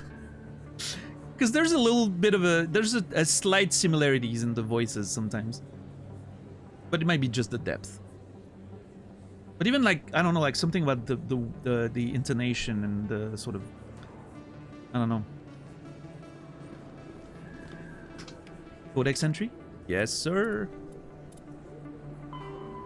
Technology, communication, administration. I'm assuming it means administration, but the future is bright. It's called science fiction. Yeah, sure. Yeah, the future looks very bright right now. While COM buoys allow rapid transmission, there is a finite amount of bandwidth available. Given that trillions of people may be trying to pass a message through a given buoy at any one time, access to the network is parceled out on priority tiers. The Citadel Council and Spectres have absolute priority. If they are using all the bandwidth, everyone else must wait. Individual governments and their militaries enjoy the next highest tier. During wartime, civilian communication can suffer hours or even days of lag. Intelligence agencies study ping time through various systems to predict military buildup. Below the governments and militaries, bandwidth priority is sold to the highest bidder. Media conglomerates, particularly headline news networks, purchase higher priority to provide their viewers with timely information. Corporations that require timely information and response capability, for example, financial institutions and investment firms, also invest heavily in priority access. The funds acquired through sales of bandwidth are used to maintain and expand the communications infrastructure. While everyone with a computer is guaranteed free and unlimited access to the galactic extranet, they are last in line for bandwidth and may have to wait for their requests to be processed. Bandwidth resale corporations use investment capital to purchase blocks of high priority access made available by paid subscriptions. That's actually a thing that I think might be a real problem in the future when it comes to, like, you know, I'll be dead by now, but like space fair, you know, when we become a spacefaring species, hopefully we do, and we start having like colonies on Mars and who knows, maybe even further than that. I think that might become like a real problem, right? Like the low amount of bandwidth available and how it needs to be prioritized for major functions first and governments and then only citizens or simply like people living there. Yeah, I think that's going to be, well, I mean, I probably won't be there to witness it, but it might be an interesting problem to solve down the line.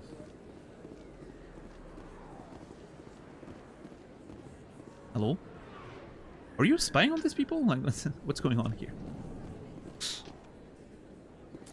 Yeah, we're near the med clinic. Okay. I'm gonna predict the last keeper's hiding... There, let's go! I had a feeling...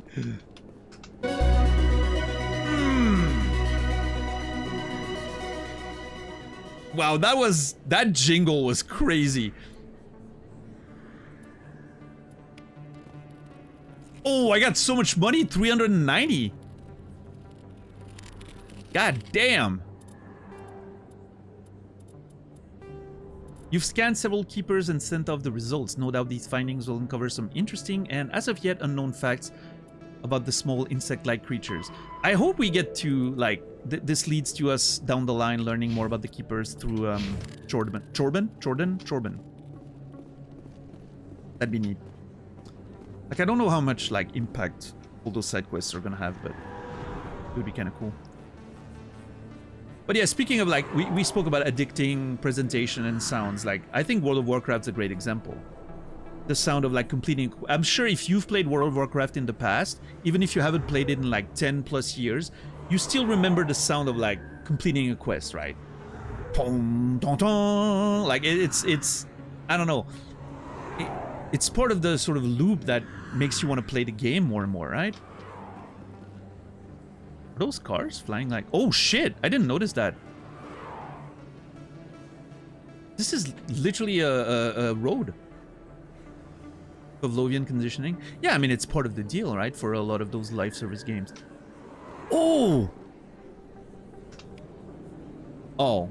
I was hoping for... Oh, that's so disappointing. I was hoping for a whole, like... Maybe a pre-rendered cutscene or something of watching the nebula and all that. Ah.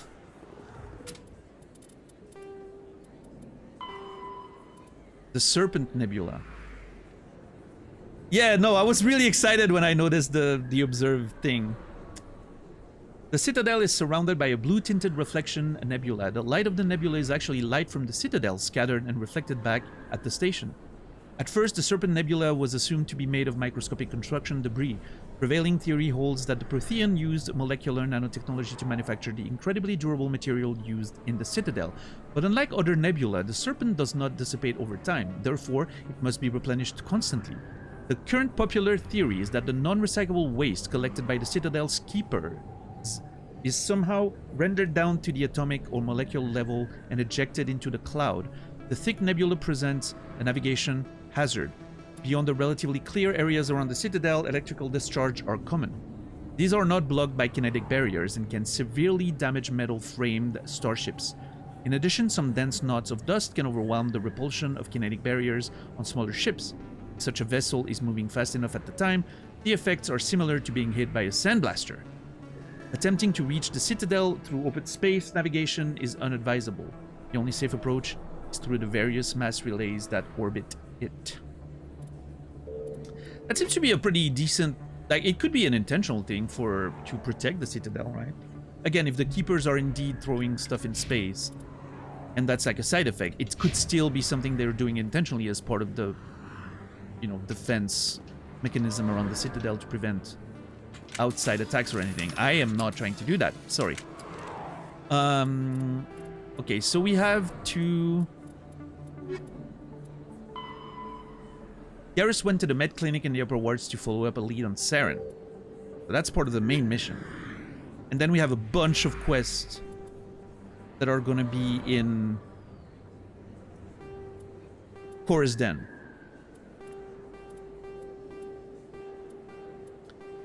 We have so many things to deal with.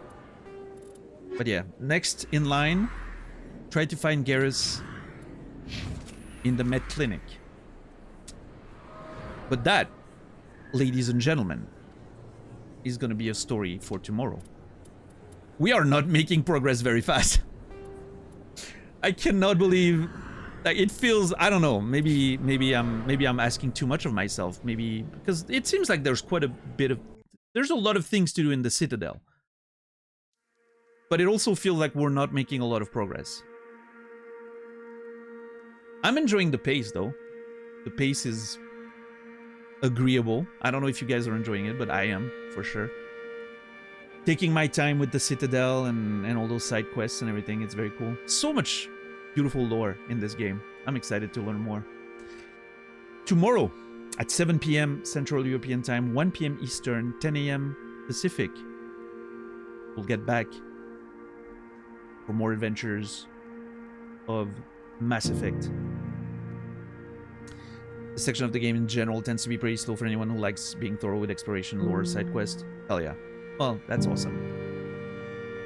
I don't mind. I don't mind slow pace. It does feel very much like a product of a different time, though, right? Like I'm trying to think, you know, of you couldn't see something like that, I don't think, in a modern RPG. Unless the game's trying to appeal to older, old school gamers, right? You would need more action, a more forward sort of. Although, I mean, I guess the game started with a pretty action-packed mission, but yeah, I don't know. I'm not sure. Like, I'm saying that, and then I'm thinking of something even like Witcher. You know, you get to those cities, and it's very slow-paced as well. I don't know. I'm definitely enjoying it, though. It definitely feels like a time capsule from another time, but in a good way, in a charming way. I feel like I felt that yesterday after the stream. I was thinking about it, and I was like, I feel like I'm over the hurdle of adapting back to like sort of the old school, you know, kind of jank of that era of gaming. I feel like I'm over the hurdle, and now I'm just like purely enjoying the experience. It has a ton of charm, and it's wonderful. But anyway, we'll be back at it tomorrow. I hope you guys have enjoyed today's show, and I'll hope you guys will be back tomorrow. Make sure to follow the channel if you haven't done so yet. Join Discord if you want to know exactly when I'm going live, yada yada, you know the drill. Yeah, and that's pretty much it. I wish you all a beautiful rest of your day, evening, or night. I will see you guys tomorrow, and until then, remember me, and I will remember you.